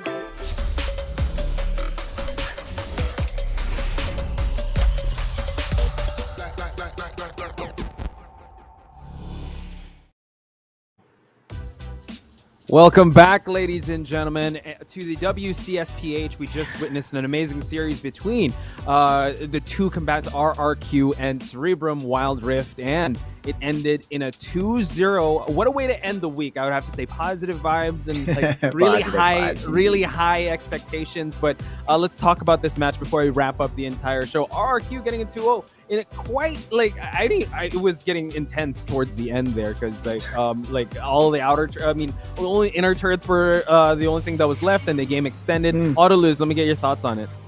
Again, another appearance, a cameo from our favorite cat and the Yumi. Somehow, this will puzzle our viewers. Hey, is Yumi strong? Is Yumi not strong? But you can see that if given the right composition, and I feel that what RQ did here was to play to their strengths. And in fact, we have had discussion. Shout out to the former coach of Fennel, Grindsky, in at least trying to convince me that Twisted Fate plus Yumi in the Dragon Lane is actually overpowered. And you could see where he was coming from with that strategy. Just making sure that you get to influence the map, all while you are able to support the superstars juggler in Chaz. And yeah, on game number 2, I will leave this for Deadeye because I feel that there's something that he wants to discuss for this game. With regards to the second game, I think we have seen the Cerebrum Wildrift here doing the same strategy here, just going to go for the final strategy. That's Zalpi. Zalpi's game there was just insane in the early stages. But however, on the big team fights, we have seen great mechanics coming in from Helios and Chaz. We have seen Devil J as well going to go for the split push with the strategy coming in from Cerebrum there. They are just going to go for that one unit. So many is happening across the Wild Rift there. So it's going to be a pretty good challenge for them as well. But that was very, very intense game 2. Yeah, so let's talk to the team that won a 2-0 against Cerebrum Wild Rift. Let's talk to Exosen from RRQ. Let's shift the screen. Exosen, there you are. First of all, congratulations, and sheesh, what an amazing performance by you guys. Kamusta yung shift to being from a mid laner to being support now? Actually, sobrang talented ng mga teammates ko. Pero yung hindi namin mahanap yung playstyle namin. So, nagtatry kami ng iba-ibang things like swap role, ganyan, swap lane. And yun, gumana naman yung veteran connection namin sa bot. Ooh, so, veteran connection. There we go. Autoluz, I know you got a lot to ask with that one, but let's go to Deadeye first for this question. Yeah, of course. Hi, Exosen. Of course, your second week series has been very intense. UDG, now here CE. And how are you guys going to go for your weekend? Is there any activities you are going to do just like other teams, of course, for vacation mode or something, just to go for that big reset? Siguro mag-step back muna kami and ayusin yung mga dapat ayusin na problema sa team namin. Okay, taking a break but still on the grind. I love it. All right, Autoluz, I know you have a question loaded up. What's this haymaker question you have for them? Pare, Exo. Question, isang malupit lang. May buko juice ba tonight? May buko juice tayo. Yeah. There you go. Malamig or mainit? Oh yeah, I thought the follow-up. Malamig o mainit? Ice buko juice. Ice buko juice. Ice in my veins. Sheesh, let's Congratulations, go. man. Shout regards pare kay Marky and sobrang solid yung performance niyo today. Congratulations again, pare. Yes. Thank you. RRQ's Exosen, you have the floor. Any shout outs or messages you want to give the fans watching? Shout out to Boss Ricky, Boss AP, Boss Nano, and the whole RRQ organization. Thank you. Hey, there we go. Thank you. And can't wait to see you guys next week, ladies and gentlemen. Exosen of RRQ. Shout Thank out you so kay, much. Go. kay Suzy na walang sawang support. Let's go. All right, This is perfect. Easy Sword. Yeah. Let's go. On that note, thank you so much, RRQ. Enjoy the victory. We'll see you guys next week. Thank you. All right, guys. We finally reached the finish line, but we got to clean up some business here. I got two guys that have to do consequences. Deadeye, you got the menthol in the eyes. Look at that. That's apple cider, ladies and gentlemen. Wow. Yeah. Autoluz being bougie like that. These two lowest scorers. Gentlemen, one shot, one drip. I know Mika's watching in the background. I hope they're clipping this up. All right, let's start with Deadeye Wait lang first. Okay. Hindi maganda to Okay, we'll see. We'll see. All right. May IG ends Deadeye for a reason, guys. So. Oh, there we go. Oh, my. He's just going for it. All right, Deadeye. Actually, you know what? You got two because of Osiris. All right, there it is. Deadeye, being a man of his word. Menthol in the eyes. I don't have water, by the way, so if I throw up, man, pasensya na. Wow, surprisingly, it's not that. Not that bad. That's Wow, not bad. Deadeye it's taking it like a okay. champ. All right, there we go. And Let's see.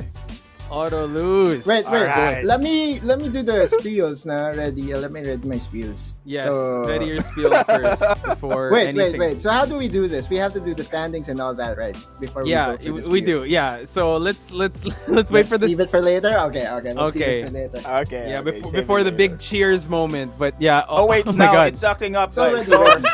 Oh, oh, Wait. oh my. Yeah, you gotta.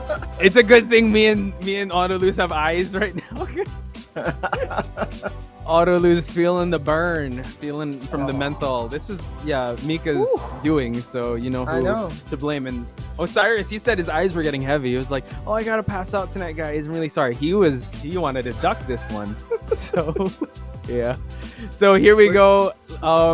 Let's head on over to see the match results and also the standings for today to summarize everything. Maybe give Deadeye away from the camera for a bit. Yeah, I know. Kind of scared to do that thing now.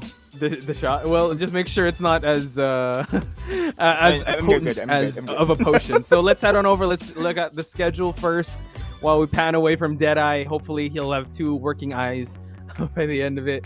Here we have Underground still, undefeated.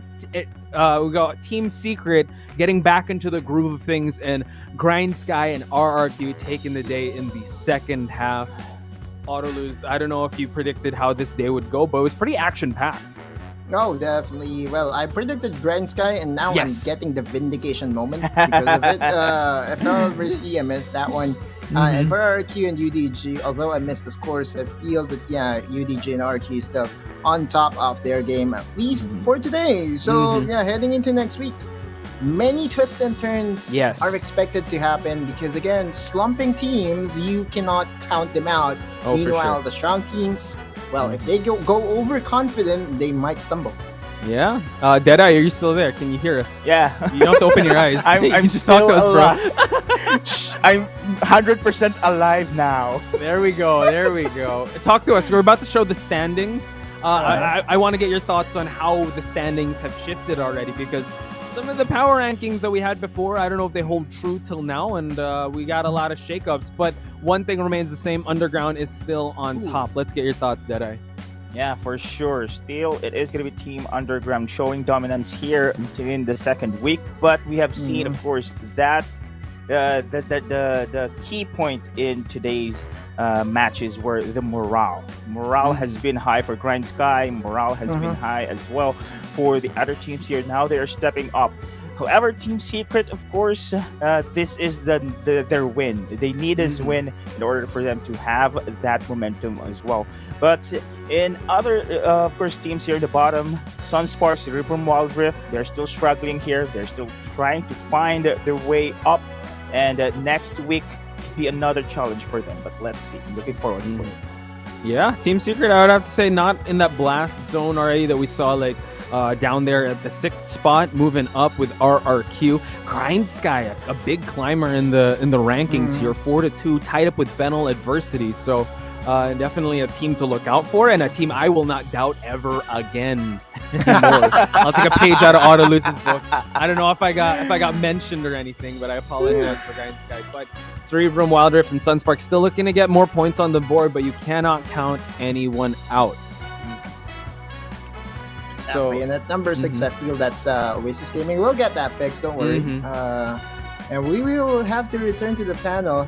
For the schedule for next week, I'm just trying to confirm if we're going to show already at least the Friday schedule, Friday games.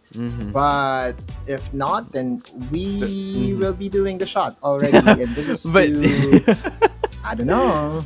I just want to say, yeah, just for next week, if we're not going to show the schedule yet, you really cannot miss a single week because the standings keep changing. I know you look at the top standing, Underground isn't moving at all, but you got to look at the middle. That's where that's where the bloodbath is. So as Autoluse mentioned, Oasis Gaming is at the 6th spot, trading places with Team Secret, standing at 2-4, looking to get back into the groove of things. And I hope these teams also take this time to recuperate and also find their groove into things, because it was a pretty heavy week, I would have to say, for Friday, Saturday, but Sunday, all about the good vibes. We're here to relax, right? So that's I don't know if Autoluse is gonna relax with the shot.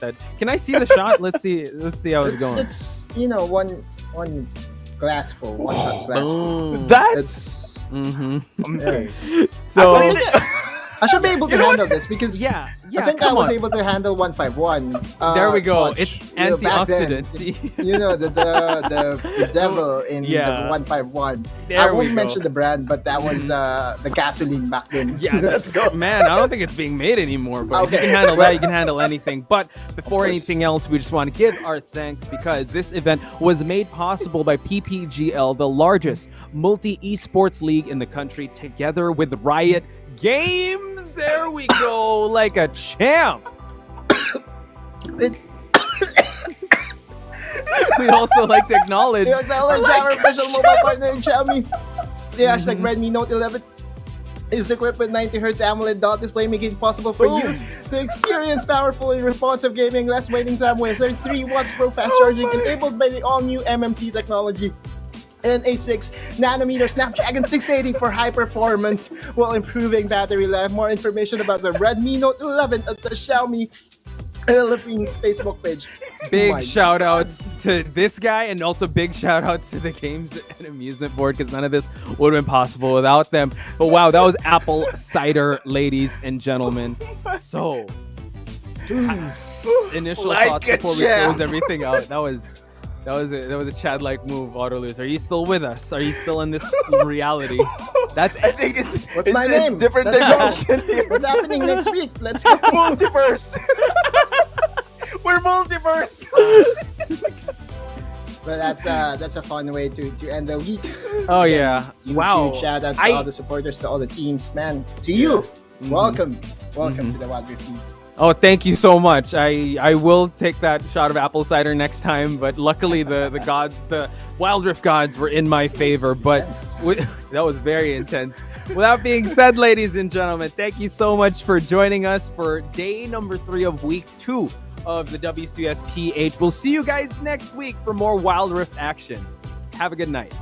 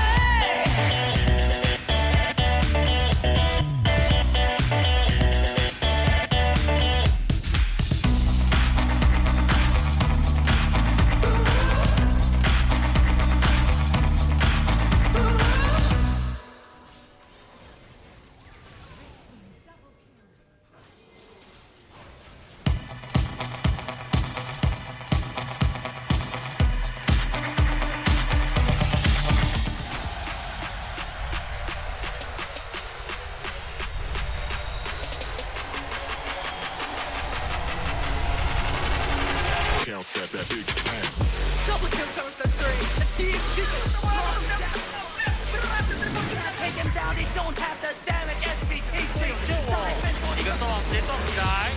Linis! Asya, wala ka punta ka dito! Ginawa niyo, kanina kanina na ang ano yung pumamit kanina mo.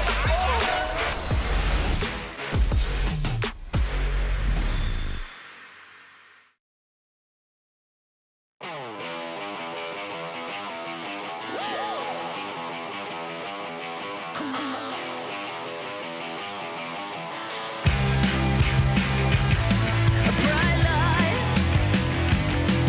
feels right. I can't lie.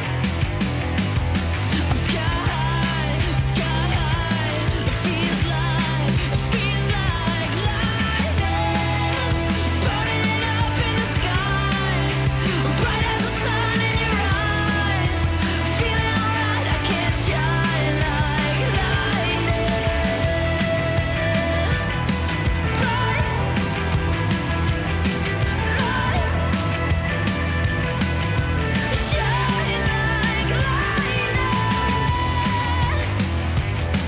Feels right. I can't lie. Sky high. It feels like lightning, burning up in the sky, bright as the sun in your eyes. Feeling alright, I can't shine like lightning, burning up in the sky, bright as the sun in your eyes. Feeling alright, I can't shine like lightning.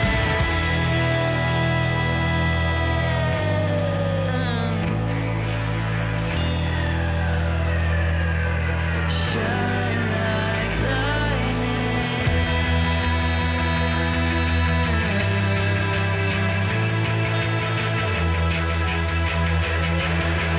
Shine like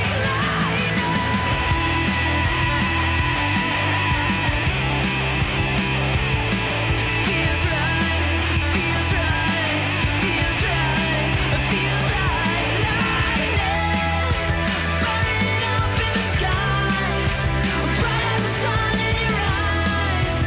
Feeling alright, I can't shine like lightning. Shine like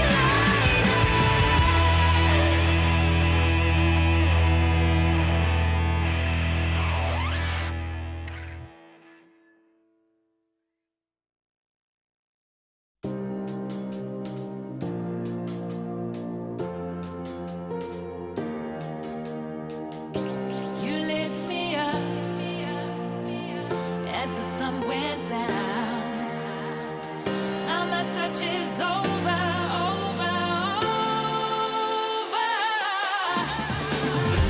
Wherever it takes me, my world will be complete. 'Cause I've been going crazy, but now I've landed on my feet. 'Cause now I found my lucky star. Found my